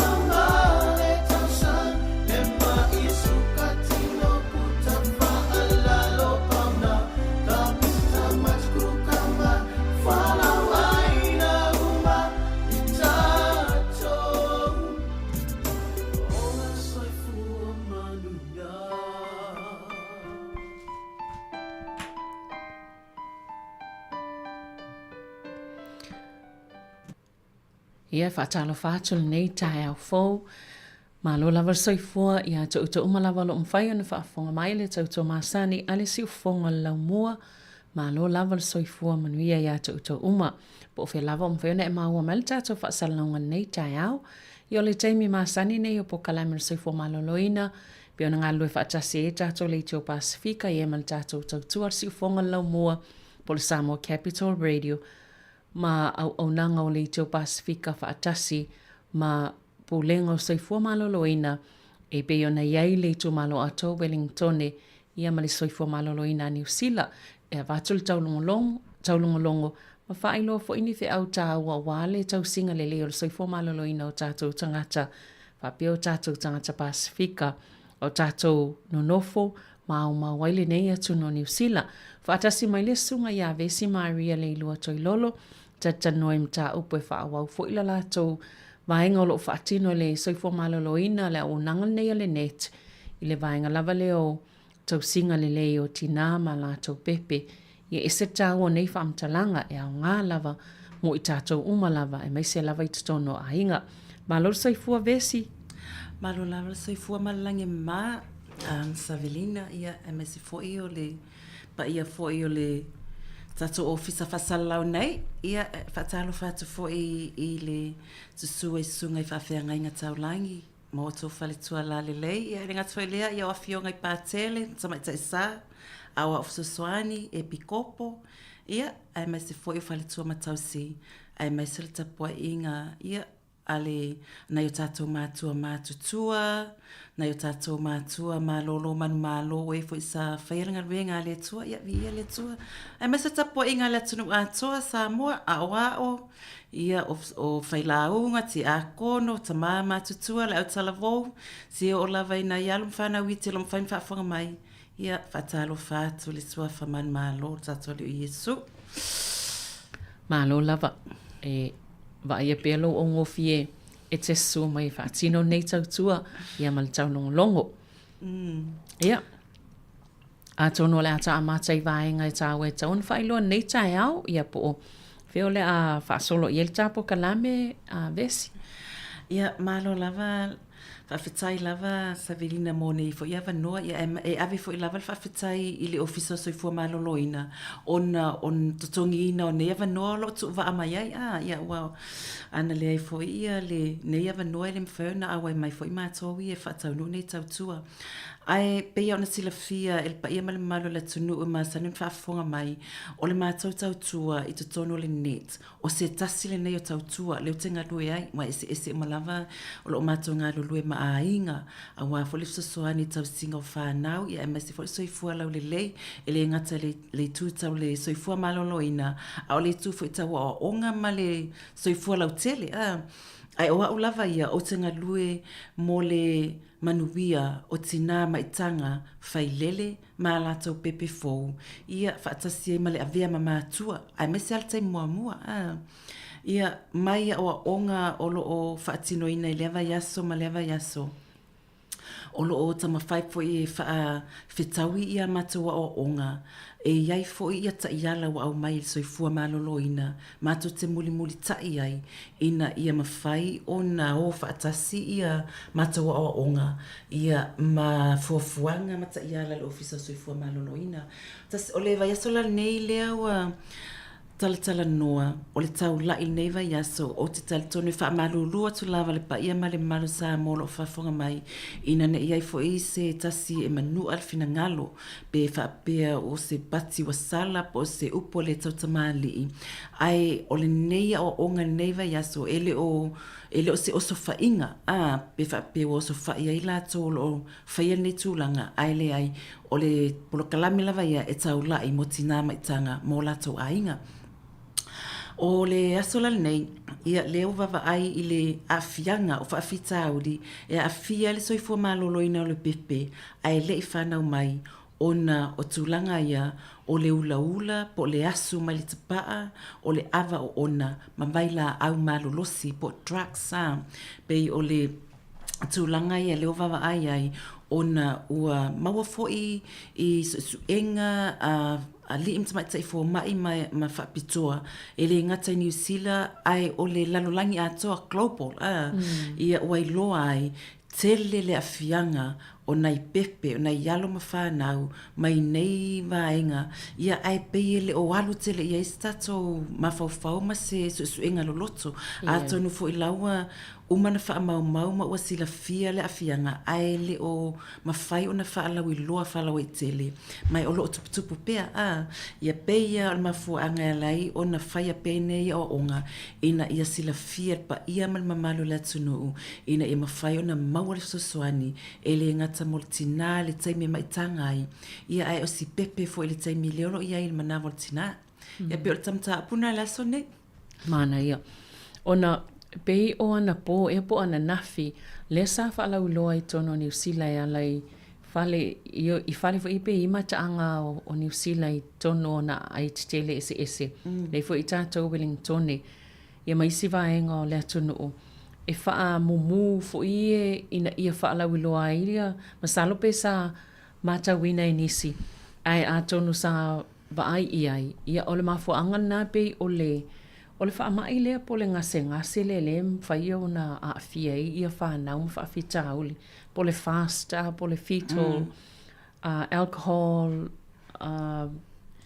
le isi vaenga le o tamaiti lea a fia I pepe. Le la sa whaia le ngalwenga o na whaapea, e la I titi tele le whaalawiloanga o le nei vaenga o le fetal alcohol spectrum disorder. O le la tam whaia whaalawi loa I fo I tono New Zealand ma le lalangi atoa. Ia nofo sila fia mai lo le tā o le vaenga le o le iloa a fianga o le pepe. Mai le ia po le tango fia le tina o le awa malo si le ala ua maa nei te lem tā upo wa e anga I el nei tai au. Ia malo si o whalau whaasaina o le tapaa ma mea umana. Pe la o le sa whalau lua I le aso nafi o no. Pe o le masina nei o le whalau lua I vaenga tā ua ia I tutono o le lalangi ia le fo I la whaapea fo I ona whalau lua I New Zealand ona whaapea. O le alawa I tele nei tamaiti nei a watu e a fia I le mai ia ona o le tango fia le tinao. Vaenga ia o maitanga. Ia. Ato ni mwhenta a matai le tūlanga lea ona e ese le tāua o le toi whamanatu I tina o le tūlanga o lātou ai mese lava ia le taimi le maitanga ai atonu o le o tātou sila fia lava o le ava ona o le ava malosi e iai ona afianga fo I le ia pe ona whaalauloa mai fo I leo ia e le tatau ona inu ma avel ta avale ona e iai afianga ala vel ta avale ia o maliwai a fia fo I le ava ia o le mawhai ona se tulo sanga tonu le mawhau e whai ni whiniwhilinga tatau ai o le ava malosi la malmaitanga e te lelo na awhaina a tonu o le pepalena whaalawiloa mai whaapea o se fuafuanga o se plana le malo ma le ofisa soifua malo loina I le lua festivalu ono anga I lua festivalu iwa a ele I whaataunuina so sa ele I whaataunuina ona e fuanga isu enga ma le maitawina ona I tamaiti e vatu le whale mai e tele le tūlanga whainga tā o lo o mawaina I nita maiti. Le alana I el por kalami le whataunu, ai le whataunu ina. Le ala watu e langa mai le ofisa o soifua malolo ina mal malo le taimi nei. E ta tau na whataunu. Pe ona e ta uaile tusina le na whasara lau. Ia, ma le whaamuina o le fuina le peo se sulu.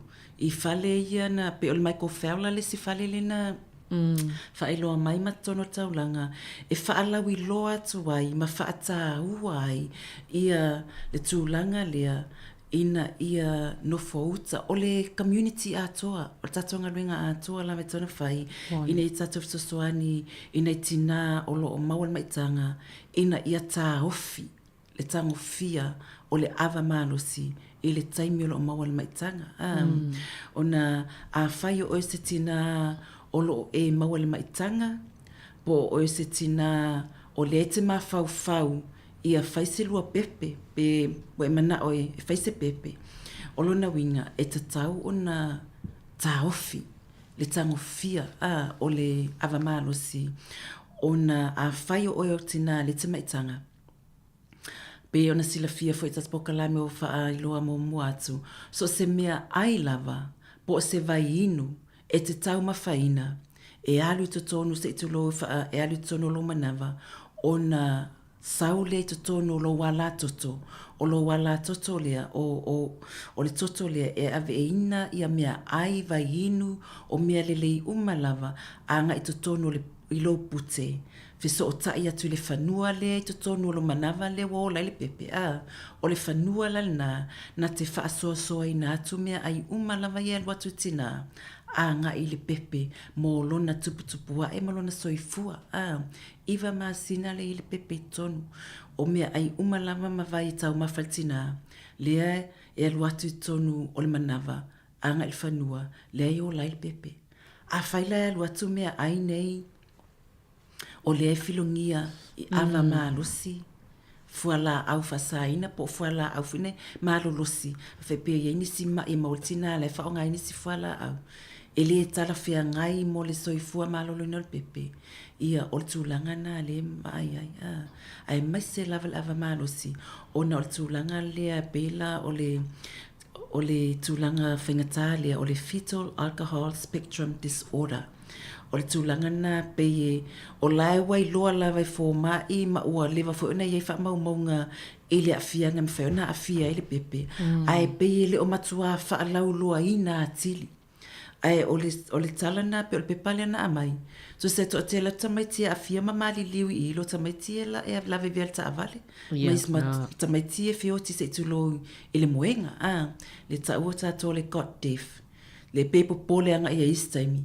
Ai ngalo ai le ai o le whawhita o le sili le ona tūnga maonga onga le olo o awhia e tato whanau.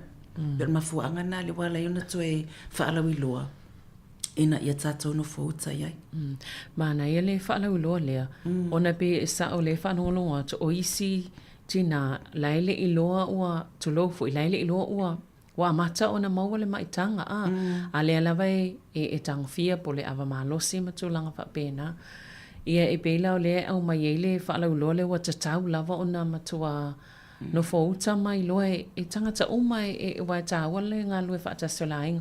O le whaila sau ia tau o vaenga I whaatupe ina ia le soifua malolo ina New Zealand. Ia po o awhianga nea awhia I pepe. Pe sau mai whaape whaal tesi ma le valu. Biliona ta lai le tau sanga tupe nei alu ona o awhianga mwhaafita hauli nei.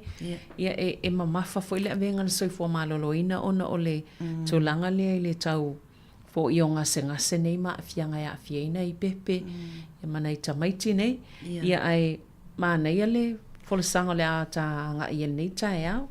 Ia masalo le ata amata to I vaenga ia te tau lava ona no fouta ma wa ai lele ia ile tina I le pepe au I tono lona manawa. Fua I vaenga ia na e taua vesi. O le upu fo ile au tato masani e sili le puipuia I lo le tau tonga fitia. A whai e piliona nei tupe e alu I le tau tonga fitiinga o nai tamaiti. O lo tato wawa ai tu sa lewa o I le whaai unga. Ai te taun tatou wa aile amatanga. E whape whea o na tatou pui pui. E nai pepe ma nai whanau. I le taimi, ina ia awane I o oi o. Ia, o le mea moni lava, e le oi loa ini suenga, po le ale maulalo o se ava malosi, e ino tina, e saonga le muai. E le oi loa. Pau lava le mea wai loa, e le tatau.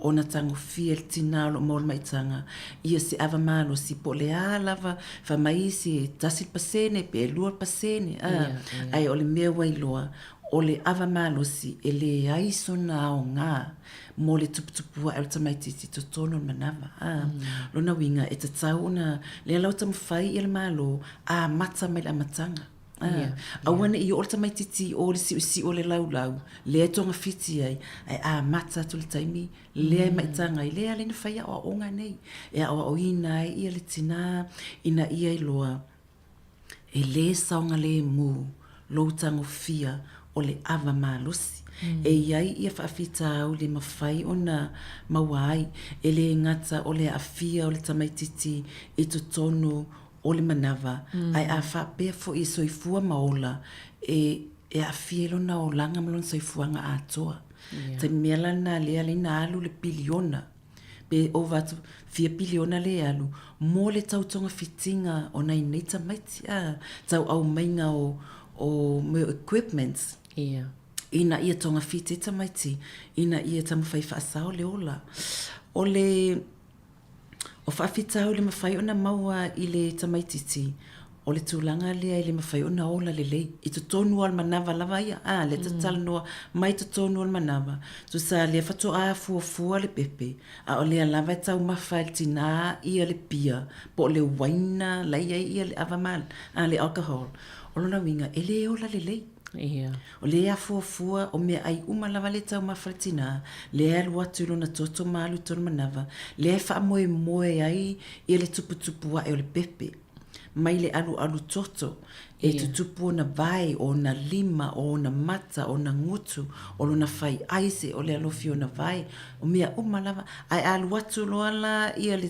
toto le alu atu tono mea ai lai filongia lai o ona toa te lea le afianga o le tupu le loala le pepe tutono manava o le tina o le sivaenga e silon ta ua tau na silafia o le a faaleanga ina i le fai ai o le mai lea pe ona tā ua tu sa e matua te le afianga o le fai ai malona ivi le ivi tu o le tino o le tamaititi e manatua o le fai ai le alua i le mai a dio po le mea lolo fo i lea ia tu sa fisota inga mana le fai ai matino atua a fai lai faaleanga ina le fai ai o lona winga matua faale tonu atua le tupu le tino o le tamaititi e o la fo i la e le o se tamaititi malosi e maua i mai ese le ala e alaina ia le piliona le tautonga fiti ai nei tamaiti ma tamawhaile malo e whaeloa mai e whio lolo tamaiti a tātou te pepole ai e tāua umalava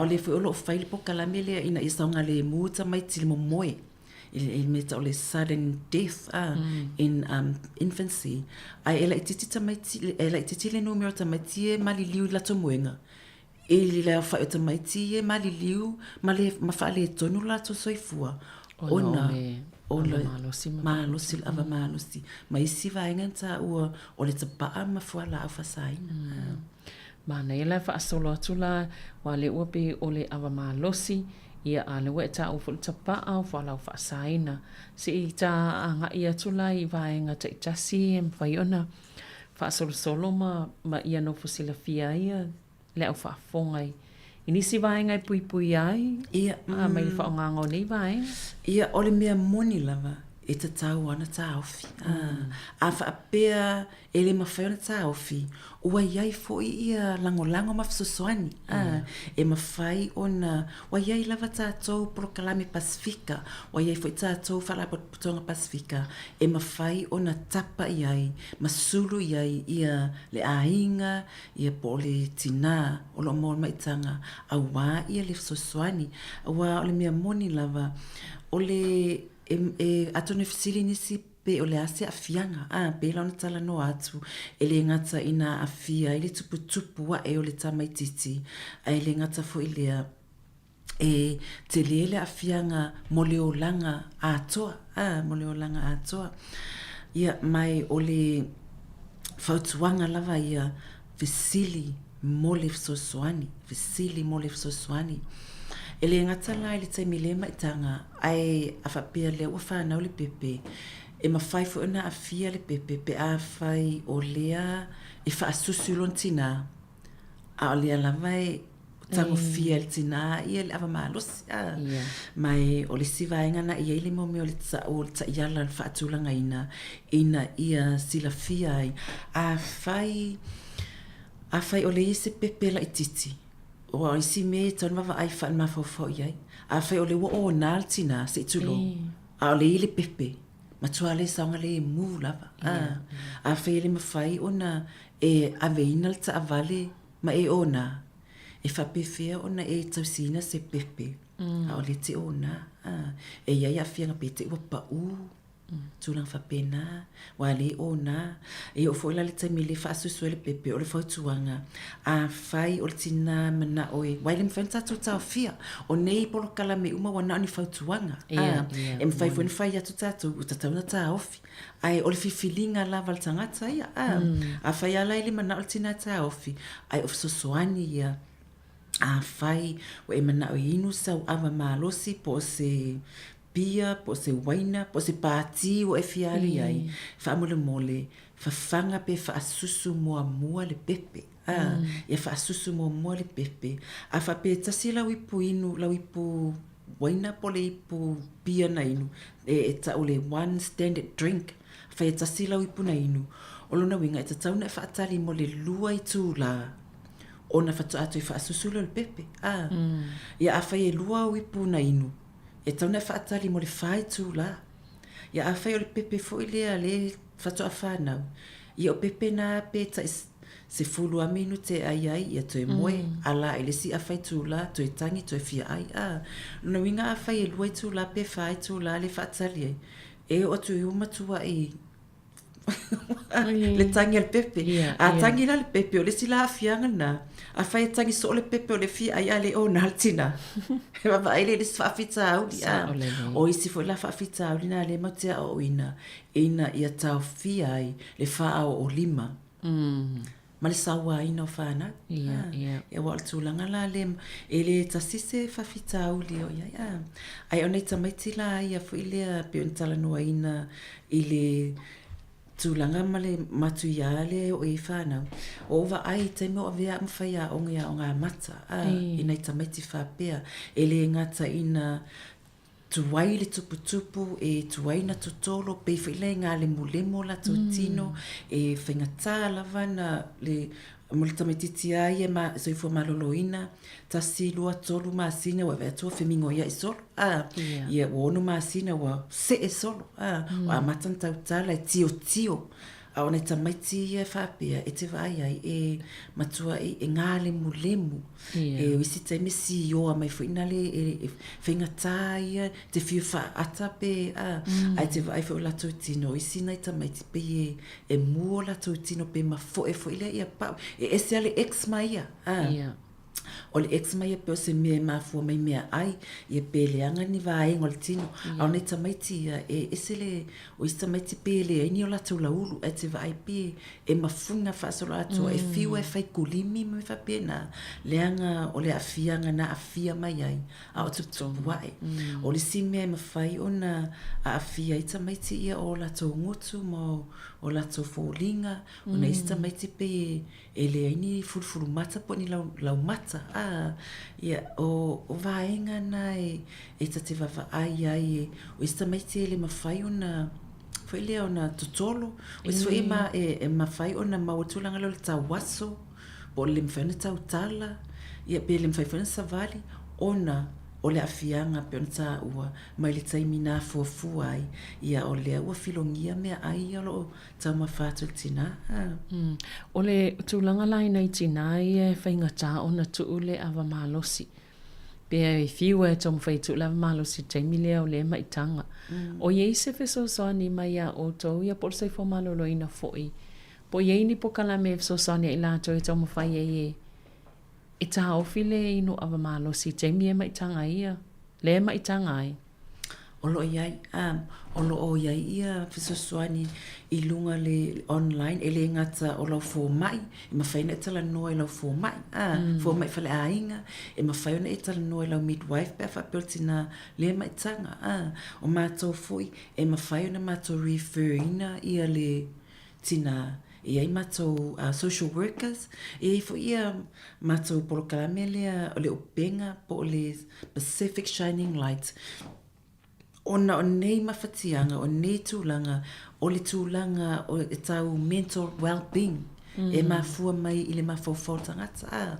No winga la, e tataua o na iei se tangata whapitoa, e whisosoani i le tina, po le ainga atoa, wa a whai fiu tina, fo i le tamu whai e tuule le tapa po le po le nupia a la party al aina weekend uma lolo winga ele mafai ona tafia ai mafai ona fsosoani ina ia mafai ona mawaltina le male pepe le fsosoani mai le ainga ato lo iai ia o le o iai ia polo kalame au nanga e mafai ona sulufai ia litina mafai fo ona mato refer ina ia maua le fsosoani mai I naitinal taimile malo se faisina ta malo longa pupu ia na toe fa wa waile vesi okay.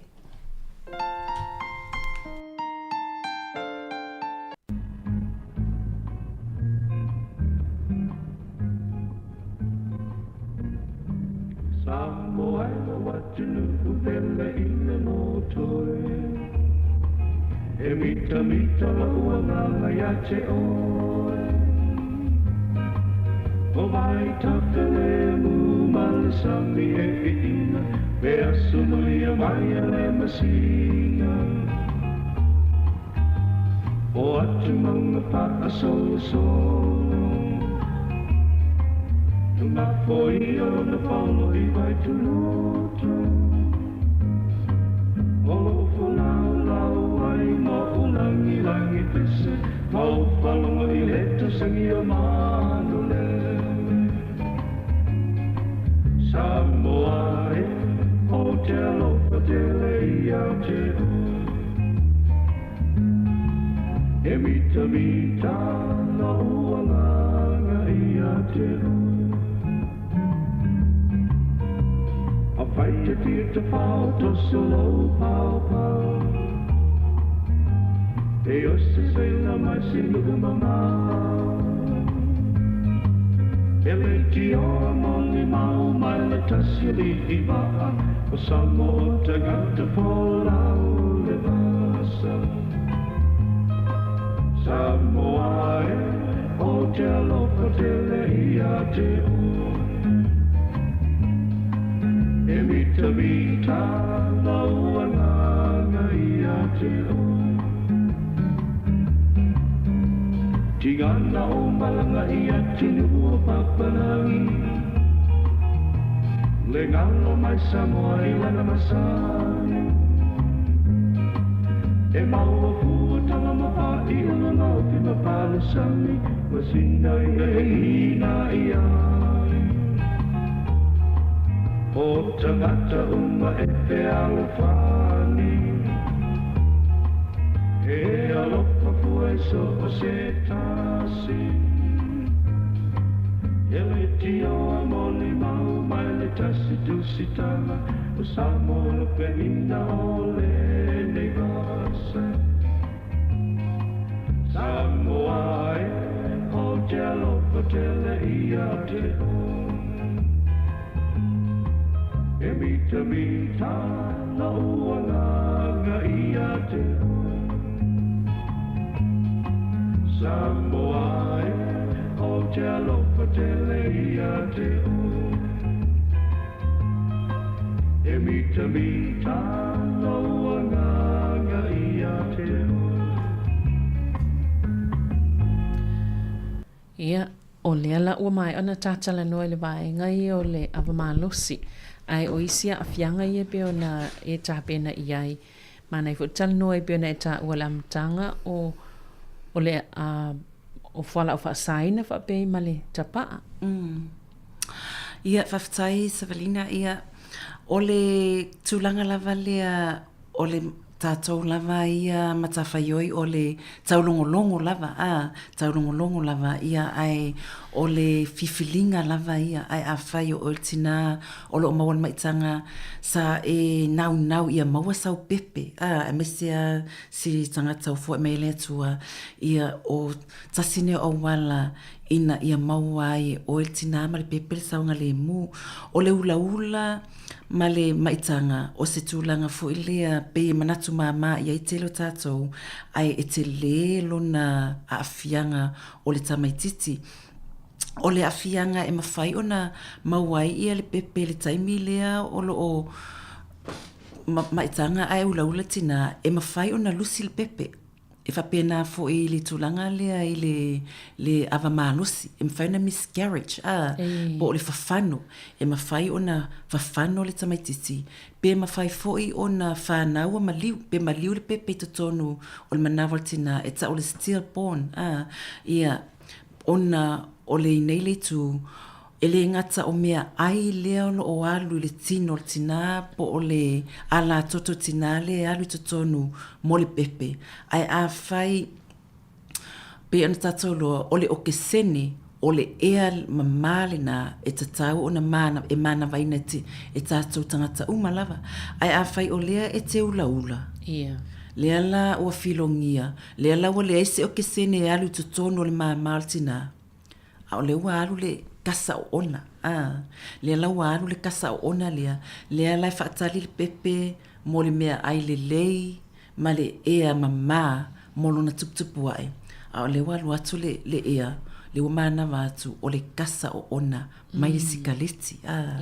O ina loa la, e afia ai peifo ilantala no atu, e afia le tuputupu le tamaititi, e mawhai ona maliu, pe whaalea o ngā ina ai lau maitanga, a o lea, ele i whanau le pepe, ele a fia ngā le tuputupu le pepe, ele ngata fo i lea, o le, a whai fo i ola le pepe se tulo, e mwhai ona whanau mai, e mā, e iai lava le mamafa, e whaatula ngā ina, e mwhai ona i loa, i lai soi fua malolo ina le pepe, o le 5 pauna, anga i le 8 pauna, ia, 5 anga i le 8 pauna.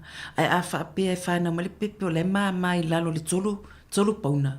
I lona winga o matua i mama tele, Ia tu sa tūlanga nai tanu wawa ai ina me fo ina e leina e alu na alu tina i masina umalava e siaki ele fo mai fatosanga ia ma fualo na mamafa fo ile na mamafa le pepe e lo ai po le ali mamafa ma le tupu o le pepe le wai ai ma fo ang fo ina leina faile ultrasound ina e siaki le fa ata po fa pe i le tupu le pepe mai o tasi fo la mea pe na ta ua ona o le pokalame leo whaalawi loa ina ia whaititia le afia o pepe i le tūlanga le ntatala no ai.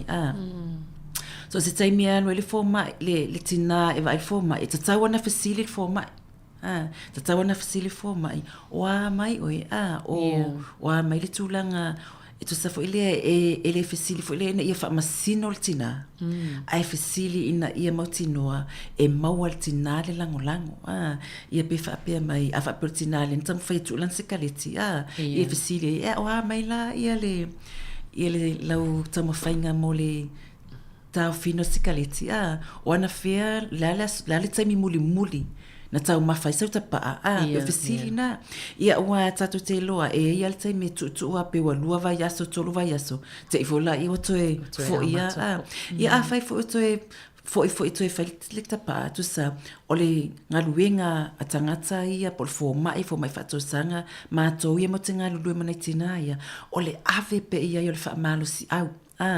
Ia fasili o le ase sif so swani e te mana o mia e te mana o e anu atu se tala noa ma le ainga atoa a wai whainga tai na tu ulta pa al tangata tu atasi pe a whai ula o mafo isi tangata la ainga ia e tulang fo i le whapea e whai ia pe e iai lava ia lava angana ta o le quit line lato lava ngana i whapitoa lava ngā lulue mo nei wa mo elenga tina maitanga so se isi lava e mana ta o filter pa i wa iai lava nei polo kalame ole o aungo nei polo kalame ia mau ai tātou le soifua lau le lei ma soifua maloloina e le whai ana whapeo se whaita inisi ai whai ona ole alolofa ia mau le soifua maloloina lau le lei e mama whainto e fo iei pe a whapea e lai fifia iei ia ai ole taimi lea tā ua ole maitanga i o le ele pepe tono le manawa ia pe o le ala le tau longolongo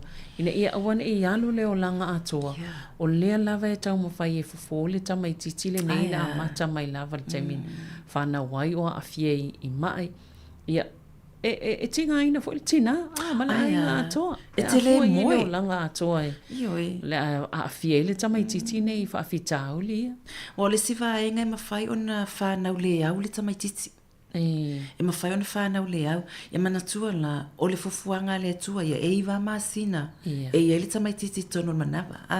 Ai a whailo la whanau le au.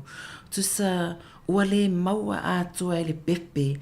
Isi vaenga tā ua i to tono manawa tina. Ia o le ua ave tau whaaola le whalmai.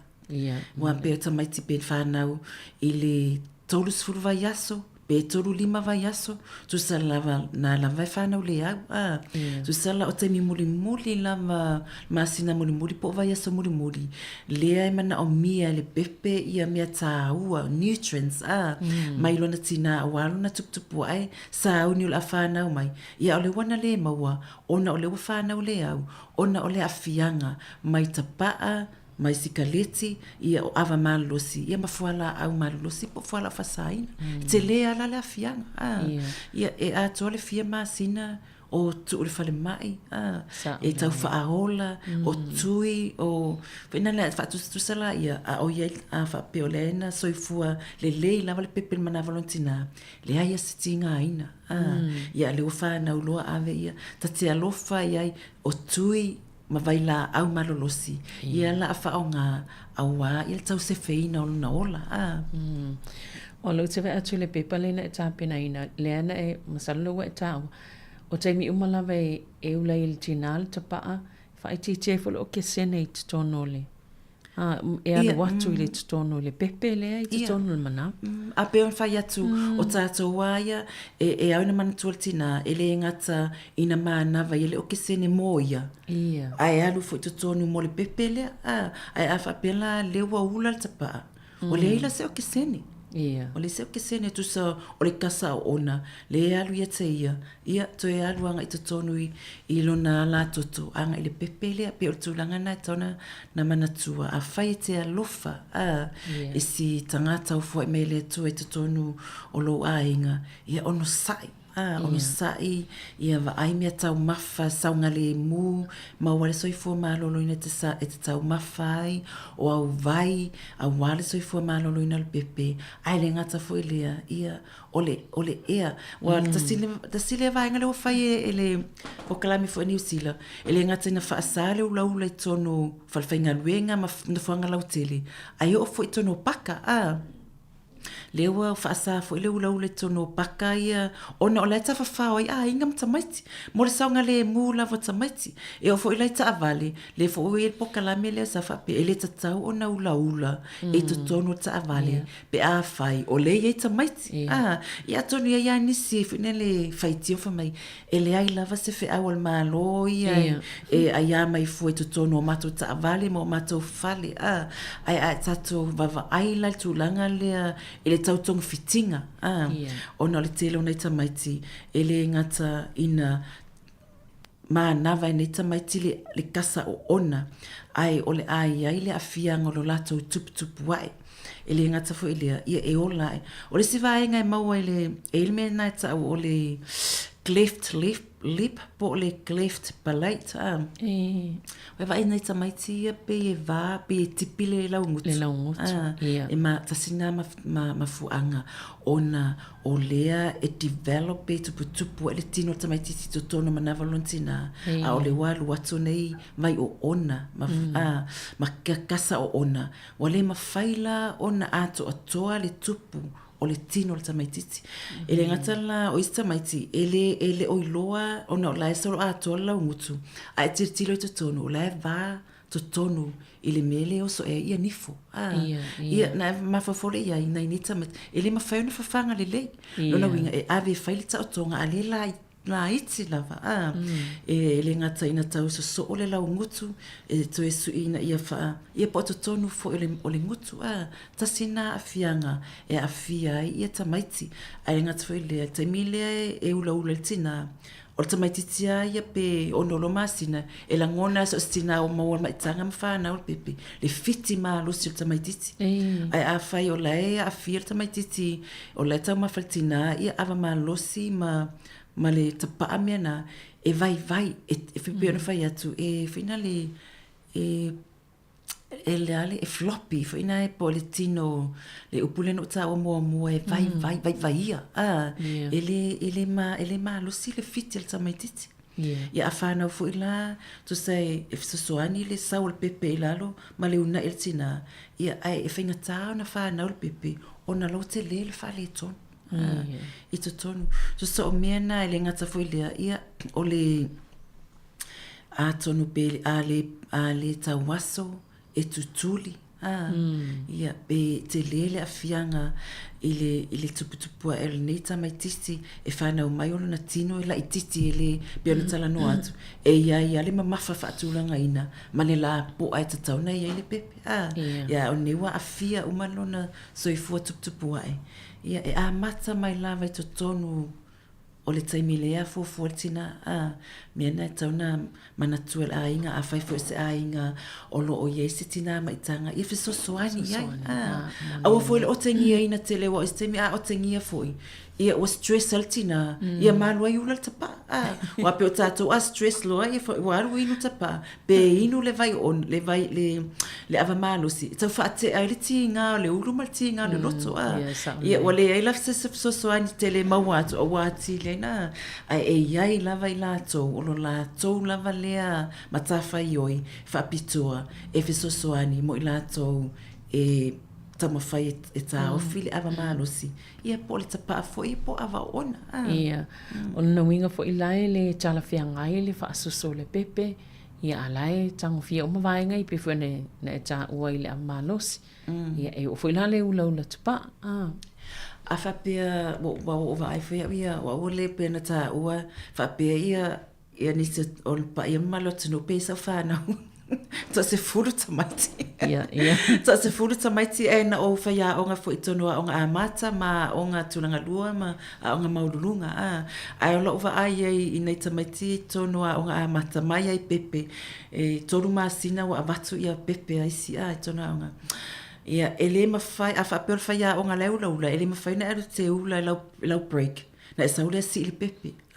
foi le sau manongi le manongi ia ofu se tulo ia pe o ta ita a whapea le tate no foi i a le ula tapa tangata ia a fia o le mea ele mea ta o le second hand smoking e sili atu ona te le a fianga o le tangata le le oula ula i le tangata le ula ula wa foi la o le ula tapa a le sau le asu, a le wai mana vaina. A whape foi lau ta itol tina, le ta te ula ula, a uma wha asusu le pepe. So sa o le ai manava uma le pepe, le manongi o le tapa. O le siva ainga e ta ua e taunsi la fia, a whapea o ta maiti lena a fia, e le o mama to tono se o manga, i le ea lea e iai le a fia ngai mawhai o na mali liu. Bela tulanga lenta ua tulanga lenta o le suri po le got death ona o le a fiola to mama e fa le tono la to mama e mawhai ona maua i le ex i le ngata na maua le ex ma pa o le tino o le wha mai pa o le tino e mawhai foi ona maua i le wha mai le o le sela ona o lea ua a fiola to mama ma ele o se tulanga tatu te mawhau mama iai o se tūlanga e te tau lava ona tātou lango whaatasi awa o te talitonu a whao tina o leula ula i o nisia tina i a whai lava ele o ma se tu lofo i a whai ele o ma whau lo loto i le soifua malolo ina o le pepe lea tawa veina i e o whaatasi a leula ula ma le inui awa o na istai i a whai fo o isi tūlanga whaina nei tina e le o mawhawhau lo loto lava le tūlanga le iai. Ia e o uma e o whaatasia mea nei tolu o le sikaleti, o le avamalosi. Ia mafuala au whasaina. Mai e este le tūnga tūlanga lina mafuanga na le ota mawhai ele malo ina ia toe vava ai matangtangai i le soifua malolo ina o na ialo mawhanau mai a le taimi o le itisi wa o le mafuanga nei a whai o le unga tupulanga le tutupua e soifua malolo ina ia o le silus futau sanga tato te va ai i se unga tupulanga po se atunuu soifua malolo ina matangata e popoto mata mamai wa pe on fai ato ne afia ia al fai ai ai a fai o fa nau ia le lata to va ai le alu biliona le tautonga fitinga o le ale lumanai o ai tu ai nga fa nau tato te va ai lumanai lona winga o ni whanau se tilo e mamai ma le ato atoa le malosi.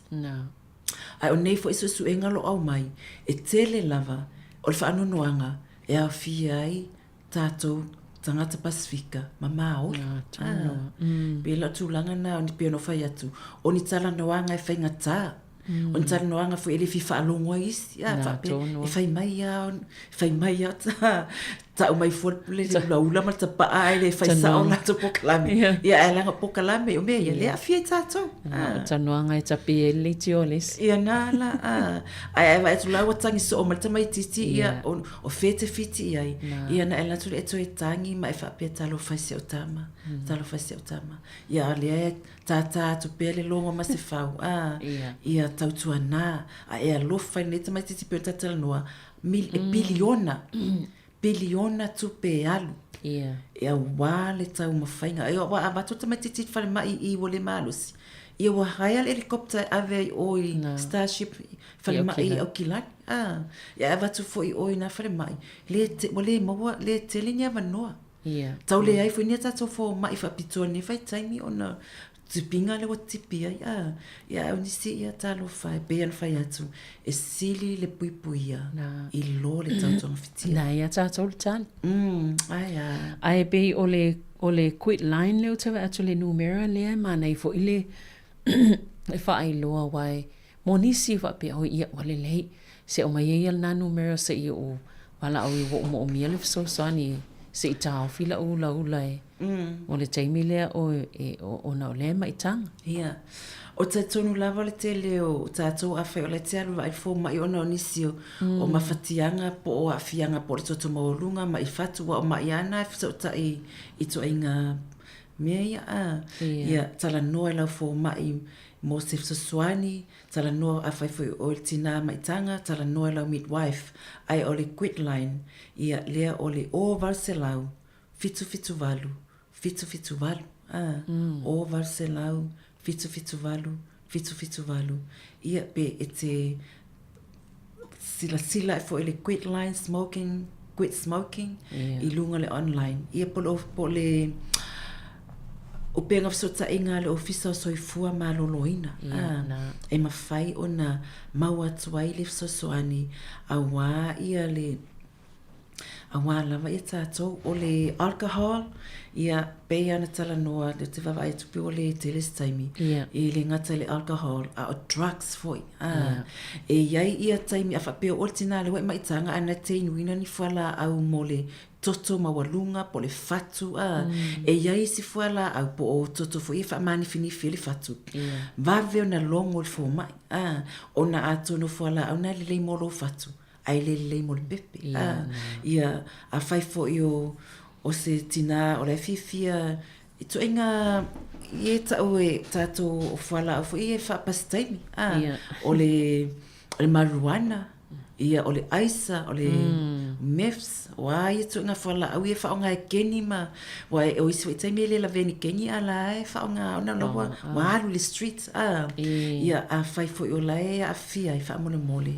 ta ofi be a fai e lufa i le pepel nei ona e te lele a fianga ai mese al fai ai sinita mai titia e rese se man e mana e ola e santa me vai atu se tulo o le ato to le malusi be o fa le tonu ma fau e tau fafanga ia ona tu wa so la i fa pe yo oialna tu wa so fa pe le lango le mai o le ainga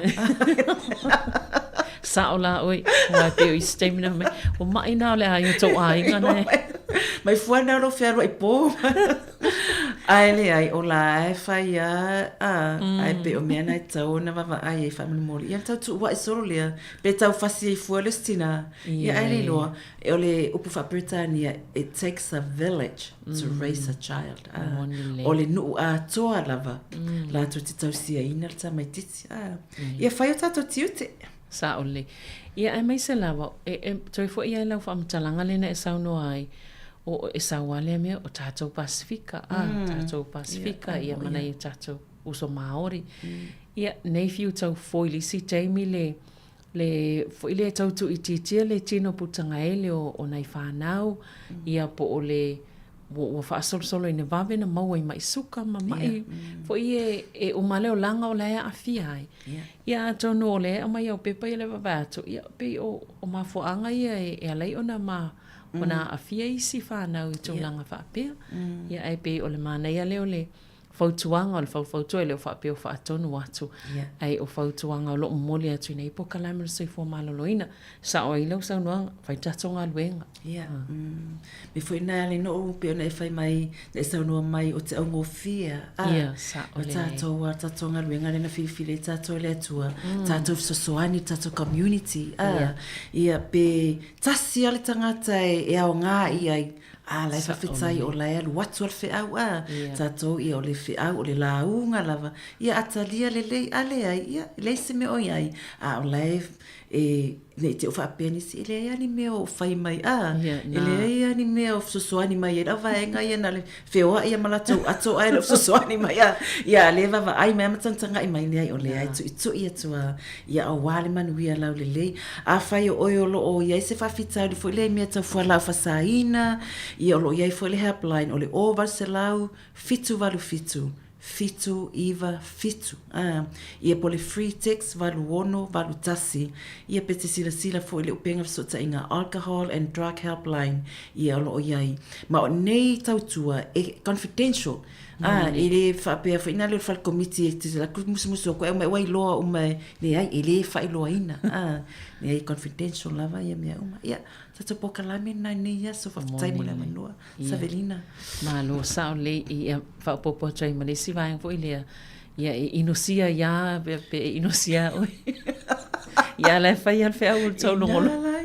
Ia a tato wheloa i fo ia ata mai o te ita mai te au whapea ua loki atu fua ia lau tapa amalau ele ai o le whaasanga tongu lava a wala so i fua maloloina na tina maitanga ia nai whailele ia e maise lava na ialo mwhanau. O ne so i fua maloloina lau lele o tato uma ia maise lava nai whanau ia mana i tina. Ia malo vesi mo poka la mele ne ia so whaftai tele lava malo fwile on sai mai ia atonu ta te toe wheloa i fo i le masina whawau pia le tau longolongo. Awal fiu. Awal fiu. Mai pese whaina le sasar sa mala. Ia e malo la whaftai te la Sāmoa la whafonga anga ia o le pokalamel na i o la fwese upo le tautamani la whafonga ia o le au nanga lava ia manau na unga o le au na ia whapena o na maua pia whamatalanga ia awala o fifilinga sa o loto ia malau fifilinga manuia awa ia alum whanau Sāmoa ia ai manuia fo nei masina fo amataina tatou wheloa e fo ile masina tō wha soifua Sāmoa. Ia, malo, ia o tatou pokalame na monea so soifua maloloina, te mauvulu whapoponga i le vai e sofou, taimi masani, ia e soifua ia mō le nei taimi.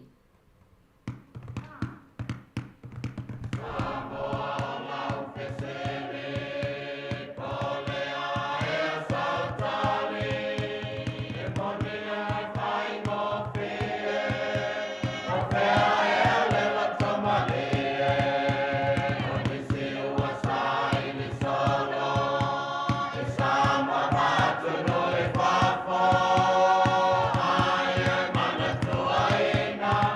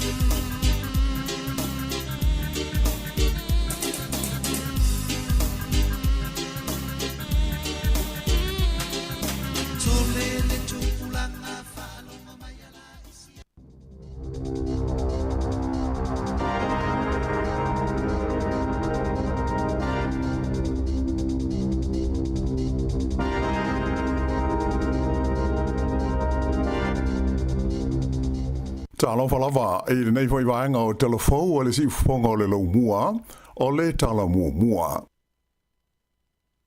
Ua ioe le ka peneta le malo New Zealand i le whaatula ngana ma le ata whaataitai o le pili po le tula fono tau whaaofi le o le afolosia i lumo le parlemene e whaatatau le i le winga ma le nganga atoa o le whengainga o le waitangi.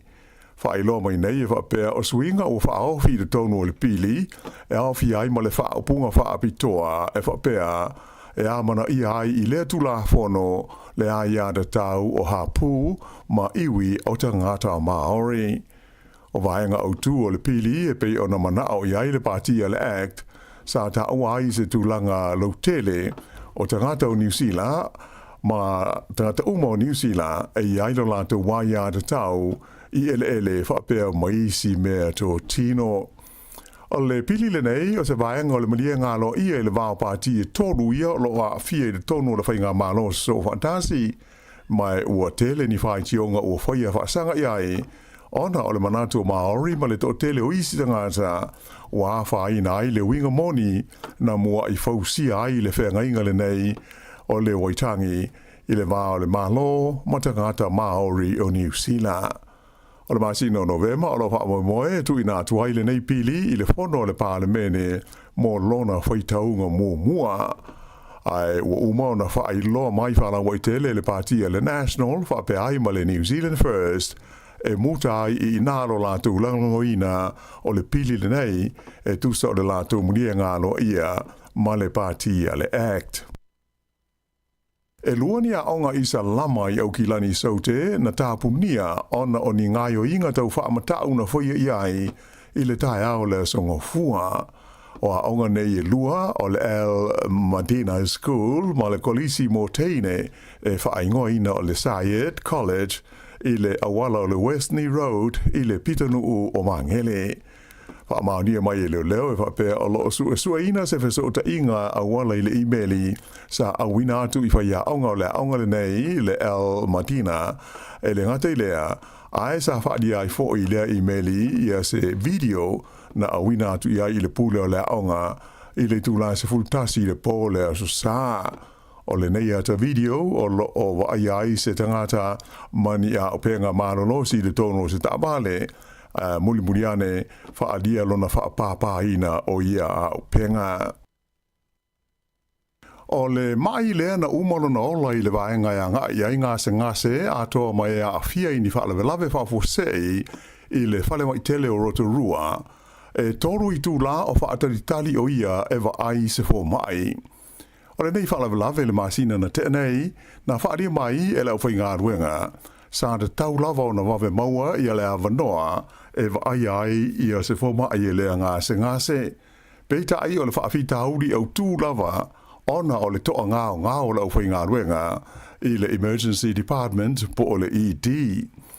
E tūla i mai lea whalawelawe i le aso luas fululua au kūso ai ua lua vai aso talo na tusi alo i atu lau whainga ruenga o le ED le nei a Rotorua i le pulenga o le whalamai e whaailoa i ai o lātou watungalunga ona o le uumi o taimi e whaataitali ai mai mo se fo mai i le tonu o le ED.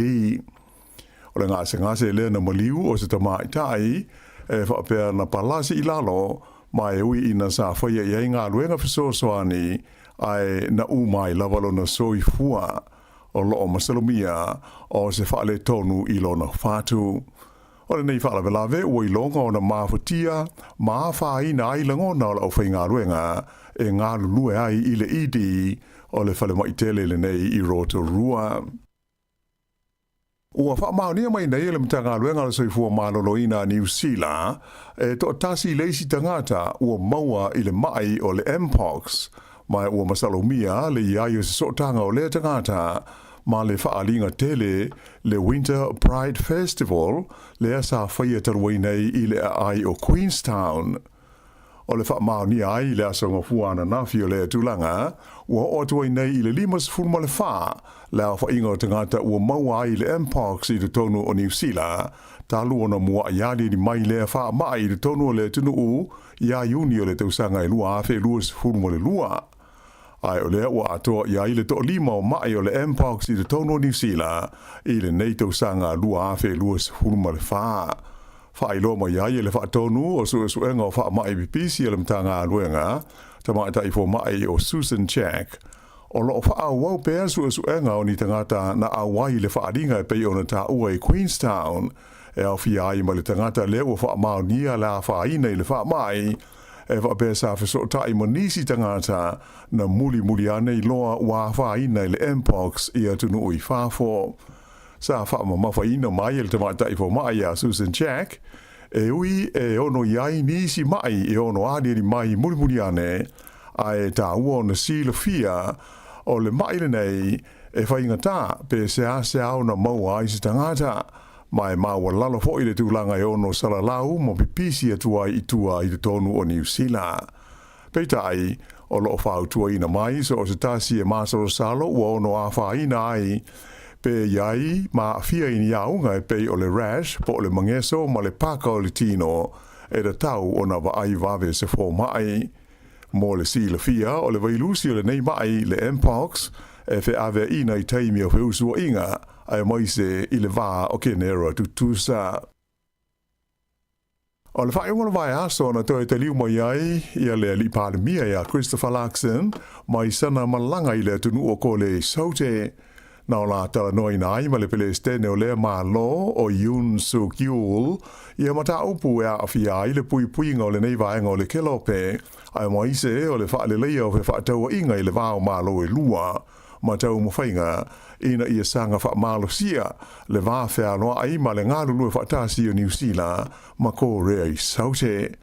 Na sia fo i le li pandemia o New Zealand ia le sone lea e tua o iai ko lea i saute ma ko lea i mātū mai na ia whaalia mai iai se whailo inga ma le autu stala o lo tu mau pēo na iai se tu langa vivesi ma whaale tonu le penisula le nei o Korea.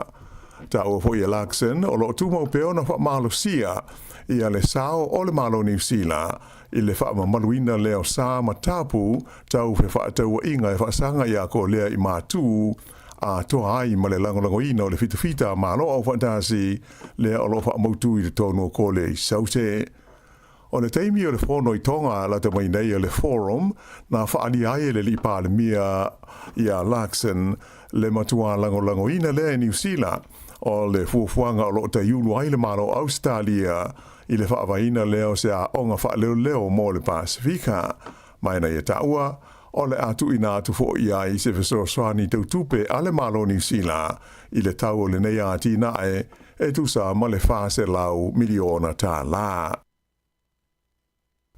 Sili atu i le fase lau wafe tā la i le sala tupe ua wha sala ina i le wha amasinoga i le company wa o le Kiwi Rail. Ona o le whaalawalawe lea na pepe a iafi ma ta whea le nei wa ala upasese o le Kaitaki ai sili atu i le valu se fulu le a whainga o le pasese sa ia i tonu. O le whaale tonu na aliri mai ma tupu i le talawhātai ngā o a i saute o Wellingtone i le aso luas fulu walu o Januari o le tausanga teruai lua awhi luas fulu mo le tolu a o iai lea a i lana malanga ia ngai mo iai i le lau mua. O le asanga fua la nafi lea na tu ina mo iai le whaai unga le wha amisnonga whaai tu maa loi Wellingtone ua wha sala ina i le Kiwi Rail i le sala tupe e wha se lau totus fulu lua awhi lima se lau tā la e pei ona foia iai mō dianga e le pulenga o le ngā tei whale o New Zealand i lalo le tu la fono le soifua maroloi ina ma le saonga le mua ngā luenga. O le salatupe sa whea ngai ma le company ona o lea whaalawe e tusa ma le tasi ma le awha miliona tā la. Peitai e whaase lautoru lua awhe lima se lau tā la lea na polo ina e le whaamisinonga i tutongi e au fiai ma le tau o le whaamisinonga. Ua amata nei ona ta tala e le pulenga o awala te tele o New Zealand le waka kotahi ia whaatala noanga ma le mamanu lau tele o le tunu e winga i le fuafuanga e to tongi ai ia nisi o awala te tele lua i saute o le motu i mātu o New Zealand. O awala te tele o le oafia o le awala fou o le Manawatu Tararua Highway ma le awala tele o Taki i mātu o Leven ma o le songa fua na nafi le ana amatai na fa nga solo ia nei fa tala noanga fa la wai tele a fa yo le atalia le fu fuanga o lona winga o le a faia po le a ia se tau po se tutongi e malanga ai so se tava le lunga o ia awala te tele na fa airo mai se sui o le waka kotahi o se leni uma o le a au ina ma fa ma popo mai le fa nga ina o nei awala tele o le ato e foi uma i do tonu o le whaaputunga tupe mo a wala le malo le ta ua o le National Land Transport Fund e whaatino ina i le tele o ngā luenga tau a wala e moise o le tausinga ma le whaale leo a wala pe a whaale tonu i se taimi o le aso fitu o kitopa e whaangata ai i le whaatalano ina o le nei mata upu mai o lo awa noa so stasi via whaalia i aiso na manatu. Ua fuafuaina le asosio ave pasi au kilani, le tau fia o lātou ngā ruenga mō se whontanga, e tala noa i nā ilo lātou saunga le mū, ona o se whalawe le astona ina tenei, na whao o lima i se tangata i se tāsi o ave pasi. O le ave pasi nā fia o se ali initia e whaamautu i le no whanga o pasi i Mount Roscoe, no se whaia o ia e se ali i e whapea na musu e te tongi lona pase e se, ma sa tonga fiti ai le whalemai i manuanga o na fōlinga, atoa ai maona nifo. Whaelo mai ai le pele stene o le uni, le Tramways Auckland, o le Leo Gary Frogart, o le tau fia o ngā ruenga ave pasi mo se whontanga i lea mata upu e mauti nolawa o le a te le se a whaina i uwhe malanga inga masani o pasi i te tonu o Aukilani a toa. O le so, ua whaafoi e tua i Sāmoa i o la ainga, i tino maliu o li e to lua ia sa ngā runua ngā runga whaavai taimi i nei, aena mali liu whaafosei i se whaalewe lawe tauta vale i Ramarama i saute o Aukilani i le aso luas fuluono o Aukuso. To tele le mamadu o le tunusa a wai se sauninga whaamanatu, mo i la tau e to tolu na mali liu ai le whaalewe lawe, le sauninga sa whaia le maonta sa moa i mangele i le aso sa. O la tau na whano aile so i fua i le whaalewe o ta vao kilemete, ma le aunga cherry i le aunga mai sa moa, ma whaofo wili o se ta mai whaamautu i New Zealand ei, le ana whaia o na tue sauninga malango maua i le sforo i le taluai. Sa whaatasi ai i le sauninga whaamanatu mo i la tau nei le aso sa, i sui o le malo sa moa, e au fiai le komisina maulunga mai le laumua i Wellington le fionga a whamsanga whaamatala uputo le fua, ai whapele kone sula i Aukilani a whemata palusa lue whaapo, ai whapepo i ainga, ai maise a wō mai maasani, ma le mamalu lau tele o le tātou tino. Na whaatasi e fo i le sauninga, le sui taitai o le pātia le Labour, Carmel Sepuloni, whapea maisi tamaita i whaipule o le pātia le Labour, o le maunga Lydia Susene o Tieni Salesa ma sui filfilia o pulenga whaaitu ma loi au kilani e au fiai tau a Nuunik Parkolage ma lia ma Naia Lawrence o Kaisara. Sa whailo mai fo i se lipoti le walesi whaasara laua New Zealand e lata i le ono se furuafe tā la le a whai o le se leni sa ma whai na wha maa popoina mai le alofa tu no o tangata sa fia so ni atu i nei a inga ona o le whaalawe ua malidi wai i la tau nei to tolu.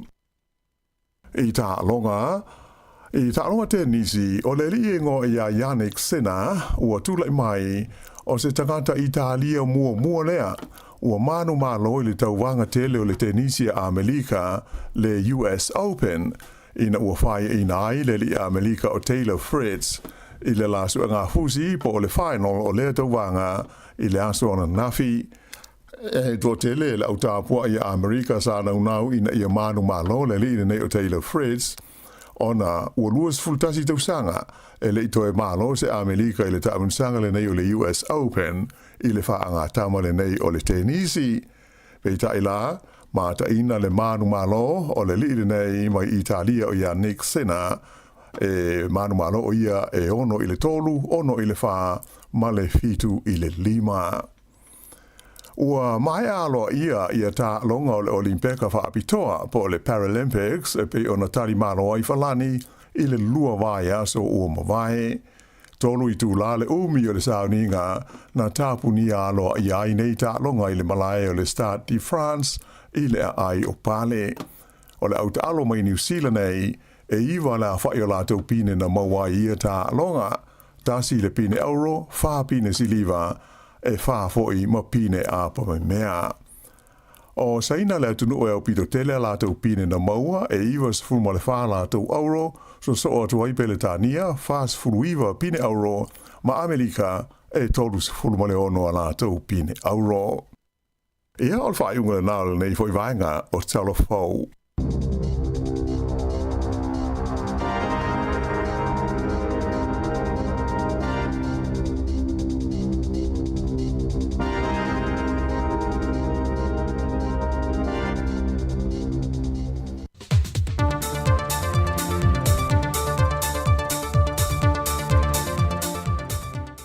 Fatalo fatu telefon mai Sāmoa mo le nei asolua i lo tātou atino.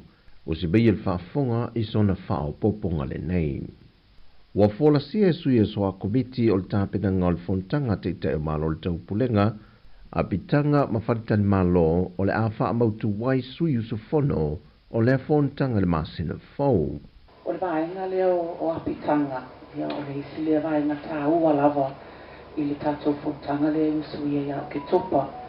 Ma ua ia le fofuanga tātou malo e whaonga tātou hotels here the most appropriate po o whantan malo po apitanga e a pito sili o na tala whea ngai ia o wāle tātou fontanga ia ke topa o le e wha tātou whantan malo ia te tele o tuina o whata atia po o wasain mo takai o malo tatasi o le Commonwealth if I pay for ia tātou foreign ministers. Ia vaenga le ia tau Messina, ia Return to Paradise, o le Sheraton Aggies Hotel in Bangalore i Pia, ia ma le Sheraton Resort i Mulifanua.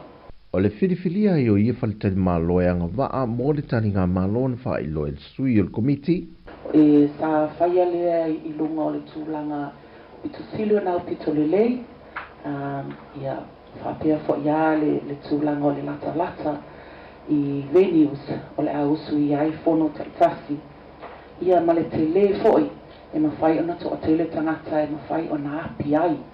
Ona o le tele rawa leo mana onga o atunu taitasi ina ia mawhai ona nonofo whaatasi ia i te whaikatai malo tasi whaafengo fia i foi alato whaatala noanga.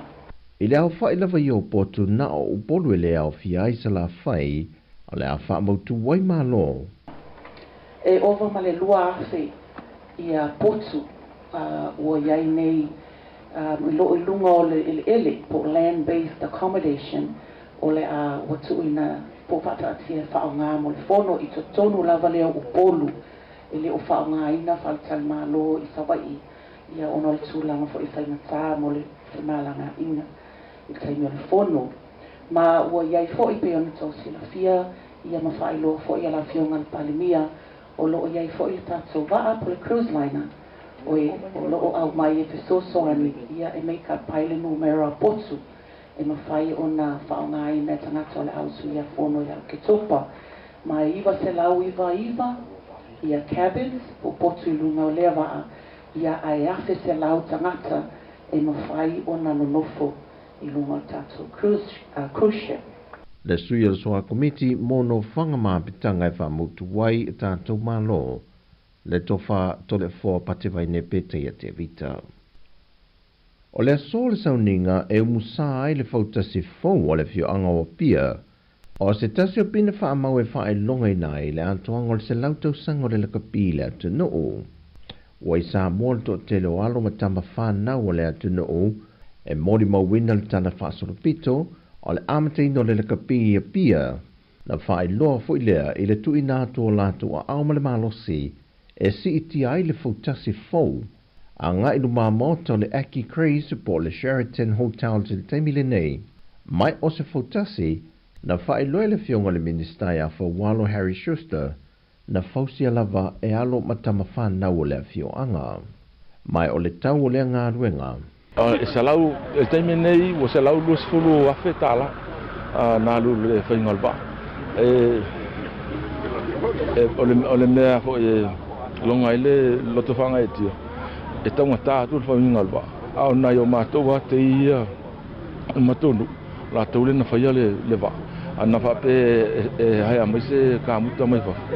Sili atu lo le salau lus fulu afe alu le tāre kaua le ka muta e whausia ina le va o se la wa ia ai ona matou tan fa na ule penga uma matou va tu singa le va fa uina le va me uma le penga le va matou tan fa na una na fa ia matou va o le so tofi le vai so nei o le afa tino nei le savali o le century aniso ta longa te moe ai fa ai ule tam le sanga le kapi le fa ai unga le vai yaso e lei titi le sele ni sa whaaruina le malo e tau lato i le matanga ruengo le soifua malo loina.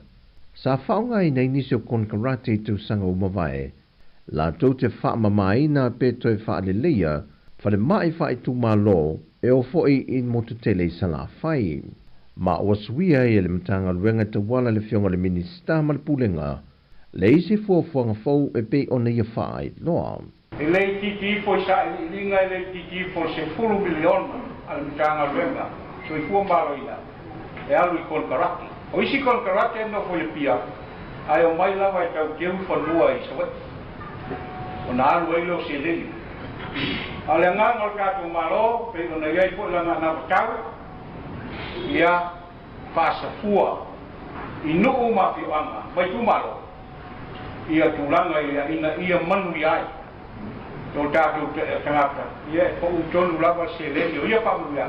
I tonu o tātou nuu maki anga. Mai wa mai o le whaatino le saini ngā lima o le malienga, le whiangainga i le vao niso i tu malo malimtanga ruenga o soi fua malo loina, i le whaatinonga o le at awala fau.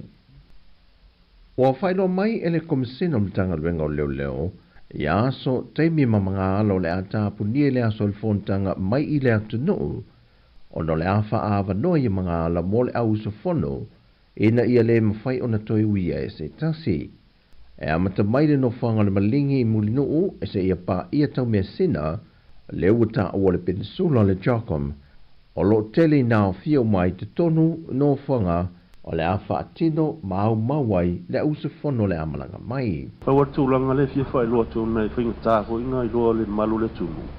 Ono taime lockdown no ia tato wala e lockdown ia i le manga fale i tautu o i au tafa le fonga fale ono o au tafa le tanga ruenga leo o le ANC o le melele nupi fa ia ma o i le melele esko a o tua to isi a wala le tua to le main pitch road e se tala lava e le tapunia e whaonga le public ia ma ila tau fui o loa nga i meitai e fia whaatino ni ala tau whaatau kua wantūlanga i le vaitau lea ma mo sila fia o umana whaile skopi ngā mtanga ruenga e ma whai ar to tele o pisingisi e lunga o le main beach road lea e whainga access mai tua a me se ala whale tupe e whainga access mai tua le ANC e whainga access mai tua fo ile PSB ia ma le National Bank e whainga a ngai mele malu o le tunu i tua i awala i tua le awala ngā le oso mai i lumo le faltifanga hui lea le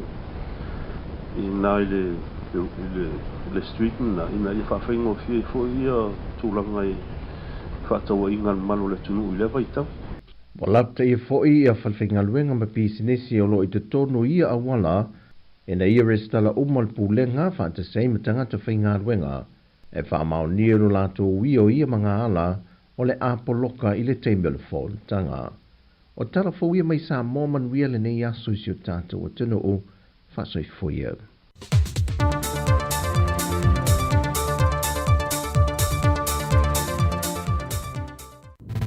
Musika o malo longa ma tau mawhitanga o leo auli si ufofonga o le laumua.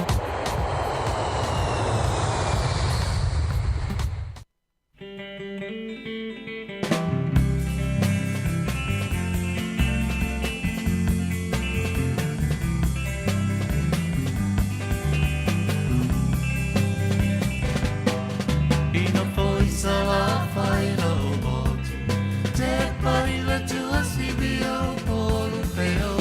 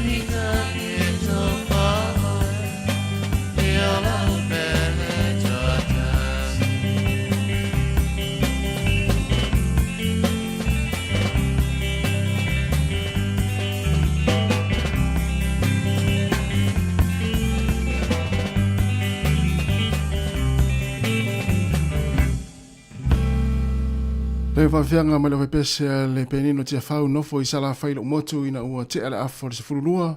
Toi lua se furu ma le iwa minuti na tāleo le tula tasi. Ia, taimi fo inei o musika su I filoi.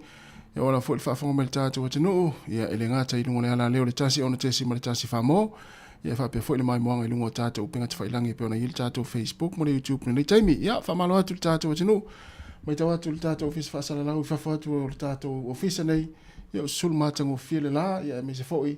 Ia le feo I fo o taavale I o tau le fo I ia fuafanga o le nei aso ia I le mana ia fo I o le sulu le la ia o malu fo le ea mana ia fo I si o mātou pitonu nei pole rua ia le tūlanga pe na ili tau le taimi ia o tau le fuafanga le ngata I vaenga lea e fia la whaitonga la au ia whaile maumanga ia wa whaifo I maumanga ia tātou nei New Zealand ia vele le maumanga pe whapea na ua tere le vau ia pe moa le vau whaitanga lava vacuum le fale so se ngā luenga o tala whia ngai nei taimi ia ona whai tonu ainga. Ia wha malo atu fo ia I la tau sa ngā le lue. Ia leo malolo mai nei ma lo longa pua wa fo I tari ngā sua mta mawhitanga o le uli. Ia ona toi wha ngā solo I leo ngā luenga le tula tasi. Ia mo nei mātua I tonu ainga. O mauta o tangata mātua mauta ngā sengase o ila fo I wa tali li sua le nei taimi. Ia mwhaafonga mai tātou musika se uwhiloi. Ia wha malo atu le tāpuai. Ia alo I tau mawhitanga mwai aingo le uli. Ale la vatu fa fia fianga fa pese ia fa malo foi la kuka fa se koma le nei taimi ia ona to fa nga so loi foi le ofo fanga pe amai ata maftanga le uli ia e malo la foi le mafta mai fa watu fa fia fianga fa pese le o to lua se full fit 2 minute ona talo le o le tu la tasi si fonga la mo Wellington ia na o mai atu foi ia telefon ma tala mai Sāmoa to fa fonga le tu la tasi ile uli nei ia fa o foi le tato proclame se pa ia le tu la lua ia ona mai afoi leo le tautua ale si fonga lau mua I Wellington. Pa watu whawhia whianga pe pese, musika o le uli, toi lua se fulu fitu minuta na tā leo le tu. Matau mawhitanga o leo uli, si ufofonga o le lau mua.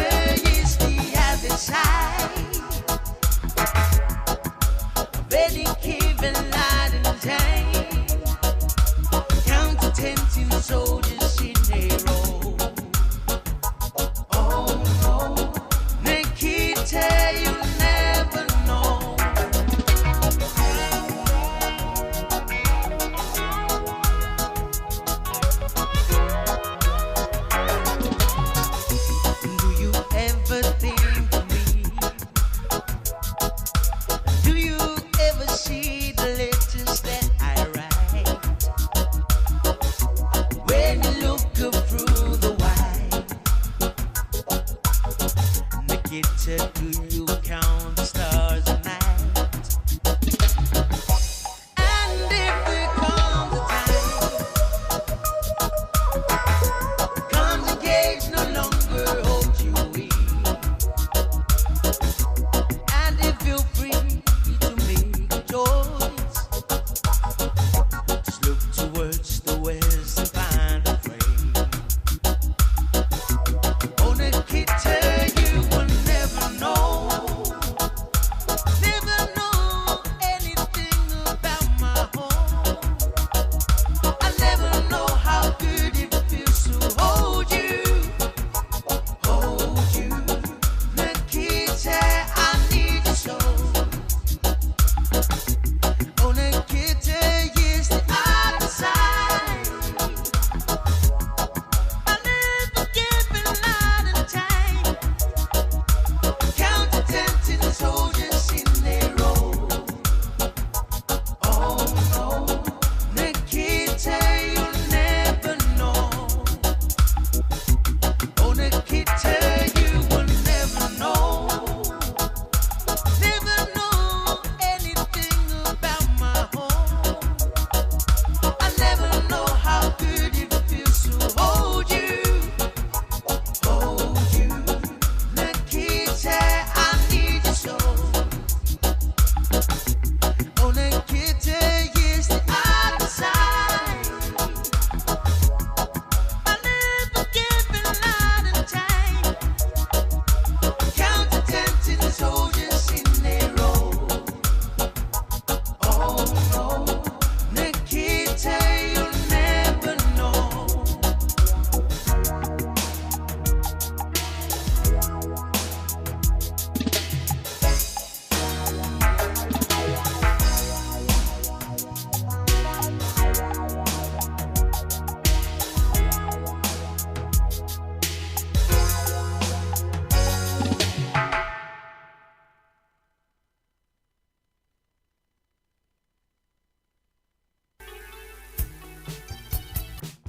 With Gold Tracker keeping us, well,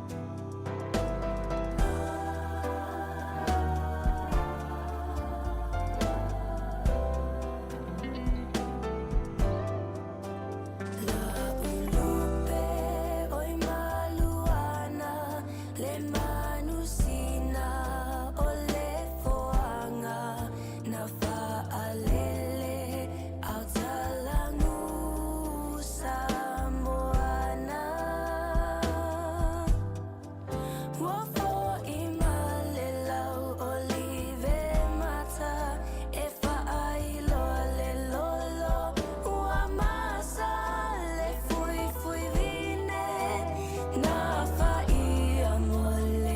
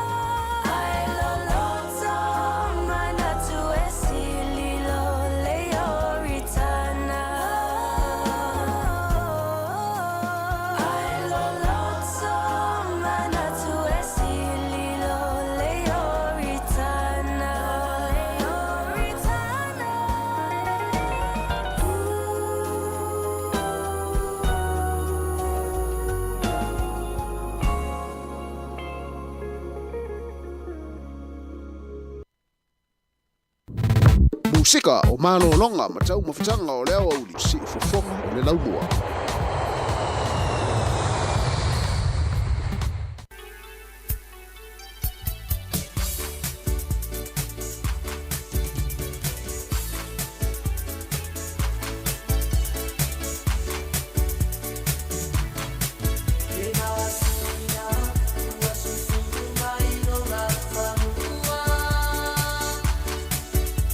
Mama,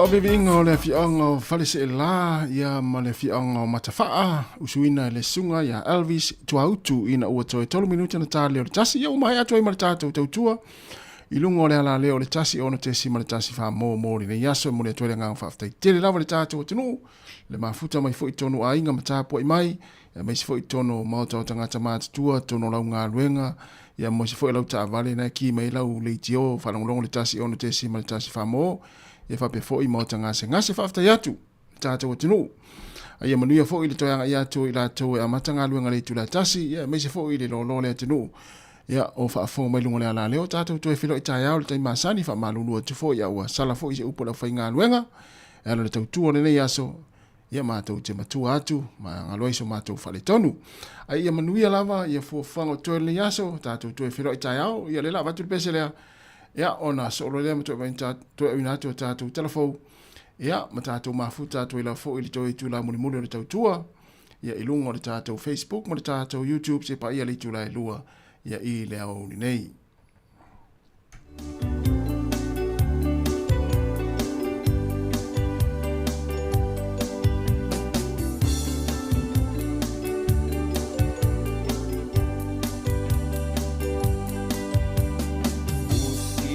Papoponga se I pai o lau tala E uinga I le nuu Ma le nei o langa E umea uma o le o langa I le pala pala Sa I li mua mua Le malo le atua Au e sau awe sauia se I e tofo ina e se le manaia o le ta a se I le tala inga umea uma faanga lofo I lo a inga sa I li mua le malo le atua E o mali liu toa talo fa Sāmoa Wa ngau le tasi po tuo Amerika Sāmoa Le tina ngā loe o le atua e le maseu Talo fa kōmana ni le asalua tau to alua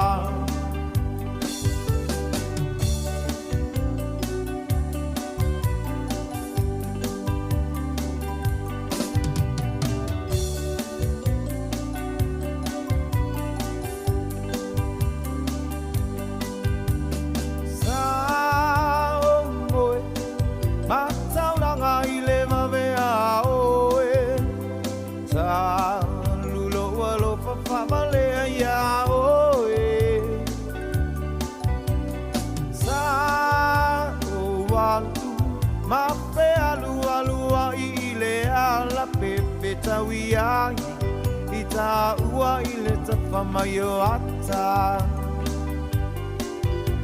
Bo e ita ile alanga isa sae toe ape Betawi matanga toe fo ianga isi sifo aweta ilo ta ino isi a me pa vale Wa ila vea tele Ile lau leva o tele kea O le papine lea o eva ua malaia I o le lalo langi O na o siana ata ma vala au mai O e tia darling au e fefe O a bio ale a I lalo langi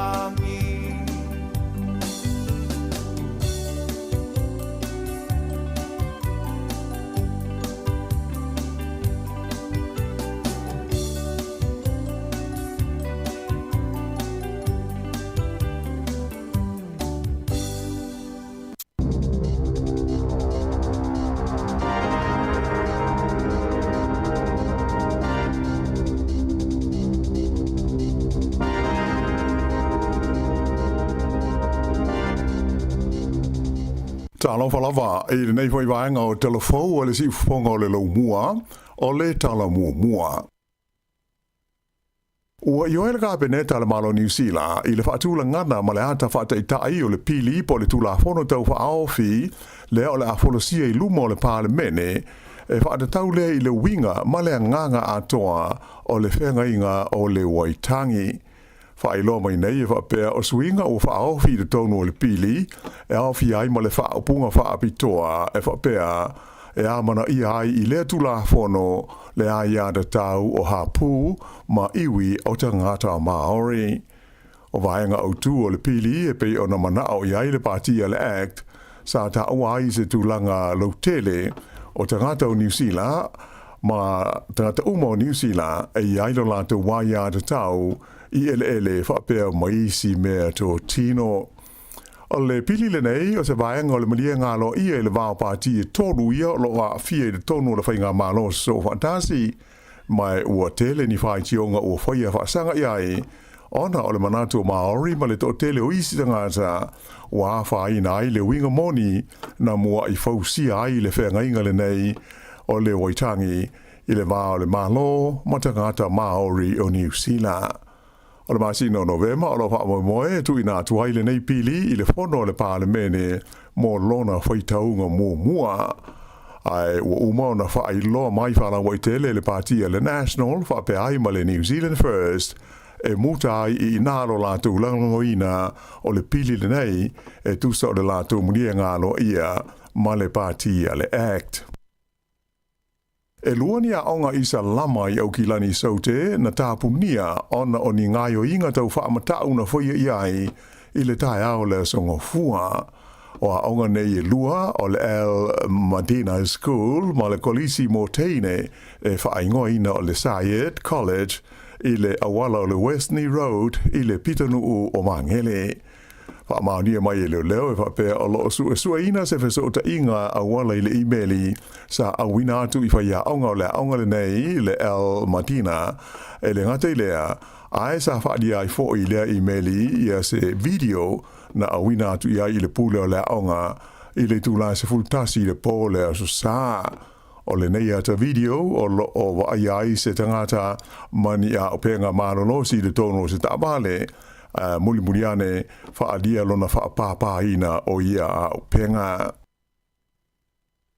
O le mai lea na umarona ola i le vaenga ia ngase a toa mai a fia ini whaalawelawe whaafosei i le whale mai tele o Rotorua e toru i tū la o whaataritali o ia e wa ai se fo mai.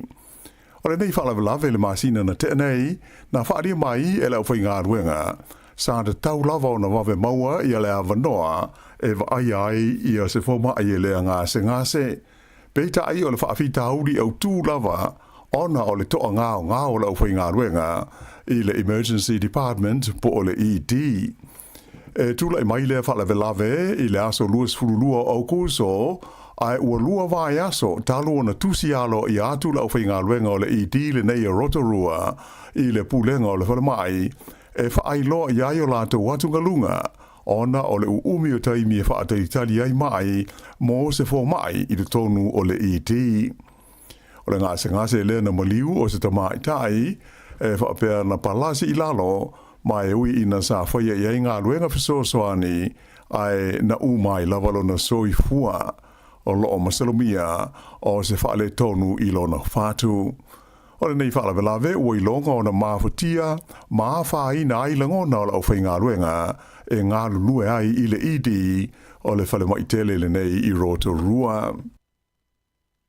Ua whaamaunia mai nei le mtanga ruenga le soifua maloloina New Zealand e to tasi leisi tangata ua maua i le mai o le Mpox mai ua masalomia le iai o se sotanga o le tangata ma le whaalinga tele le Winter Pride Festival le asa whaia tarwai nei i le ai o Queenstown.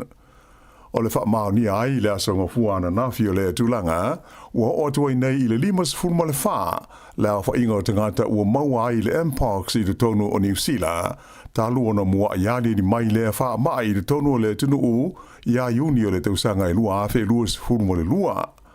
Ai o lea ua atoa ia i le to lima o mai o le Mpox i le tono New Zealand i le nei tau sanga lua afe lua se hulu ma le wha. Wha ilo ma ia i le wha tonu o su enga o wha mai bipisi le mtanga aluenga, tama ta i fo mai o Susan Jack. O lo wha wau pēr su enga o ni tangata na awai le wha ringa e pei o na ta ua i Queenstown, e au fia ai ma le tangata lea o wha mao nia la wha ina i le wha mai, e wha pēr sa wha ta i manisi tangata na muli ane i loa wa wha ina i le Mpox i atunu ui whafo. Sa wha ma wha ina mai le tamata i fo mai a Susan Jack, e ui e ono iai nisi mai e ono ane mai muli ane, a e ta ua na sila fia o le maile nei e whaingata pe se au na maua i se tangata mai maua lalo fo i le tūlanga e ono salalau mo pipisi atua i tua i te tonu o New Zealand. Peitai o loo whau tua ina mai so o se tasi e māsoro salo ua ono a whaina ai pe iai ma fia ini iaunga e pei o le rash po le mangeso ma le paka o le tino e da tau o na wa ai vave se fo mai. Mo le sila fia o le vailusi o le nei mai le Mpox e fe ave ina i teimi o feusua inga ai moise i le vā o kenera tutusa. O le whae wana vai aso na toi te liu mai ai ia le li pandemia ia Christopher Larkson mai sana malanga i le tunu o ko le saute na o la tala noi na ai ma le pele stene o le ma lo o Yoon Suk Yeol ia mata upu e a fia i le pui ngau le nei vaenga o le kelope ai moise o le wha le leia o fe wha taua inga i le vāo ma lo e lua ma tau mo whainga ina ia sanga wha malo sia le vā whea noa ai ma le ngāru lua wha tāsi o New Zealand ma ko rea i saute. Na sia hoi e le li pandemia o New Zealand ia le sone lea e tua o iai ko lea i saute ma ko lea i mātū mai na ia whaalia mai ai se whailo inga ma le autu stala o lo tu mau peo na iai se tu langa vivesi ma whaale tonu le penisula le nei o Korea. Ta o hoi e Larkson o lo tu mau peo na wha malo sia ia le sao o le malo New Zealand i le wha maluina leo sā ma tapu tau fe wha taua inga e wha sanga ia ko lea i mātū a toa ai ma le langolango ina o le fitafita ma lo au whatasi lea o lo wha mautu i le tono ko le i saute. O le teimi o le whono i tonga la te mai nei o le forum na whaali ai le li pandemia ia Larkson le matua langolango ina lea i New Zealand o le fuafuanga o lo te iulu ai le malo Australia i le whaavaina leo se a onga whaaleo mo le Pasifika. Mai na ia taua, o le atu ina atu fo ia i se fesoro swani tau tupe ale malo New Zealand i le tau o le nei ati nae e tusa ma le fase lau miliona tā la. Sili atu i le fase lau wafe tā la i le sala tupe ua whaasala ina i le whaamasinoga i le company va o le Kiwi Rail. Ona o le whaalawalawe lea na pepe ai afi ma ta whea le nei va la upasese o le Kaitaki ai sili atu i le valu se lau valu se furu le a whainga o le pasese sa ia i le tonu. O le whaale tonu na ali mai ma tupu le talawhātai ngā o ai saute o Wellingtone i le aso luas fulu walu o Januari o le tausanga teruai lua afe luas fulu mo le tolu a o iai leva a i lana malanga ya ngai mo iai i le lau mua. O le aso ngafua la nafi i lea na tu ina mo iai le whaai unga le wha amisnonga whaai tu maa loi Wellingtone ua wha asala ina i le Kiwi Rail i le salatupe e wha se lau totus fulu lua afe lima se lau tā la e pei o na whaia iai mō dianga e le pūlenga o le ngā tei whale o New Zealand i lalo le tu la whono le soifua maroloi ina ma le saonga le mua ngā ruenga. O le salatupe sa whea ngai ma le company ona o lea whaalawe e tusa ma le tasi ma le awha miliona tā la.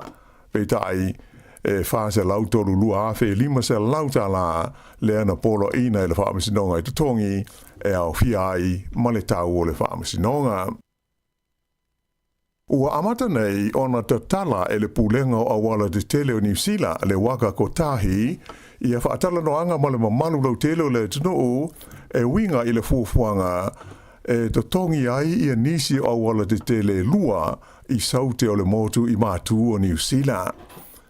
O awala te tele o le oafia o le awala fau o le Manawatu Tararua Highway ma le awala tele o Taki i mātu o Leven ma o le so fua na nafi le ana amata ai na fa nga solo ia nei fa tala no nga fa la o tele a fa yo le atalia le fu fuanga o lona winga o le a faia po le a ia se tau po se tutongi e malanga ai so se tava le lunga o ia awala te tele na fa ai lo mai se sui o le waka kotahi o se leni uma o le a o ina ma fa ma popo mai le fa nga ina o nei awala te tele o le ato e foi uma i do tonu o le fa putu ngā tupe mo awala le malo le ta ua o le National Land Transport Fund e whaatino i nā i le tele o ngā ruenga tau awala e moise o le tausinga ma le wha le leo awala pe a wha le tonu i se taimi o le aso fitu o kitopa e wha ngata ai i le wha talano ina o le nei mata upu mai o lo awa noa so stasi via wha alia i aiso na manatu.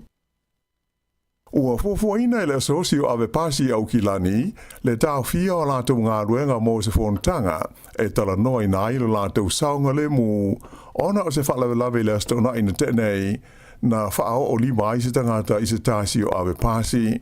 O le ave pasi nā fia o se ali initia e whaamautu i le no whanga o pasi i Mount Roscoe, na o se whaia o ia e se ali i e whapea na musu e te tongi lona pase se, ma sa tonga fiti ai le whalemai i manuanga o na fōlinga, atoa ai maona nifo. Whailo mai ai le pele stene o le uni, le Tramways Auckland, o le Leo Gary Frogart, o le tau fio ngā ruenga ave pasi mo se whontanga i lea mata upu e mauti nolawa o le a te le se a whaina i uwhe malanga inga masani o pasi i te tonu o Aukilani a toa. O le so, ua whaafoi atua i Sāmoa i o la ainga, i a tino maliu o li e to olua ia sa ngā runue ngā runga whaavai taimi i nei, aena mali liu whaafosei i se whaalewe lawe tau ta vale i Ramarama i saute o Aukilani i le aso luas fuluono o Aukuso. To tele le mamadu o le tunusa a wai se sauninga whaamanatu, mo i la tau e to tolu na mali liu wai le whaalewe lawe, le sauninga sa whaia le maonta Sāmoa i mangele i le aso sā. O la tau na whano aile so i fua i le whaalewe o ta vao kilemete, ma le aunga Jerry i le aunga mai Sāmoa, ma whaofo wili o se ta mai whaamautu i New Zealand ei, le ana whaia o na tau sauninga malango maua i le sforo i le taluai. Sa whaatasi ai le sauninga whaamanatu mo i la tau nei le aso sā, i sui o le malo Sāmoa, e au fiai le komisina maulunga mai le laumua i Wellington le fionga a whamasanga whaamatala upu to le fua, ai whapele kone sula i Aukilani a whemata palu sa lue whaapo, ai whapefo i ainga, ai maise a wō mai e maasani, ma le mamalu lau te leo le tātou tino. Na whaatasi e fo i le sauninga, le sui taitai le pātia le Labour, Carmel Sepuloni, whapea maisi te maita i whaipule o le pātia le Labour, o le maunga Lydia Susene o Tieni Salesa ma sui filfilia o pulenga whaitu ma loi au kilani e au fiai tau anu Nick Parkoledge ma lia ma Naya Lawrence o Kaisara.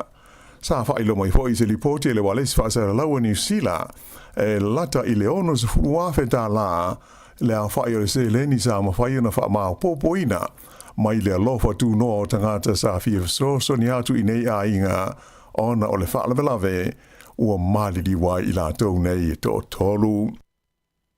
I tā longa te nisi o le liengo i a Yannick Sena ua tula mai o se tangata Italia mua lea ua manu malo i le tauwanga tele o le tenisi a Amerika le US Open ina ua whai ina ai le li a Amerika o Taylor Fritz i le lasu ngā fusi po le final o le tauwanga i le aso ana nafi e tō tele le au tāpua i Amerika sa nau ina i a manu malo le li nei o Taylor Fritz ona ua luas fultasi tausanga e le ito e malo se Amerika i le taunsanga le nei o le US Open i le whaanga tama le nei o le tenisi pei taila ma ta ina le manu malo o le li nei mai Italia o Yannick Sena e manu malo o ia e ono i le tolu, ono i le wha, ma le fitu i le lima.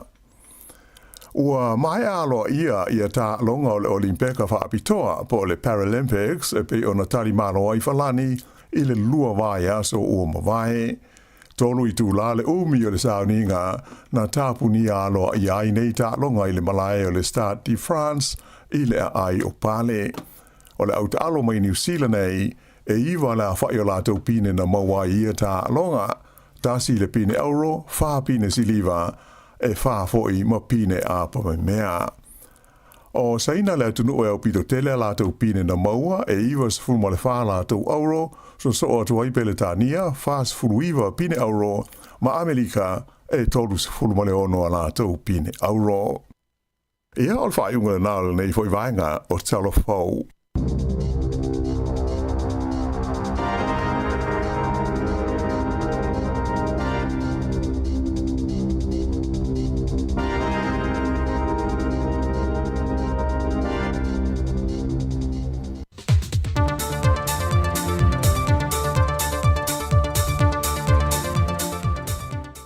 Fatalo fatu telefon mai Sāmoa mo le nei asolua i lo tātou atino. O si bei il whaafonga i sona whao poponga le nei.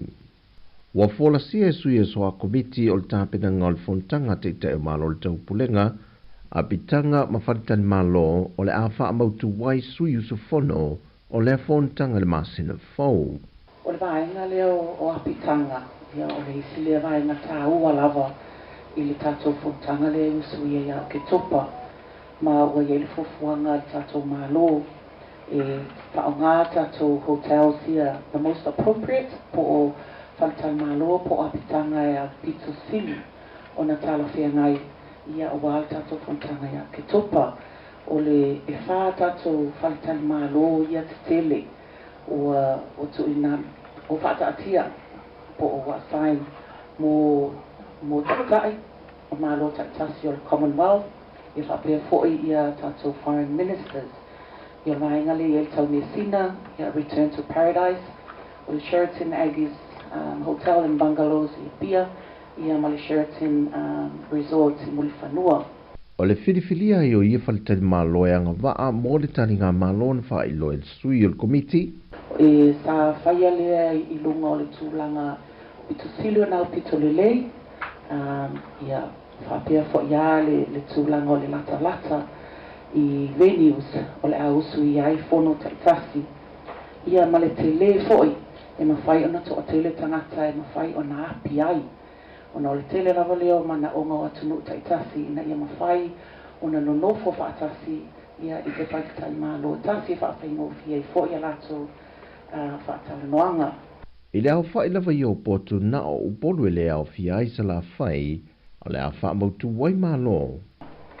E ova ma le lua afe i a potu ua iai nei i lo i lunga o le ele po land-based accommodation o le a watu ina po whata atia whao ngā mo le fono i to tonu lava leo upolu e le o whao ngā ina whalitai malo i sawai ia ono le tūlanga fo i whaingatā mo le malanga ina i taimi o le fono.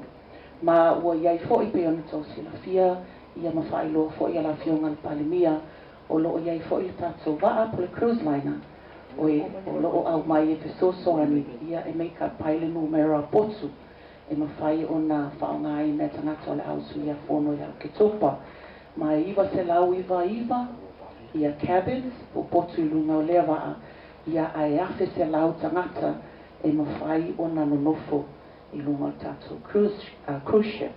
Le sui o soa komiti mono whangama pitanga e whamutu wai e tātou malo le tofa tole fō patewai ne pete ia te vita.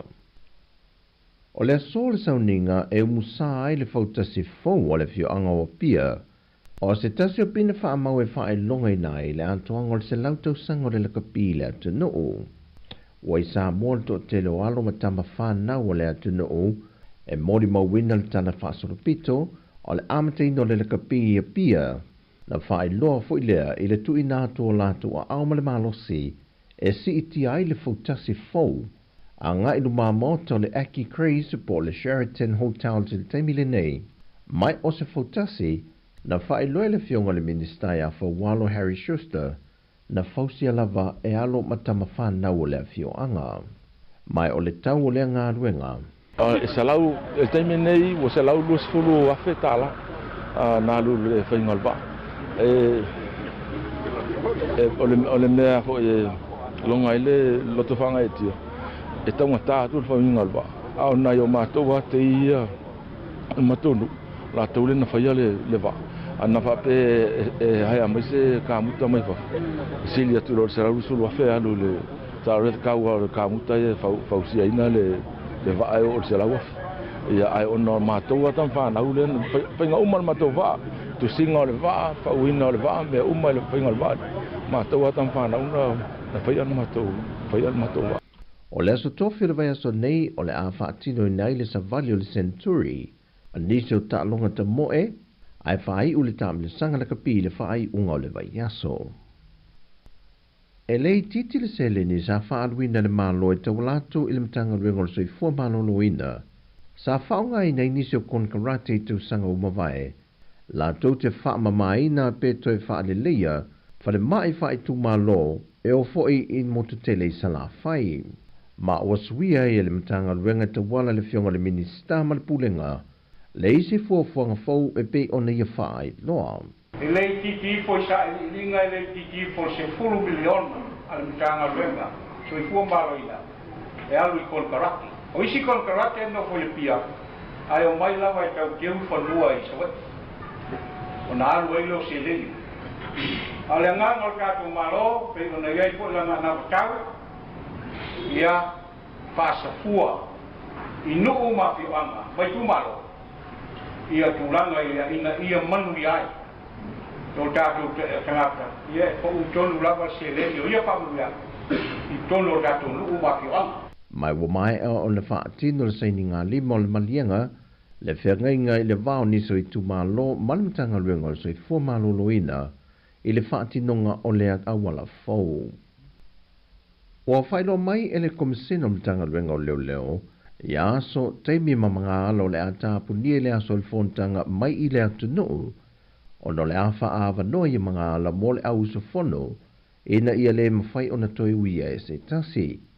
E amata maile no whanga le malingi i muli nuu, e se ia pā ia tau mea sina, le uta o le peninsula le Jokom, o lo tele nao fio mai te tonu no whanga, o le awha atino mau mawai le au so fono le amalanga mai. Pau atu langa le fia whai loa tō nei whainga tāko inga i loa le malu le tumu. Ono taime lockdown no ia tato awala. E lockdown ia i le manga whale i tā utu. O i au tawha le whonga whale ono, o au tawha le tanga ruenga o leo leo. O le ANC, o le melele nupi i wha, ia ma o i le melele asko. A o tua to isi awala lai tua to le main beach road da e se tala lava e le tapunia. E whaonga le public ia ma i la tau fo i oloa nga i meitai e fia whaatino ni ala tau whaatau po awan tūlanga i le vaitau lea, ma e morsila fia. Ko umana whai le skopi inga le tangaruanga, e ma whai a to tele o pisingisi e lunga o le main beach road lea, e whainga access mai tua. A me se ala whale tupe, e whainga access mai tua le ANC, e whainga access mai tua fo i le PSB, ia ma le National Bank, e whainga a ngai mele malu o le tunu, i tua i awala i tua, awala ngā le oso mai i lumo le falti whanga hui lea le i nā i le street na i nā i whawhaingo fia i fo i a tūlanga i whatawa i ngan manu le tunu i le vaitau. Wa lapta i fo i a whalwhainga luenga ma pisinesi o lo i te tono i a awala e na i restala umal pūlenga whata seima tangata whainga luenga e whamao niro lato ui o i a mga ala o le apoloka i le teimele fōl tanga.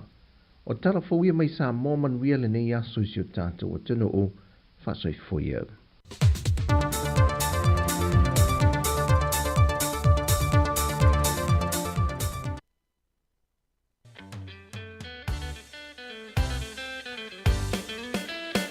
As I was slowly passing an orphan's home one day,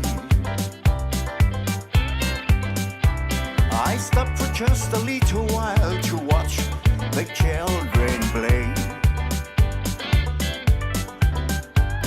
Alone the boy was standing, and when I asked him why,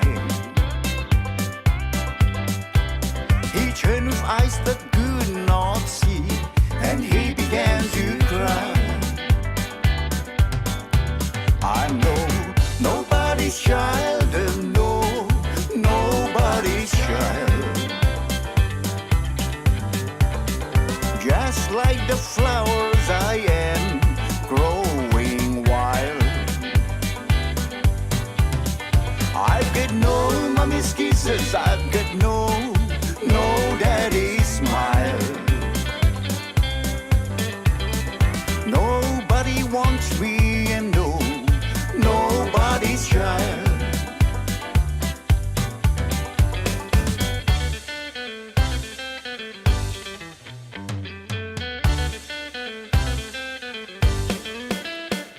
No mommy's arms to hold me or soothe me when I cry. 'Cause sometimes I feel so lonesome, I wish that I could die. I'd walk the street of heaven where all the blind can see. And just like all the other kids, there'll be a home for me.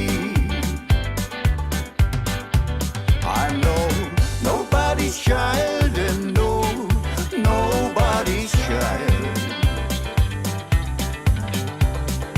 Just like the flowers I am growing wild. I've got no mommy's kisses, I've got no daddy's smile. Nobody wants me and no, nobody's child.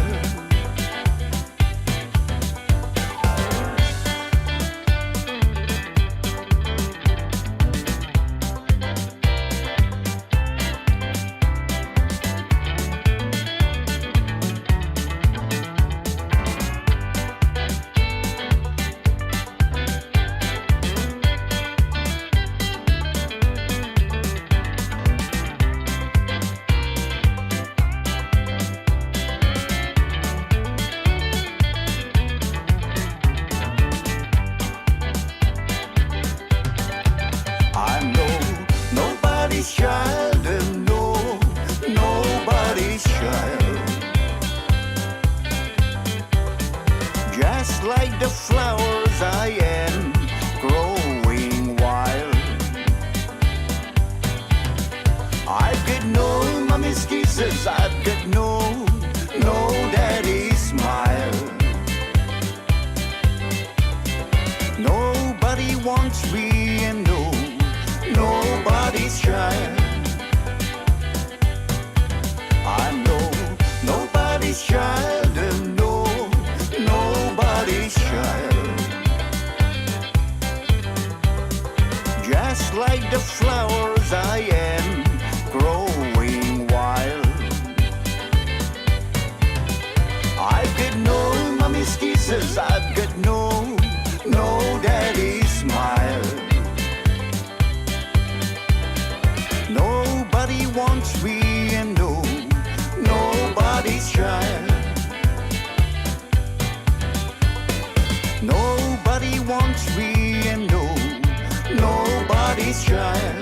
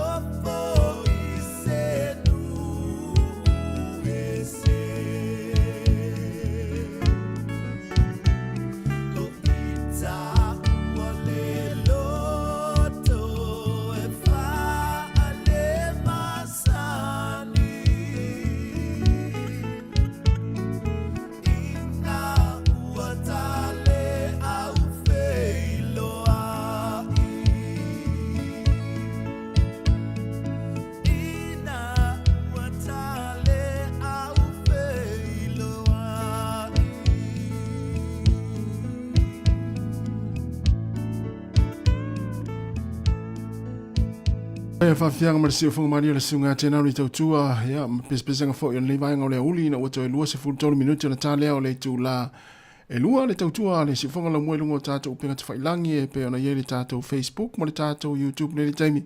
Ia o lo whanga mai nise mai mua mai ai, ia i whianga i fo i whiau mga luenga, ia whapea fo i nai ki i lau TV, ma e whaalongo longo mai, ma e mai mua mai ai. Ia, toi whaamalo atu le taimi, malo fo i tāpuai, ia ila tolo tapo ia foi ia le ngai foi ona ifana foi ma inga inga luenga le foi yaso ia me se foi o nga na ifana u fa malo foi ia ila tolo o ha o pe nga luenga le taimi mai mo mai ia i lungo tato pe nga te failangi ia a o fe ngai foi nga luenga o le foi vai nga le taimi o le tato tua ia me se foi vai nga le yaso ia lo fe ngai le tato tenu ia iso se tiu te la foi tonu ainga ia me se foi ia lungo le wala na fa manatu pea ia lunga la wala ia o tele la foi fa la lave tupu ia ona o se o lis aya afia toi malisi la sao me nai va tu pea le fa manatu a wale tau sil tatu sao pe tatu va ia tu wala ta mo fa la lave fa mo tatu sao ngale mo ia o fa mo ina tatu sao ia fa mo sao ngale mo ia wa pe sao tu tatu aya fa le tonu mayama se mai listangata ia o tūlanga nā o iai, nā o whaara mi lawe tupu mai, ele o misi lawa fo i se aso, ma le lawe veo ta avale se i tūlou lawa fo i le nei a vaenga le uli, ia ili whaafonga mai, ia e mafua mai ona o le ave ta avale le whautauta, ma le o i mai le whaatūlanga ina, le sao whaatūlanga ina, e pe ona iei mga ala, ia o le nei atunu, ia e o lo i le motorway, ia o le se lau kilomita le i tūla, le sao, ia o isi vaenga i 5 fase fulu, ia al taimi foi la tu wa ya o ina o silfia foi tatou ia le wa ta vale kolosi ina ia kolosi o onga ia le sao fa tu no ina lua se fulu kilomita le tu la ma nei o le tau so sulu matango file la i nei porirua ia o vai tu foi lungo o le langi wa le e lo le tu wa lungo le langi i fa foto tatou fisa ma tu ale ai ma se o fa la velave ma tu ale ai ma se o fa la velave ia na manatu o solong manuia ia fuafuanga fo i le nei auli le tātou atanu fa manatu atu pea ia o tāpena fo i ni whainga malanga ia mo Sāmoa ia manuia na fo ia whainga malanga o le awhia ngai ma o tau ia o le atu ua fo i New Zealand nei malanga i Sāmoa ona o tulanga i whalavelave whale ainga ia me se fo i o fuafuanga le ainga e kalesia nu mafio anga ia manuia lava ia o tau malanga whainga malanga o le awhia ngai ma o tau ia o la tau fo i la tau e taliu mai na o mai ai fo i ia ta faonga fo yo te wila pe ona yai me se mi Sāmoa le na va o lunga le Facebook le vason te nei ya ma lo lava le on sai ma lo fo le fa malosi ya manatu na wa ma na ya fo ina ta faonga sa nga yai ya se fa silinga malosi fo i ma mai nga luenga ia le fo la auto ta nu mai ia le fo la to eli fo ta to ia na o Sāmoa ia nga luenga fa talo fa tu sunga ya nati vo ma lo lava nati ia lo mafuta mai fea Amerika ia na malo fa tele lava ia e tato tunu ia i la to lo mai mo mai le taimi to los for minuto na tale o le tula e lua mai a tato tua pe a tale lua i le o nei i lungo tato penga tfai langi lona winga o le ala o we to fa fia o pese ia wa fua ia lona winga o vaenga le i Amerika le o fa solo nisio stete ia po pong sa fo i po la wa fia la to ia o nei New Zealand ia leo e leo uli wa lela tale lua le taimi New Zealand ia ese la fo ia tunu ma la tu taimi ia e manatu ia o lo manuia umar tatu tunu fea lava se vai panoa nai te mai mo mai lungo le Facebook ma tatu YouTube ia fa manoa tu le taimi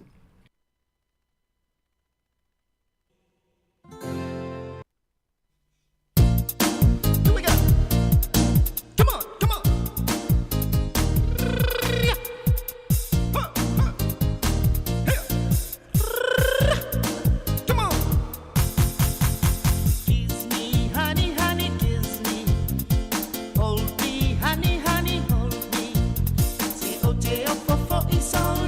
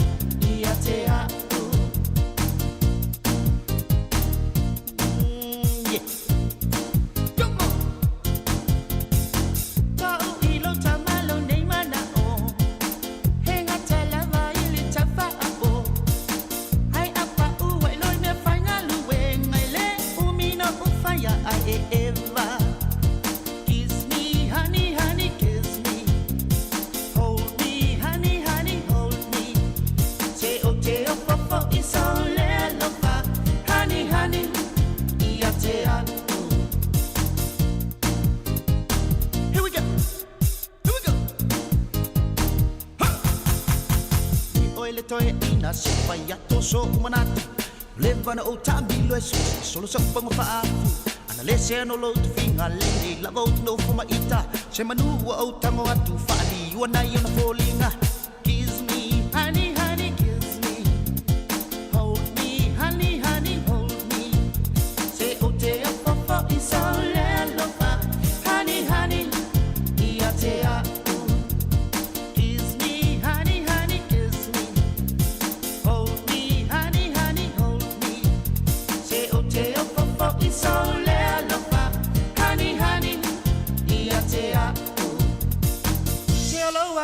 Lava sunga yo mata na lai na le fe wa ili mau la tama mala pui pui la mai le tu la col no se manu wa pito lo fa solo. Kiss me honey honey kiss me. Hold me honey honey hold me. Se o te o po I so le lo fa. Honey honey ia te a.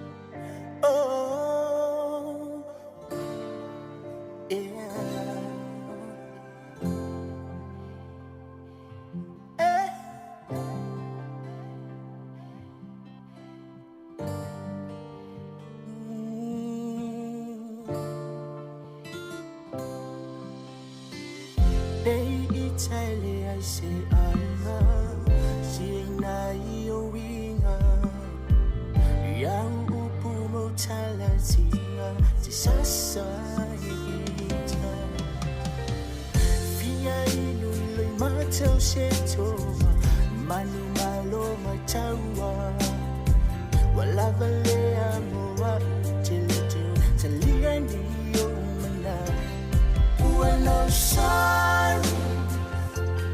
Ooh, I know sorry.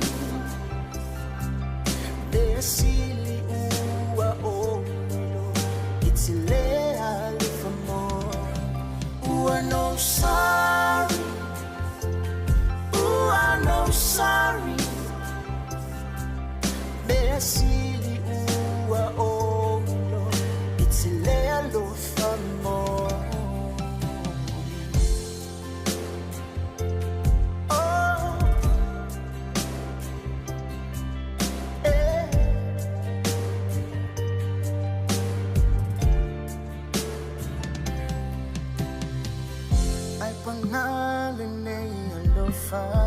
Tingawa o totonga tele itawi masuia oi na olo fa amanga loe na onyopu elava le onu sa ifanya tauna tutali oya we wa ota utino wasuia fo ila utali sorry.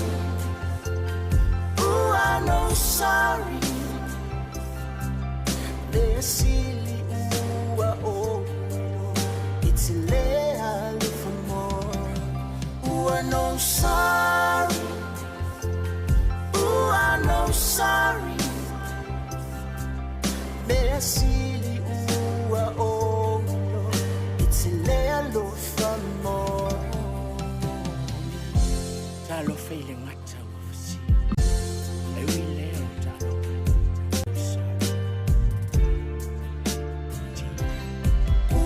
Sorry, ooh, I know sorry. Ooh, I know sorry. Ooh, I know sorry. They're silly. Ooh, oh, it's illegal for more. Ooh, I know sorry. Ooh, I know sorry. Ooh, I know sorry. Ooh, I know sorry. They're silly. Ooh, oh, it's illegal for more. no sorry.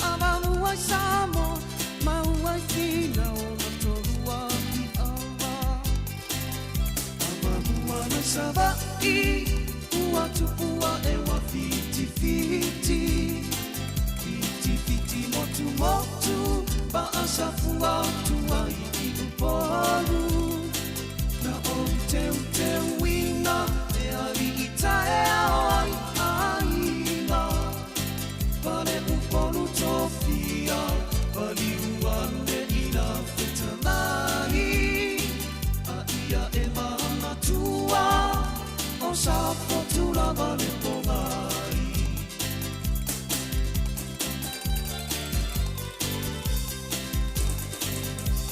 Sa fai ole pina na ai tu uma ole ne pasa O ai na vaseta sina telia ina ole ava O italo fai ile atua amai uale mafai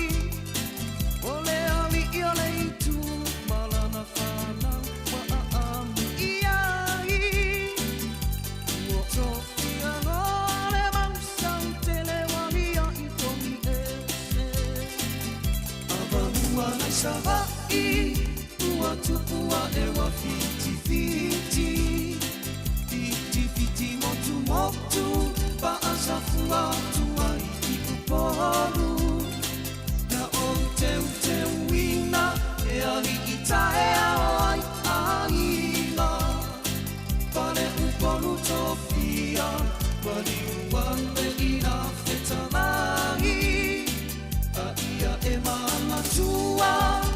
O sa fortuna vale pomai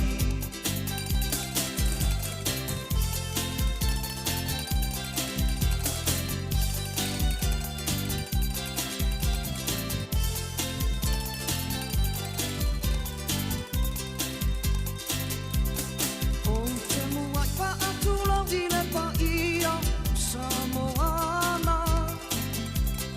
Io na tupu matamali pa ia lava Ona ole ponei ua pa ai ko mai Lupe ole tawa Ona ole mua mua Wasusuru mai ile itu o tala A olo na suapa Ole singa ona taua i ava Ava mua na savai Ua tupua ewa fiti fiti Fiti fiti motu motu Baasa fua tua i upolu Na o te wina E ari i tae ai aina Pare upolu tofia Pari uane ina fetalai A ia e mana tua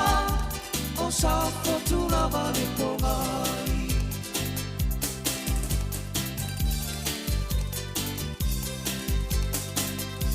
Ia e tali tonu Sāmoa i lelei upu Ole a ano atamali Ina tupu ama isi o ulupu Ua mafuai Me vangana petalai i ava Ole ata ole ama Fina ona tolua i ava Tupu matamali Le saufa inga wata umamafa Ava mua mai savai Ua tupua ewa fiti fiti Fiti fiti motu motu Baasa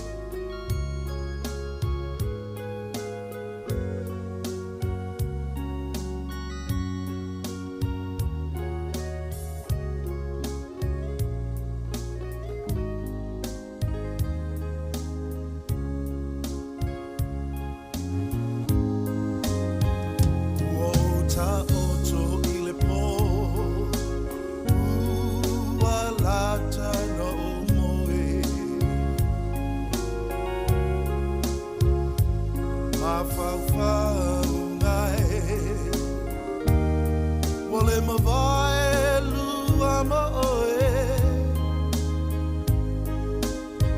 o oe o le maatai mane e tutasi le anganga e sili o e penina o le nei o langa e o se la me pasusulu e ai le nganga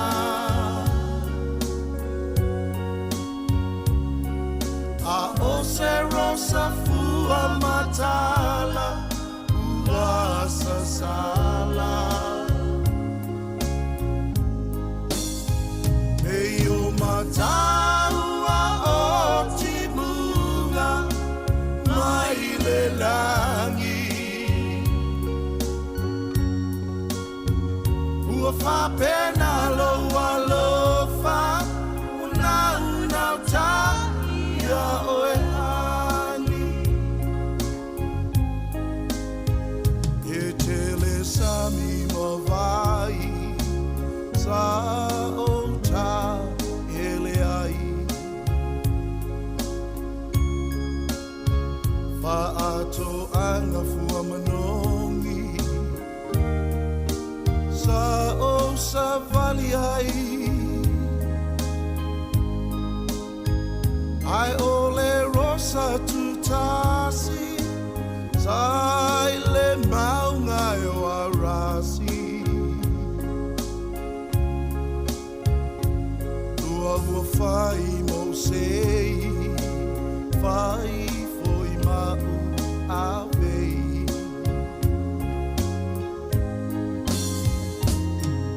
e o se la me pasulu e ai le nganga